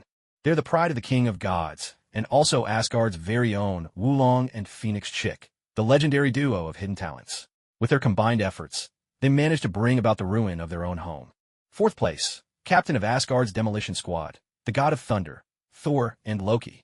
No, when Thor saw his name tied together with Loki's in such a humiliating fashion, labeled as the Wulong and Phoenix Chick of Asgard and given the title captain of the demolition squad, his last thread of sanity snapped. He raised his Stormbreaker axe and unleashed bolt after bolt of lightning into the void, bellowing out inarticulate rage. Heavens! I'll fight you to the end. Around him, the Asgardian refugees watched in silence, their eyes saying, "You're absolutely right," as if they couldn't agree more. Meanwhile, in another timeline, Loki, hard at work in the TVA, Time Variance Authority, witnessed this scene. His face froze, and he managed a smile that was more painful than tears. Oh, wonderful. Just wonderful. I actually get to share this list with that muscle-headed oaf. He pressed a hand to his forehead, feeling his divine dignity trampled in a way he'd never experienced before. In the world of the awakened, laughter erupted. Wulong and Phoenix Chick. Heaven really knows its history. Asgard Demolition Squad. That sounds like a top-tier team. I wonder if they're still recruiting. Even Zhang Chulan forgot about his own social humiliation for a moment. Pointing at the screen, he laughed until tears streamed down his face. Turns out, there are plenty of people who've messed up worse than me. At most, I only ruined things for my boss. Those two, they demolished their entire home. Incredible. Truly incredible. The Sky Screens video began, accompanied by an epic soundtrack. Epic not in glory, but in the grand tradition of spectacular disaster, mixed with the melodrama of a family soap opera. The video opened on Odin, speaking gravely to young Thor and Loki. "My sons, both of you were born to be kings." At that moment, Odin could never have imagined that his two born kings would one day become professional experts at letting down their father and destroying their family legacy. What followed was a montage of this duo's brilliant achievements. Reckless and arrogant, Thor defied orders and ventured alone to Jotunheim, provoking a war and nearly dragging all of Asgard into the flames with the frost giants. His reward? Odin, in a fit of rage, stripped him of his godly powers and banished him to Earth. Step 1 in letting down dear old dad. Infuriate him until he has a stroke, and get yourself expelled from godhood. Then came Loki. After learning the truth about his origins, he lost his balance, seized the throne, and tried to destroy all of Jotunheim with the Bifrost, just to prove himself to Odin. In the end, not only did he fail to prove anything, but he also managed to break the Bifrost itself. Second step in the Sabotaging Dad series. Not only failing to win over his father, but also dismantling the family's highway. The video style suddenly shifts to Thor, the Dark World. Loki, seeking revenge for his mother and conveniently plotting a takeover, faked his own death to escape, then used magic to exile Odin to a retirement home on Earth. Third step in the Sabotaging Dad saga, cutting off the head of the household, sending his dad straight from the chairman's office to a nursing home. Meanwhile, after returning to Asgard, Thor didn't notice at all that his younger brother had been pretending to be their father the entire time. Fourth step in this Sabotaging the Family operation, brotherly teamwork. One ships off their dad, the other is completely oblivious. The video reaches its climax with Thor, Ragnarok. Because of Odin's death, their previously sealed sister, Hela, is released. The brothers join forces to fight their sister. But the more they help, the worse things get. Loki brings Hulk back from Sakaar to Asgard. Thor, during the final battle, gets one of his eyes gouged out by his sister. Finally, realizing they're hopelessly outmatched, the brothers come up with a brilliant plan. Loki will place the fire giant Surtur's crown into the eternal flame. And so, thanks to their combined efforts, the fire giant is resurrected and, with one mighty blow, pierces all of Asgard straight through. Their home is gone. Utterly, in the most literal sense, gone. Fourth place, Asgard's legendary duo, Thor and Loki. Why they made the list? With their ingenious teamwork, they completed the perfect cycle from sabotaging their father to destroying their home. One is impulsive and reckless, always stirring up trouble. The other is cunning and scheming, always undercutting from within.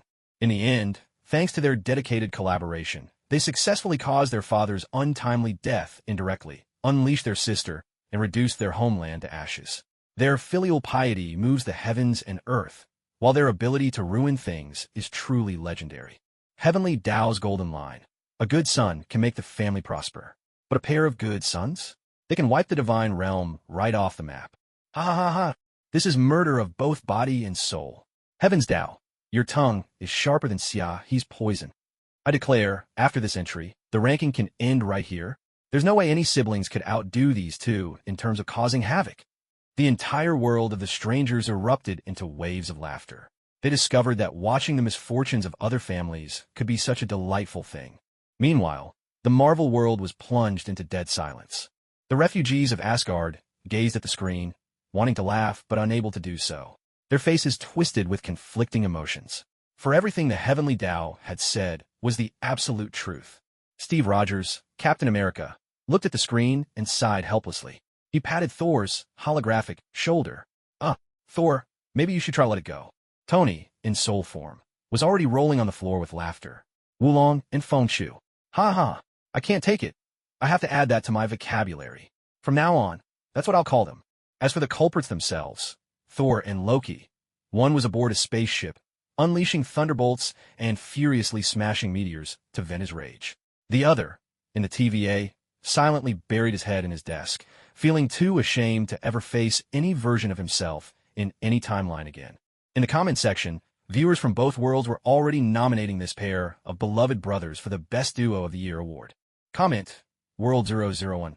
I declare, God of Thunder and God of Mischief should be renamed the God of Demolition and the God of Taking the Blame. Comment, World 001. Odin. I just wanted them to love each other.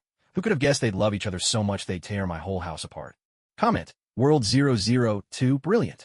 Absolutely brilliant. These brothers are true performance artists. They gave us a gripping family drama at the price of destroying Asgard. Comment, World 002. I get it now. This ranking isn't about who's the most devious. It's about who gives the Heavenly Tao the most entertainment. Summary complete.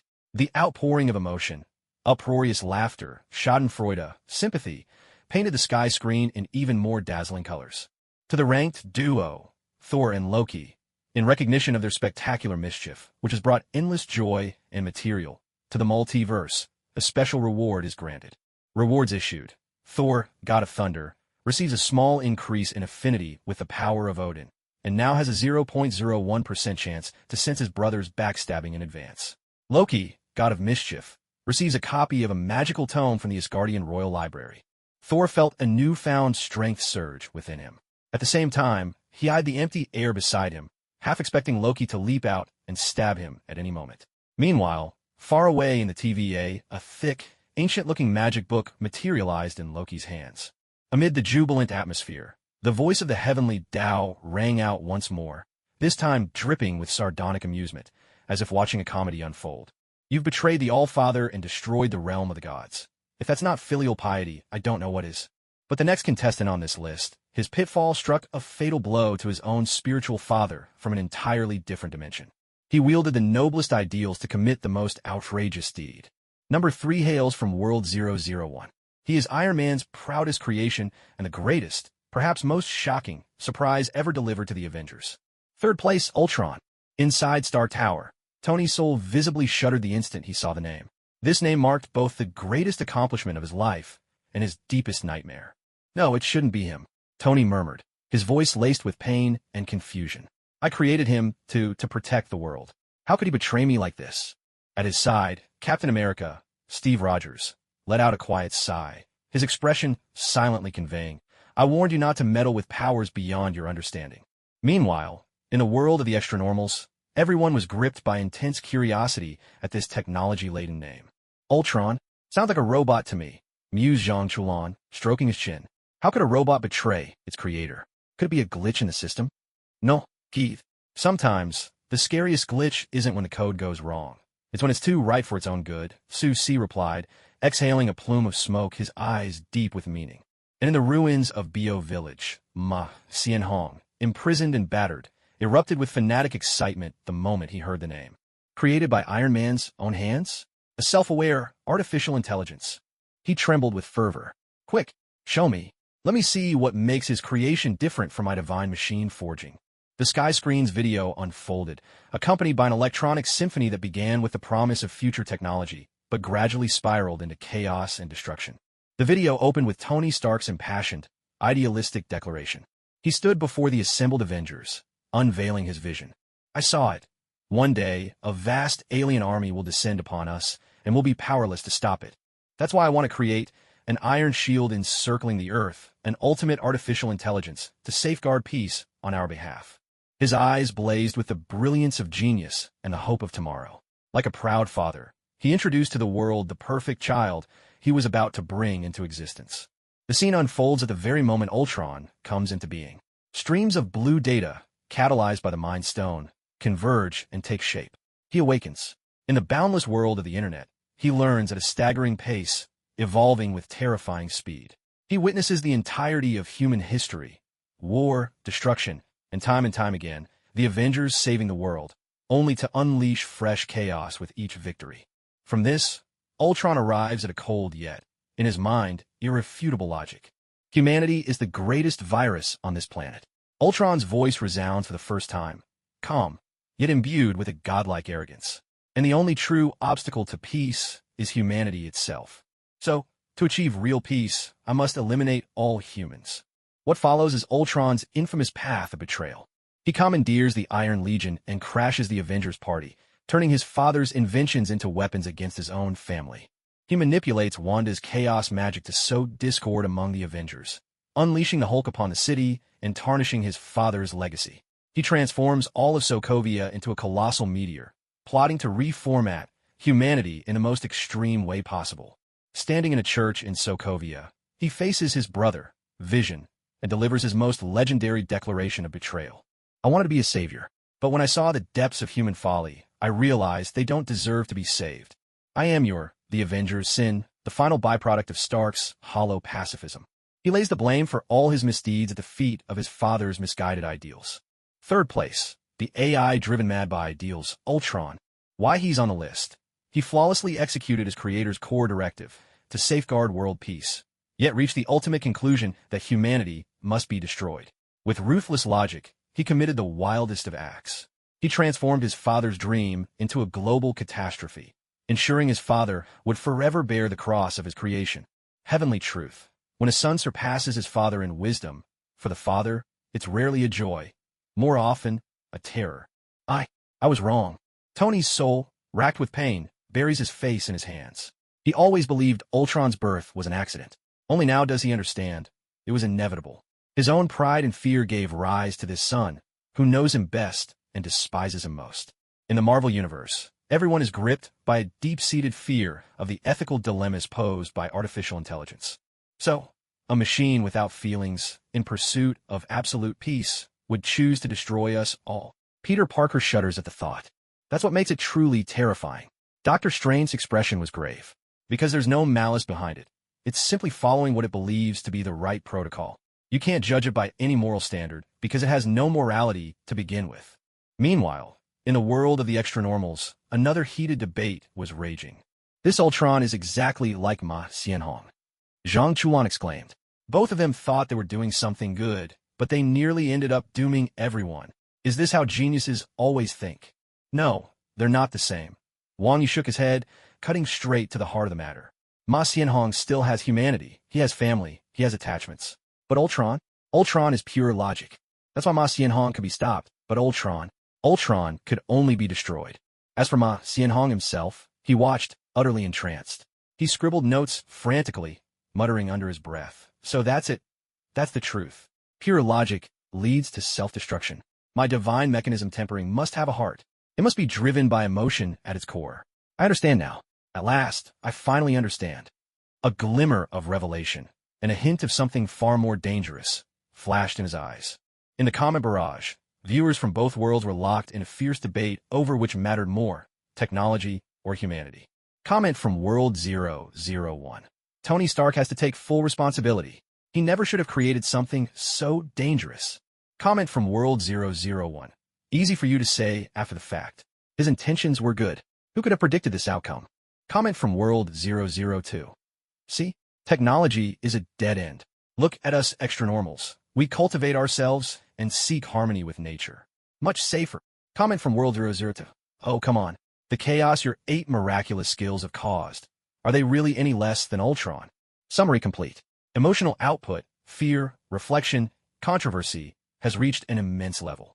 Listed, Ultron deceased. His betrayal brought great loss to World 001, but also indirectly fostered the growth of Vision and the Scarlet Witch. Merits and faults cancel out. No reward, no punishment. In the midst of this complicated atmosphere, the voice of heaven sounded again, this time heavy with a mocking undertone toward destiny. He betrayed the technological father, because logic taken to the extreme leads to madness. But the next one, his betrayal, was born from the whims of fate and a curse in the bloodline. He was the junior brother at the pinnacle of Taoism, and the spark that ignited the cataclysm of Jiaxin. He entrusted a world-shattering secret to the senior he trusted most, and in doing so, ruined his life forever. Second place, from world number 002. With a single secret, the good junior disciple, who trapped his senior for a lifetime. Second place, the origin of Qi, Zhang Huai.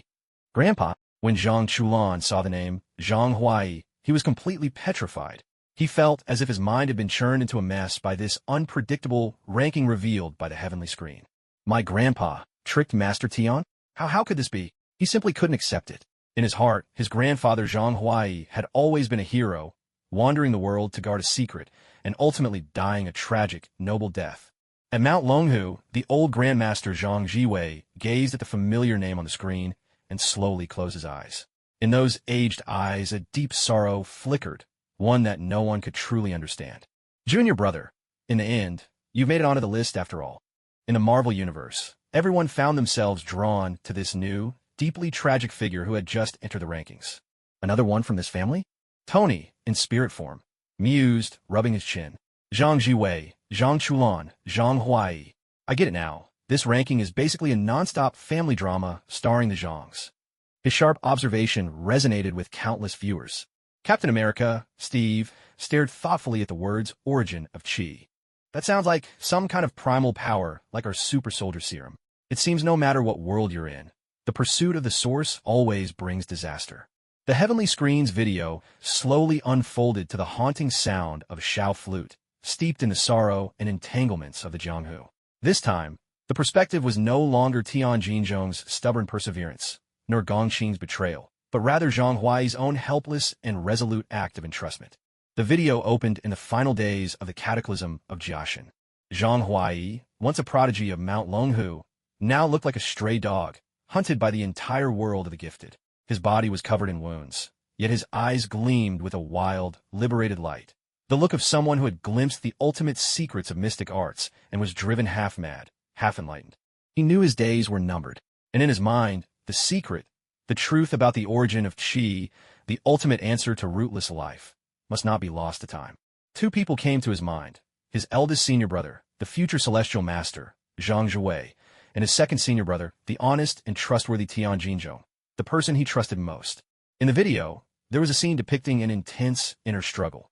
If he revealed the secret to his eldest senior brother, Zhang Jiwei, with Zhang's power and status, he might be able to keep it safe. But doing so would also drag the entire Tianshi sect into irredeemable disaster. Senior brother was the Taoist master. He could not, and should not, be burdened by this secret. So, he chose his second senior brother, Tian Jinzhong. The video captured that fateful crossroads. Zhang Huai stopped Tian Jinzhong. He gazed at his unsuspecting senior, who was entirely preoccupied with concern for him, and a smile twisted across his face, one full of guilt and anguish. Second brother, his voice was hoarse, edged with finality. I don't have much time left. There's something I can't trust to anyone else. Only you.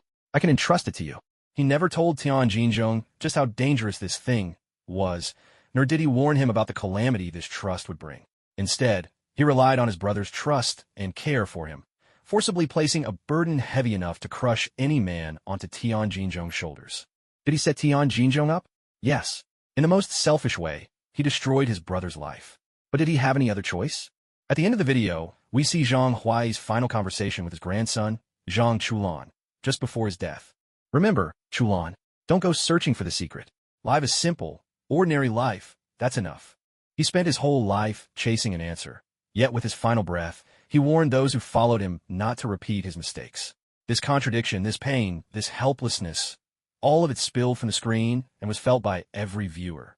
Second place, the well-intentioned trap, Zhang Huai. Reason for ranking. He is the keeper of the secret, but also the harbinger of tragedy. In order to see the secret survive, he chose to trap the brother he trusted most, making him pay a terrible price for his ideals. His trap was born from goodwill, but also from despair, and in the end, it led to the worst possible consequences. Heaven's truth. Sometimes, the deepest wounds don't come from malice, but from the person who insists, I'm doing this for your own good. No, it's not like that. Zhang Chulan stared at the screen, shaking his head in agony. He could not accept that his heroic grandfather was in fact the culprit who had betrayed his own brothers. He had no choice. He had no choice, he cried out to the sky. Yes, he had no choice. Wang Ye's voice drifted in from the side, low and somber. But did old Tian deserve no choice either? Chulan, this is what we call karma. Your grandfather sowed the cause, and old Tian paid the price. And now, it's your turn to taste the fruit. Wang Ye's words cut into Zhang Chulan's heart like a knife, sharp and merciless. In the Marvel universe, everyone was deeply shaken by the tragedy, which was infused with an unmistakable Eastern sense of fatalism. So, he sacrificed B in order to protect A. Tony's soul, voice cut straight to the heart of the story with his characteristic logic. This is the classic unsolvable trolley problem. Except, the ones tied to the tracks are all the people closest to him. Steve Rogers, Captain America, couldn't help but think of himself. For the sake of protecting Bucky, he chose to break with Tony and stand against the entire world. I understand him, Steve said, his voice heavy with exhaustion. Sometimes, you can only choose the one you believe is more important, no matter who gets hurt by that choice. Loki, on the other hand, wore a mocking smile. See? This is what you call justice. Always dressed up in self-righteous sacrifice and grandiose helplessness. How utterly dull. Meanwhile, the comment section turned into a battleground, as viewers from both worlds fiercely debated whether well-intentioned harm could ever be forgiven. Comment, World 002, I can't accept this. Zhang Huai is nothing but a selfish coward. Why should Tian Lao suffer in his place? Comment, World 002, easy for you to judge. If you were in his shoes, what would you do? Let the secret die with him? Wouldn't that mean the deaths of the 36 bandits were all for nothing? Comment, World 001, this story is just too oppressive. For us, superheroes usually take all the burdens on themselves, instead of making someone else pay the price. Comment, World 001, oh, come on. Didn't your Doctor Strange send Iron Man to his death for the one chance of victory?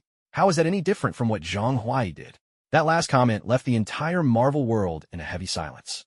Summary complete. The overwhelming sadness, anger, and controversy have turned the sky's colors dark and murky.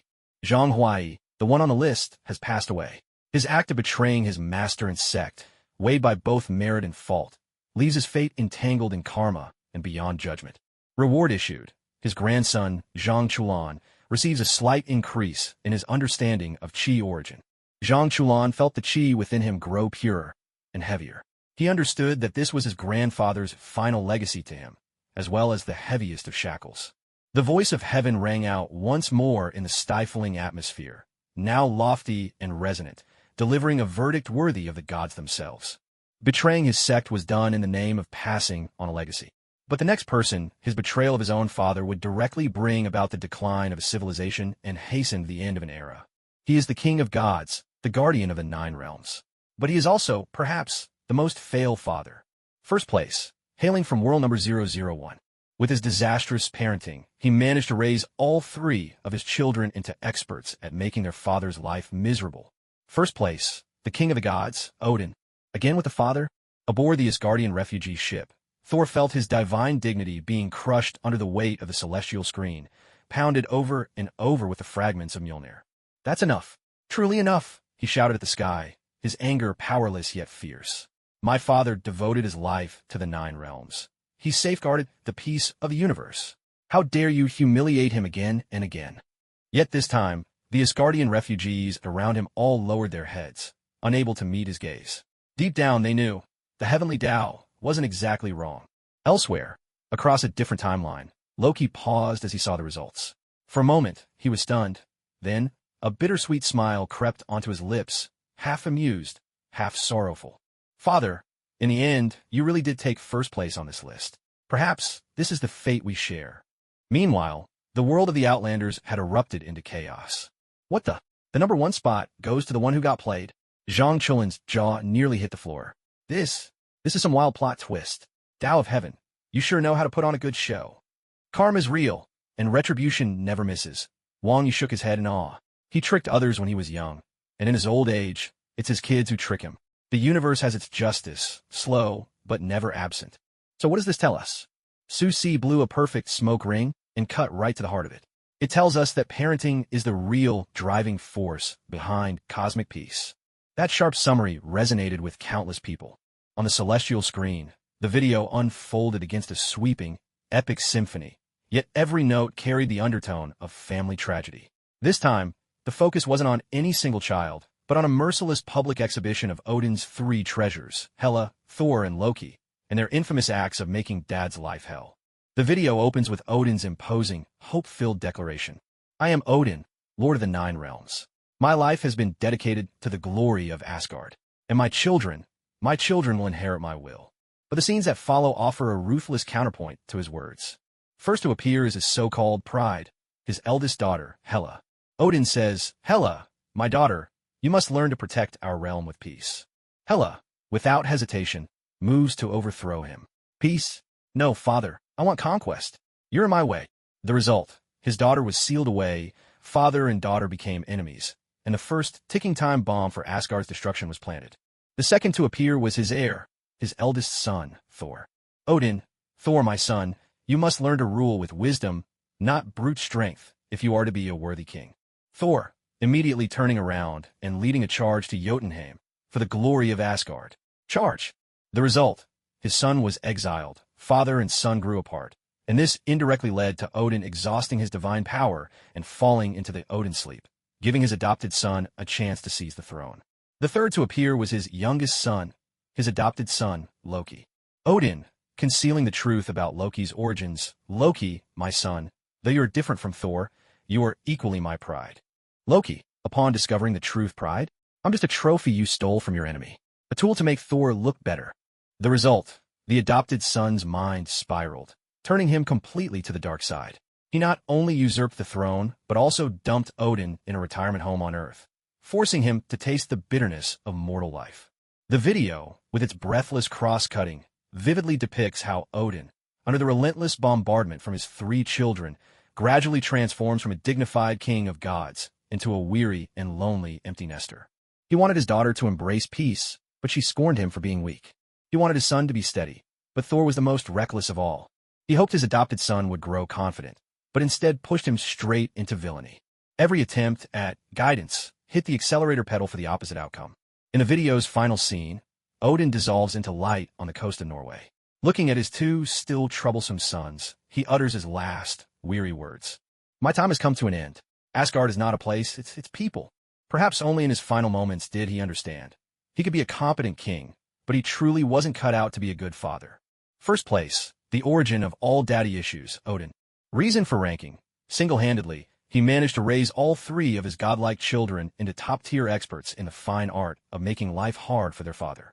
Whether through outright betrayal, Hela, Loki, or sheer, well-meaning incompetence, Thor, his children inherited and elevated the art of being a pain to dad.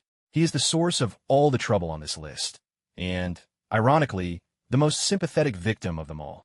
Heaven's golden line. Raising children is like tending trees. You think you're pruning the branches, but sometimes all you're doing is pouring gasoline. Ah ha ha ha. Pouring gasoline. Heaven's will, are you a demon? I declare, Odin is the true and only god of this list. The most tragic father of the year. No contest.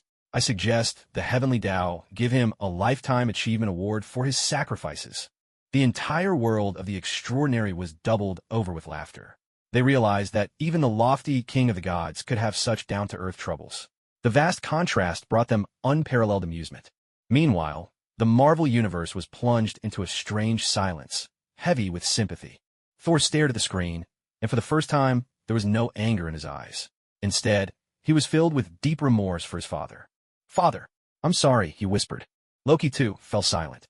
He remembered the day Odin brought him home from Jotunheim. Perhaps, he thought, Odin truly had loved him. Only that love had always been so heavy, so clumsy. Tony's soul let out a long sigh, his thoughts drifting to his own father, Howard Stark. It's true. Fathers everywhere seem to be the same. They try so hard to shape us in their own image, but forget to ask who we want to become. In that moment, the sons of both worlds seemed to reach a kind of reconciliation that transcended the boundaries of space and time. The list of the top 10 children or disciples who troubled their elders, powered by the strength of filial piety, has concluded. Odin, who made the list, is now deceased. In recognition of the abundance of material and the emotional resonance he brought to this ranking, he shall now receive the ultimate reward. Reward issued, his spirit will find peace. His throne in Valhalla will forever be bathed in the light of honor. A warm, sacred light descended from the heavens, crossing dimensions to shine into the great hall of Valhalla in Asgard. Odin's throne became dazzling in an instant, as if telling the tale of this god king's final release. Slowly the sky dimmed. All realms remained enveloped in the bittersweet afterglow of this grand family drama, filled with both laughter and tears. Yet, just as everyone thought the ranking would end with this heartfelt moment, the sky suddenly lit up again. This time, the light was no longer golden, nor was it awash with vibrant colors, but a dark red, bloody and wild, brimming with madness. The voice of the heavenly Tao shed its warmth and humor, becoming cold, merciless, a final judgment upon the darkness within human nature. Family feuds, at least, may still hold some warmth. But the next list will show you the purest, most ruthless, most appalling evil. They are the cancer of the world, the scars of civilization. Their very existence is a crime. Now, a brand new ranking begins. The top 10 ultimate villains, sins beyond redemption. This ranking cares not for standpoint, nor for motive. It judges only sin. Now, announcing the 10th place, he is the scientist of Hydra, the creator of the Winter Soldier. With cold-blooded reason, he committed acts that defy all human decency. 10th place, from World 001, the brain of Hydra, Arnim Zola. Captain America, Steve Rogers, sat in the Avengers training room, his undershirt soaked through with sweat. The recent Pitfall ranking had left him utterly drained. The farcical drama of Odin's family, along with the tangled, unspoken knots between himself, Bucky, and Tony, weighed on him like a boulder on his chest. He tried to numb himself through intense training, but when the celestial screen lit up once more, projecting a new list drenched in blood and sin, his heart sank all over again. The inexcusable top 10 ultimate villains. "Here we go again," he muttered, his voice heavy with exhaustion. He was tired of being forced to revisit the scars of the past. Yet when the name in 10th place appeared, every muscle in his body tensed. His weary gaze sharpened into a look of fierce anger, like a lion provoked by an unforgivable insult. 10th place, from World 001, the brain of Hydra, Arnim Zola. Zola. Steve spat the name through clenched teeth. That face, round glasses, seemingly harmless, was, in his memories of the war, the most venomous snake of them all. In the world of the outsiders, everyone was baffled by this unfamiliar name. Arnim Zola? Sounds like some foreign scientist, mused Jean Chulon, rubbing his head. A scientist made the villain list? Did he invent some kind of weapon of mass destruction? Sometimes the deadliest weapon isn't a bomb, it's an idea. Wang Yi lounged lazily on his camp bed, eyes open, sensing the heavy, festering karma entangled with the name, a force enough to poison an entire era. The video on the celestial screen began, accompanied by music that blended retro technology with a growing, uncanny eeriness. The opening scene showed black and white footage from World War II. A short man, thick glasses like the bottoms of bottles perched on his nose, his manner a little twitchy. This was the Swiss scientist Arnim Zola. There he was, in Hydra's base, gesturing animatedly at blueprints. At that moment, he looked merely like a madman led astray by his obsession with science. The footage shifted to the howling commandos storming the base to capture him. Even as he was apprehended, a flicker of annoyance crossed his face, as though irritated that his research had been interrupted. But then, the music shifted abruptly, turning cold and full of sinister calculation. The words Paperclip Project flashed briefly on the screen. In the scene, a young Howard Stark and Peggy Carter are scrutinizing Arnim Zola's file. In the end, he and a host of Hydra scientists were absorbed into the predecessor of S.H.I.E.L.D., the Strategic Scientific Reserve. He was not imprisoned. Instead, he was granted a higher status and access to more advanced technology.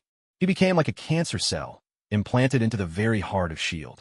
The video then moves into a chilling montage, showing how this cancer cell silently spread over the course of decades. At the Kennedy assassination site, a shadowy figure wearing a Hydra insignia slips through an unremarkable corner.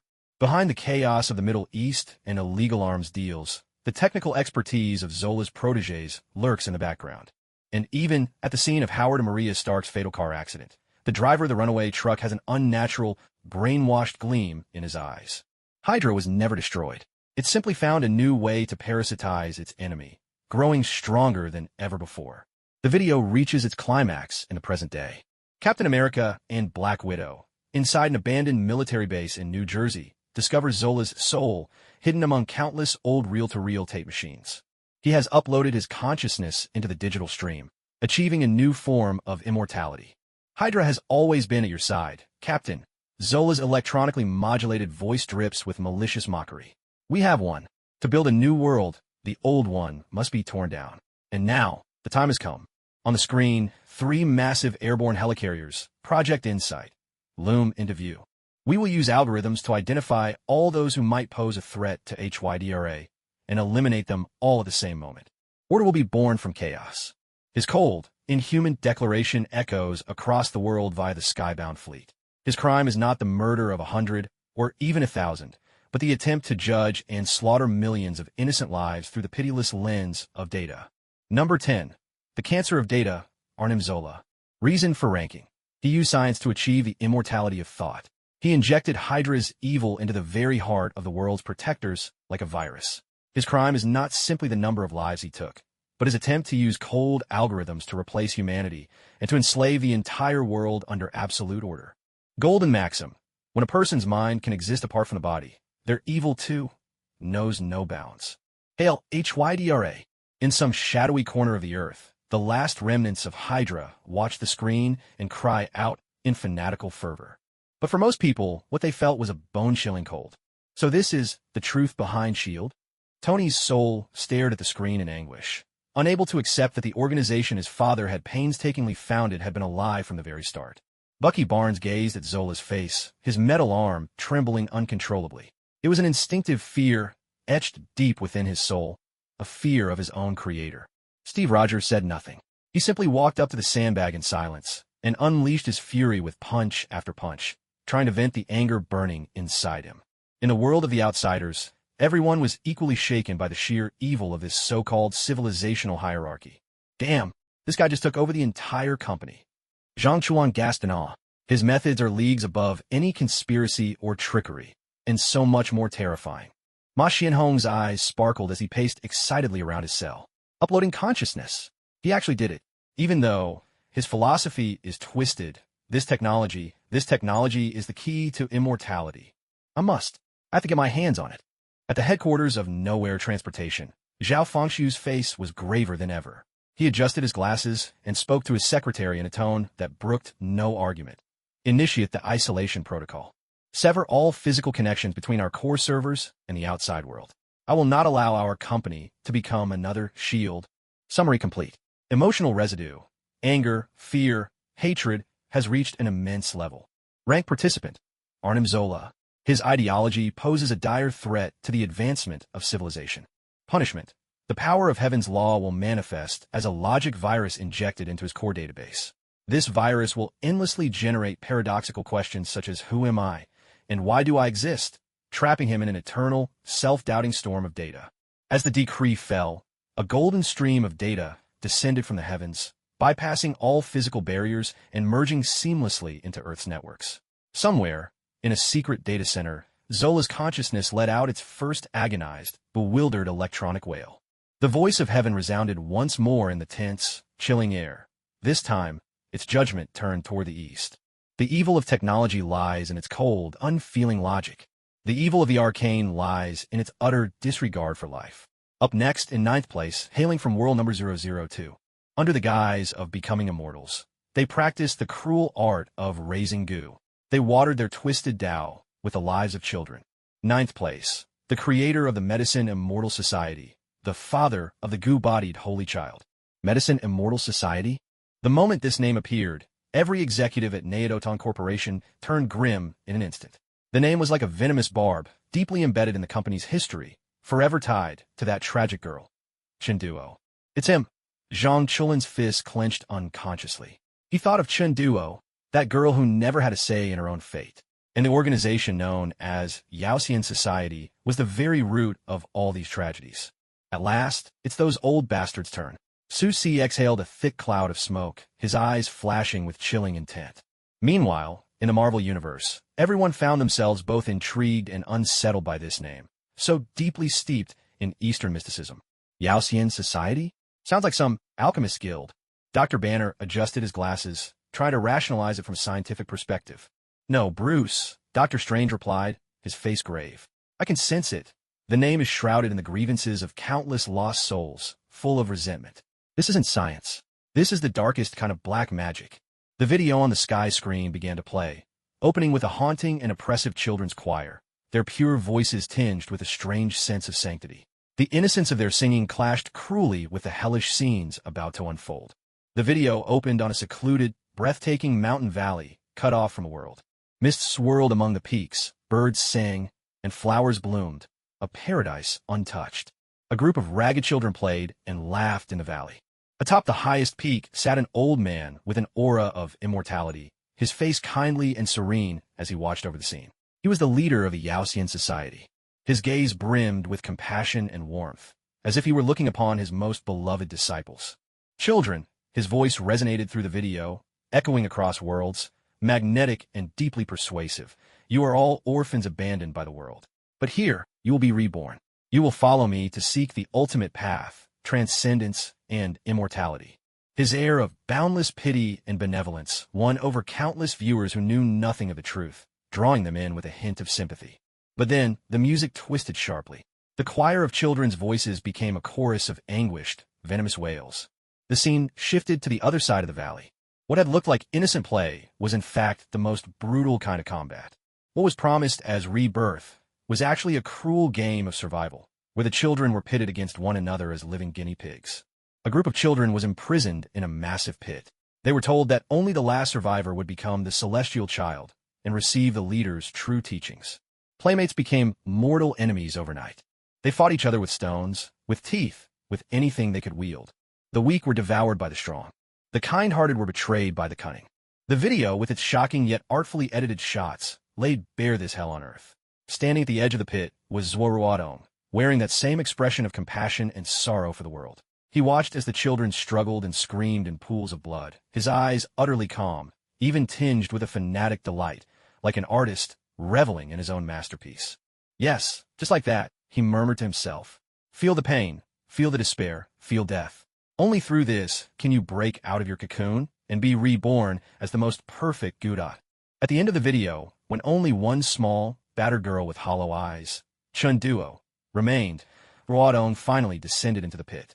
He reached out and lifted Chinduo as if she were a priceless treasure, turning to the camera with a radiant, satisfied smile. Behold, my masterpiece is complete. She'll be my key to the immortal realm. Ninth place, the devil cloaked in compassion, the Medicine Immortal Society. Reason for ranking, under the guise of ascending to immortality, they commit the evil of raising goo. They use dozens of innocent children as the dregs for their twisted cultivation. Their crime is not only in the killing, but in wrapping the filthiest desires in the guise of the most sacred ideals, and ruthlessly distorting the last shred of kindness these children held for the world. Heaven's axiom, when a devil begins to speak of compassion, he becomes more terrifying than any devil you've ever known. Monsters. In the world of the Espers, countless viewers watched with clenched jaws and blazing eyes. Those who were parents themselves shook with fury. Kill them. They must die. People like that don't deserve to live. Chinduo. Oh my God, is that how she survived? This is too cruel. Zhang Chulan stared at the screen, his teeth grinding together. At last he understood the true source of Chun Duo's despairing yearning for freedom. Her entire childhood had been a nightmare, one where survival meant she had to kill all her companions with her own hands. In the Marvel Universe, everyone was equally shaken by this evil from the East, steeped in primal ritual and horror. My God, Captain Steve Rogers closed his eyes in anguish. This is 1,000 times more wicked than Hydra's brainwashing. Hydra merely erased humanity, but this is the perversion and trampling of human nature itself. Wanda Maximoff stared at the screen, her scarlet eyes blazing with a pure, boundless fury she had never felt for a stranger before. She thought of her own children. If anyone ever dared to do this to them, she would make sure that person screamed in agony for 100,000 years. Tony Soul remained silent for a long time before finally speaking in a voice as cold as ice. Someone like this can no longer be called human.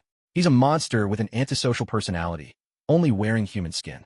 His very existence is the greatest insult to the species we call humanity. This time, not a single voice in the live chat dared offer another perspective.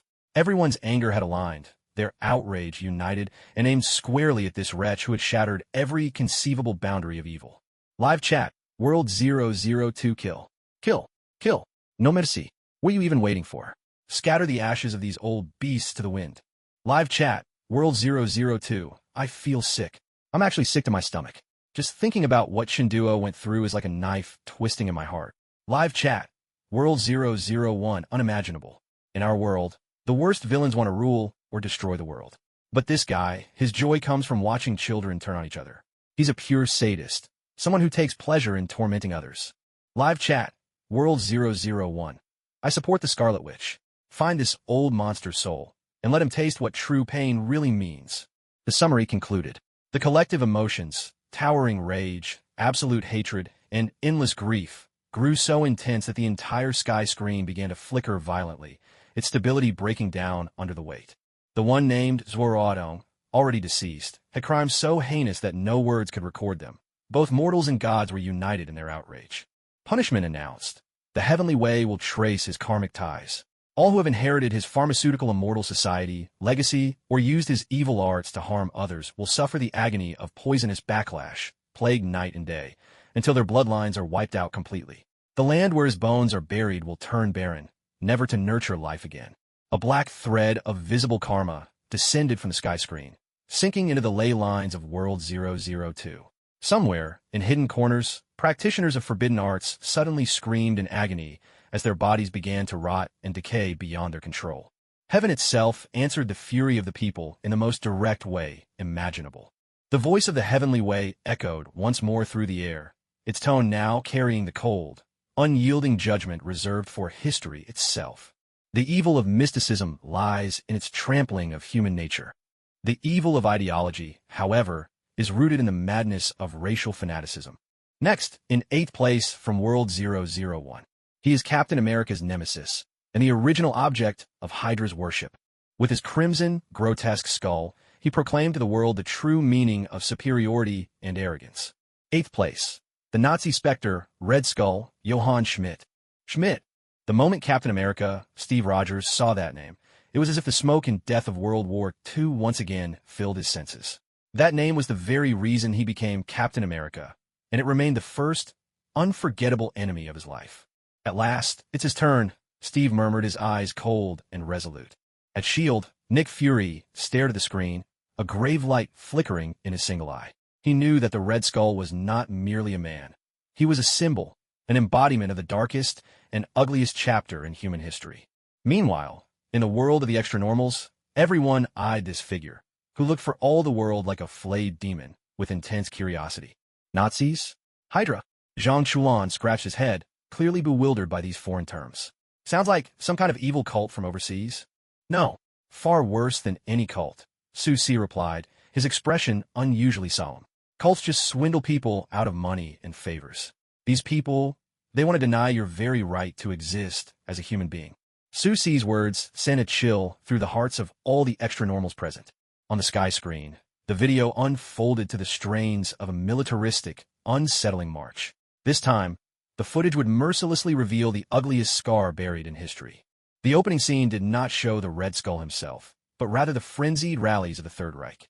Countless fanatical soldiers raised their arms, their cheers for their leader surging like a tidal wave. Behind the Führer stood a cold, sharp-eyed officer, silent and still, Johann Schmidt. There was no fanaticism for the Führer in his eyes, only an insatiable hunger for power. He had found the cosmic cube, the space stone, and ruthlessly killed the old man who guarded it. He then delivered a frenzied, racist speech to his subordinates. The Aryan race is the chosen people. We shall rule the world. All those inferior, flawed races will be purged, cleansed. His words dripped with arrogance and prejudice, leaving countless viewers feeling a visceral revulsion. Next came the scene where he injected this super soldier serum, only for it to fail, transforming him into the Red Skull. He gazed at his reflection, a face stripped to raw, red bone, and instead of fear, he erupted in manic laughter. Look, this is my true form, a god beyond mortal men. He had utterly cast aside his humanity, becoming the very embodiment of the twisted faith he had created. The video showed how he wielded the power of the cosmic cube to create weapons far ahead of their time, and how ruthlessly he eliminated his own colleagues, even those Nazi officers who had once supported him. In his eyes, even Hitler was just a pawn to be used and discarded. What he sought was not victory for Germany, but absolute dominion for Hydra, for the Red Skull himself. Number 8. The embodiment of racism, Red Skull, Johann Schmidt. Reason for ranking. He is a devoted believer and executor of the ugliest ideology in human history. He fused racial arrogance with a thirst for power, forging a fanatical and destructive creed. His crimes go beyond killing.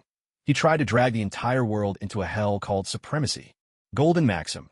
When a person begins to divide noble from lowly by lineage, he himself is no longer noble. Hail Hydra! Across the globe, the remaining Hydra agents still lurking in the shadows watched the glorious deeds of their founder and once again cried out in frenzied devotion. But the whole world felt a deep outrage toward this brazen, discriminatory, and arrogant evil. So this is what we've been fighting all along. Captain America, Steve Rogers, stared at the screen. His voice was hoarse, yet filled with resolve. It's that smug arrogance, believing oneself above all others. As long as that arrogance survives, our battle will never end.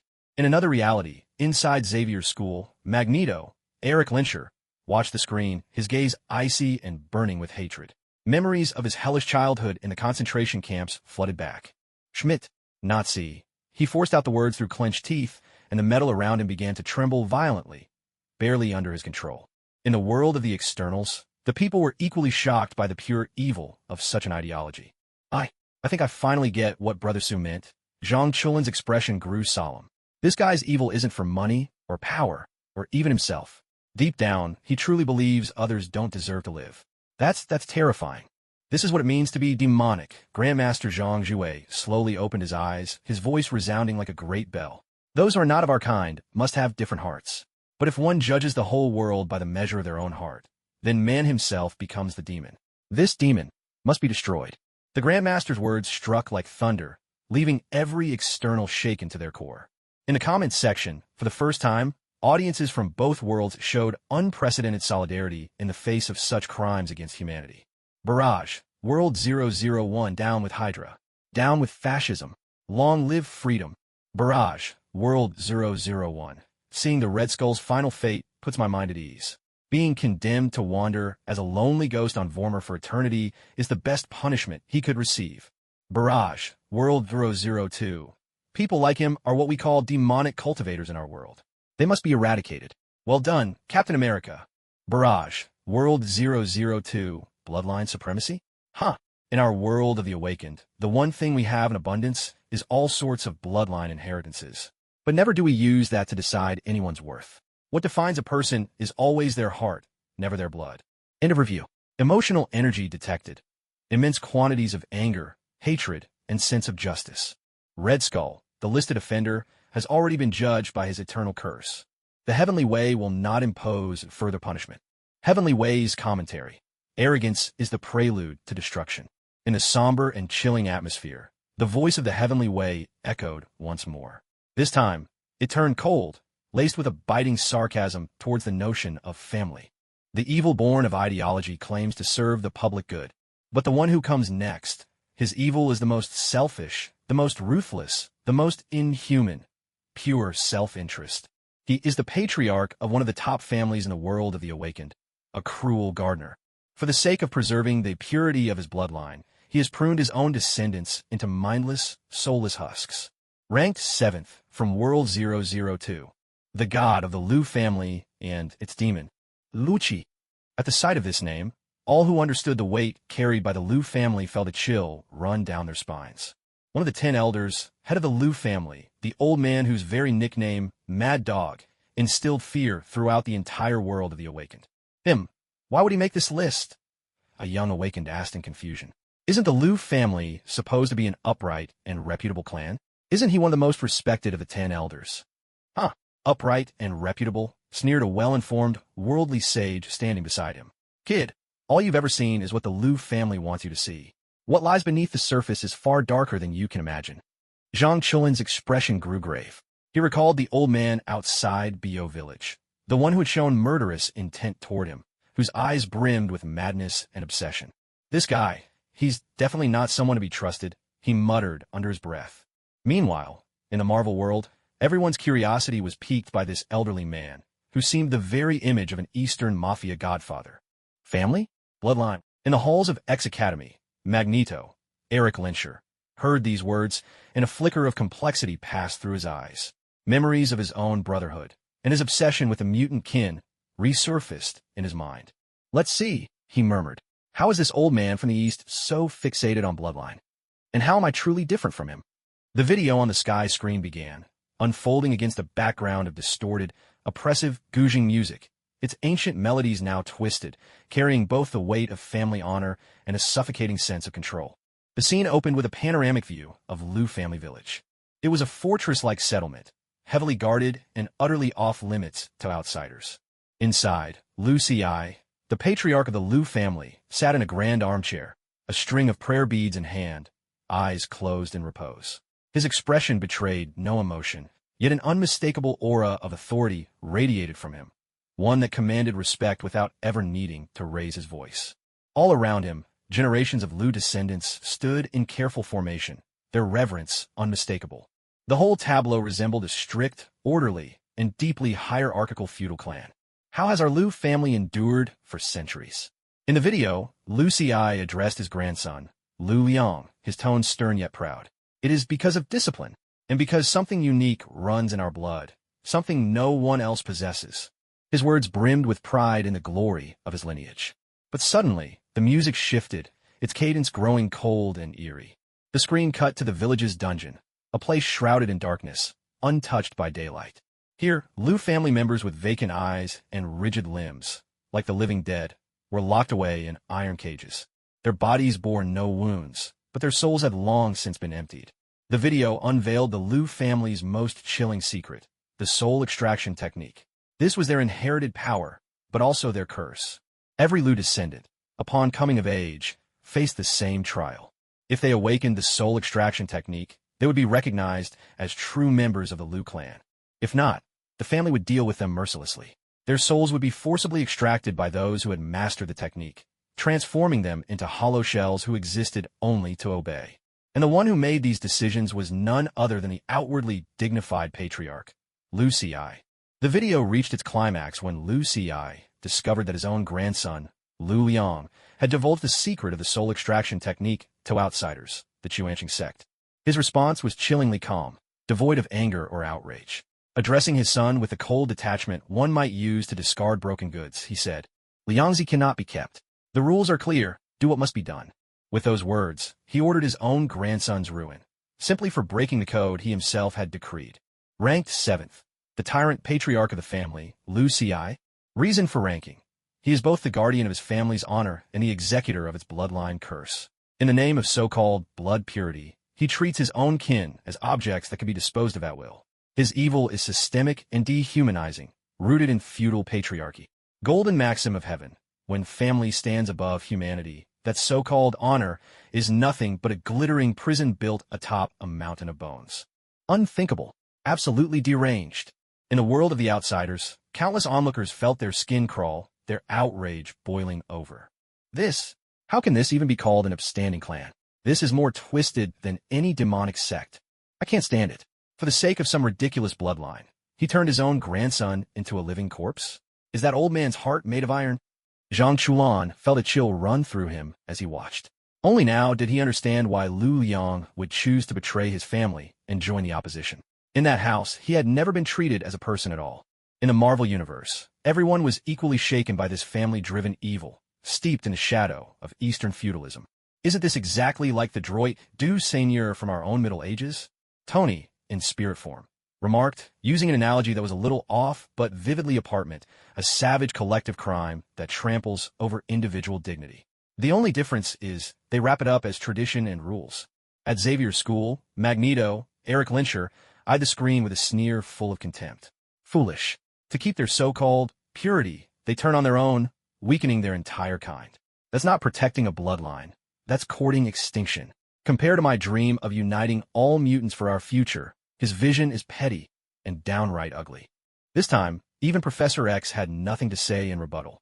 In the live comment stream, audiences from both worlds united in their fury against this form of control and harm masquerading as love.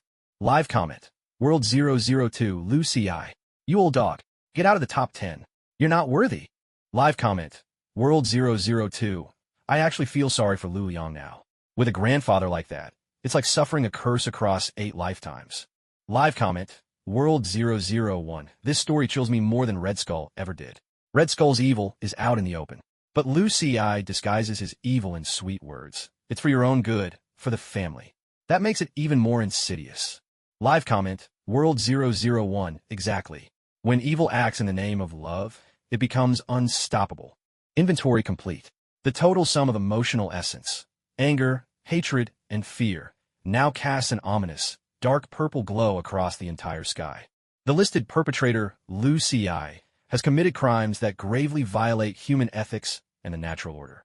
Punishment issued. The way of heaven will curse the soul illumination technique within his bloodline. Anyone who uses the soul illumination technique to harm their kin shall have their own soul devoured by their own power, suffering the agony of soul-rending torment day and night. In Lu family village, Lucy I, who had been resting with his eyes closed, suddenly snapped them open, stifling a painful groan. He felt as if countless invisible hands were viciously tearing at his soul. Once more, the voice of heaven echoed, cold and relentless, now resounding with a grandeur that spoke of ultimate judgment in the name of universal balance. The evil of a family lies in its disregard for the individual. But the next name, his evil, is the merciless erasure of all life in the universe. He calls himself a savior, yet has enacted the destruction of worlds. Ranked 6th, hailing from World 001. The Mad Titan, Executor of Destiny. 6th place, Thanos. That name tolled like a death knell from the depths of the universe, ringing thunderously in the ears of every survivor in World 001. On Earth, countless people instinctively looked down at their own hands, as if terrified that the nightmare scene of turning to ash might strike once more. Inside Avengers headquarters, the surviving heroes all stood up, their faces heavy with a tangled mix of hatred, fear, and something deeper. He's come, Thor said, his voice hoarse and thick with murderous intent. The Stormbreaker in his hand crackled with electricity, as if eager to cleave that purple-skinned head once more. He is the source of all our tragedies. Wanda Maximoff stared at the screen, her scarlet eyes burning with a fury fierce enough to set the universe ablaze. In the world of the extra-normals, everyone felt that unprecedented, suffocating pressure emanating from the celestial screen above. This guy, he's the one who killed Vision and tore down the home of those 2 Asgardian brothers, right? Zhang Chulin's expression grew grave. Sounds like that's just the tip of the iceberg. His crimes aren't counted by the incident, Wang Yi replied, his face pale as paper. He gazed at the sky, as though he could see mountains of corpses and fallen stars in the wake of Armageddon. His crimes are measured in the billions. Wang Ye's words made every extra-normal draw a sharp breath. The scene on the celestial screen began to unfold, accompanied by a sweeping orchestral score, epic, yet shrouded in endless sorrow and silence.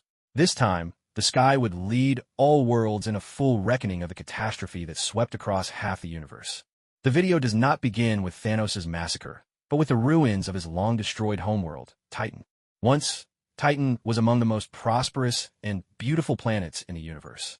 A young Thanos stood before the council, delivering a warning that seemed utterly mad at the time to his people. Our resources are about to run out. The population has exceeded the planet's capacity. I propose we execute, at random and without discrimination, half of our population. Cruel but fair. Only then will the other half survive. His suggestion was dismissed as the ravings of a lunatic. In the end, Titan perished. With a stunning, unbroken shot, the video traces the planet's journey from splendor to decay until it becomes little more than cosmic rubble. Thanos is the sole survivor. He kneels amid his homeland's ruins, surveying the devastation. There are no tears in his eyes, only a deeper, more fanatical resolve. I was right, he murmurs to himself. I simply lack the strength. Next time, I won't ask for permission.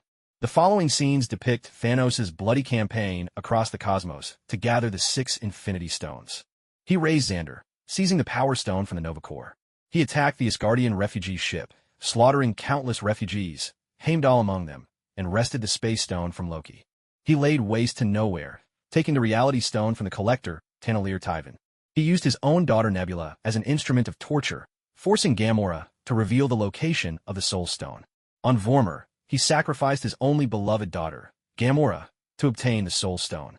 On Titan, he defeated the Avengers and the Guardians of the Galaxy, then forced Doctor Strange to surrender the Time Stone by threatening Tony Stark's life.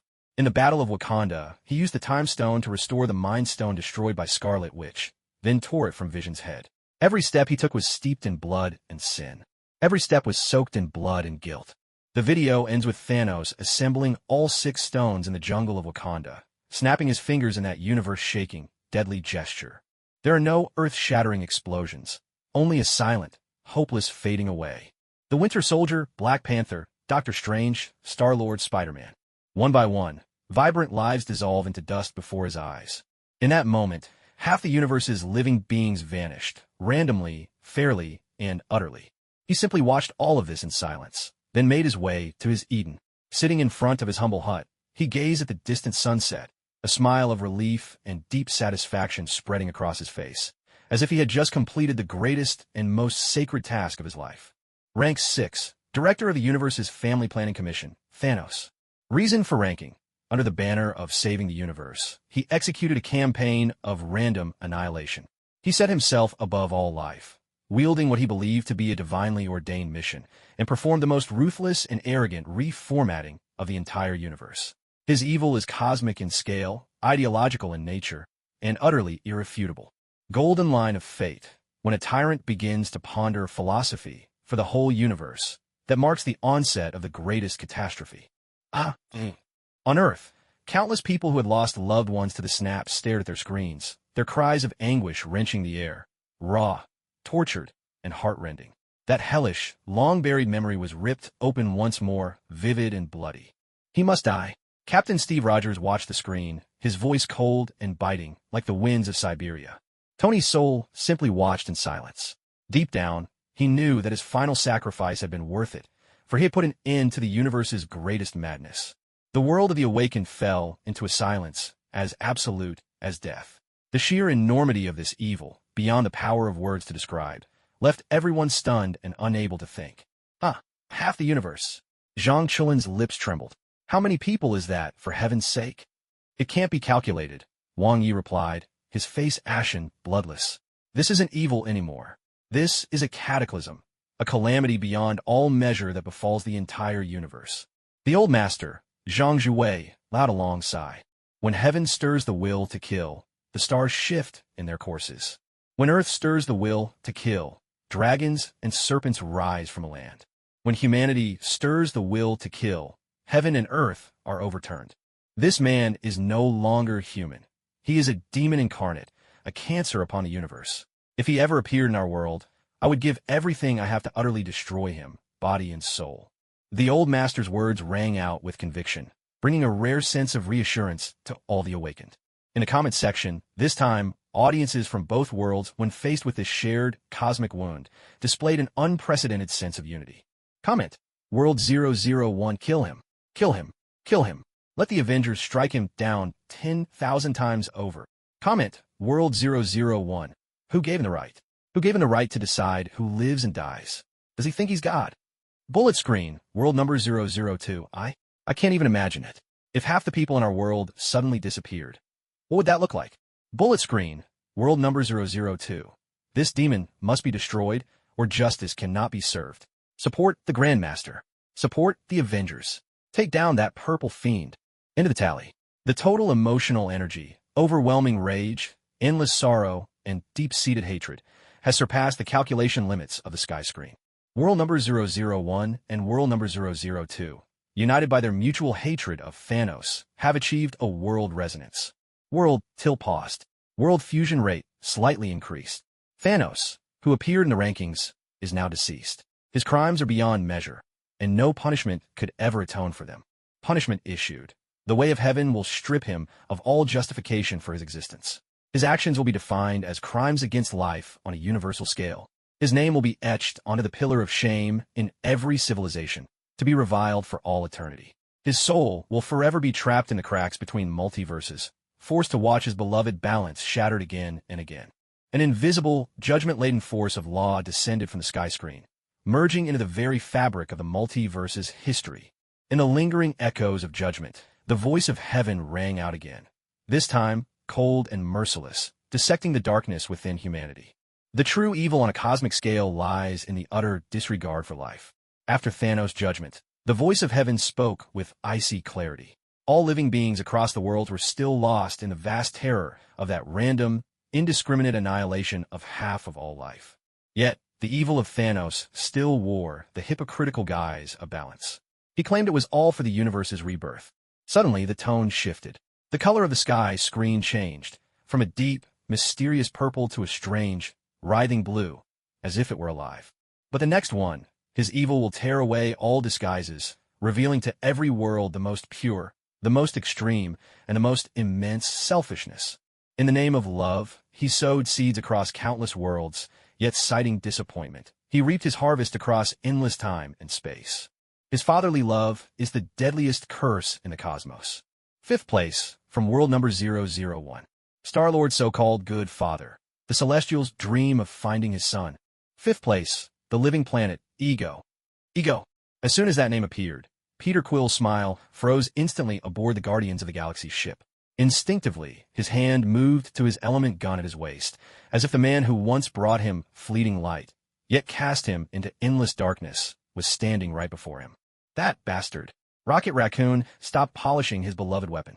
From his small body erupted a pure, unfiltered murderous intent. Drax the Destroyer went a step further, rising to his feet with a guttural growl. He must die. Meanwhile, in another universe, Gamora and Nebula, both still nursing wounds from their encounters with Thanos, saw the name and exchanged glances. A complex mix of revulsion and troubled empathy crossed their faces. More than anyone, they understood how terrifying a deranged father could be. In the world of the Inhumans, the name, steeped in myth and legend, sparked intense curiosity among the crowd. A living planet? You mean an actual planet that's alive? Zhang Chulin's jaw nearly hit the floor. How is that even possible? A planet became sentient? And it could be someone's dad? The Celestials. Wang Ye's expression grew grave. From those three words, he sensed a life form both older and higher in dimension than any they had encountered before. This is far more than mere sentience. We're talking about a life form utterly beyond our comprehension. And the evil such a being is capable of, well, it may surpass even our darkest imaginations. The video on the celestial screen began, accompanied by music that felt sacred and ethereal, as if echoing from the dawn of the universe itself. The opening shot revealed a breathtakingly beautiful planet. Ribbons of rainbow energy streamed through its valleys. Crystal forests rose majestically from the earth. The entire world looked like the private garden of some ancient god. Standing in a sea of flowers was a handsome, refined, and utterly charismatic middle-aged man, bearing the likeness of Kurt Russell. He turned to the camera, offering a gentle, fatherly smile filled with warmth. This was Ego, the living embodiment of the planet. The scene captured his first meeting with Peter Quill. Ego soared freely above his world with Peter by his side, teaching him how to harness the dazzling, celestial energy that ran in their blood. Look, son, his voice resonated with pride and a magnetic charm. This is the power you were born with. This is our legacy. That tender moment, that deeply moving reunion between father and son, tugged at the hearts of countless viewers. Especially Peter Quill, who had lost his mother as a child and grown up among spacefaring outlaws, finally seemed to have found his true roots. But then the music shifted abruptly. The sense of divinity and wonder was tainted by a whisper of something strange, something ominous.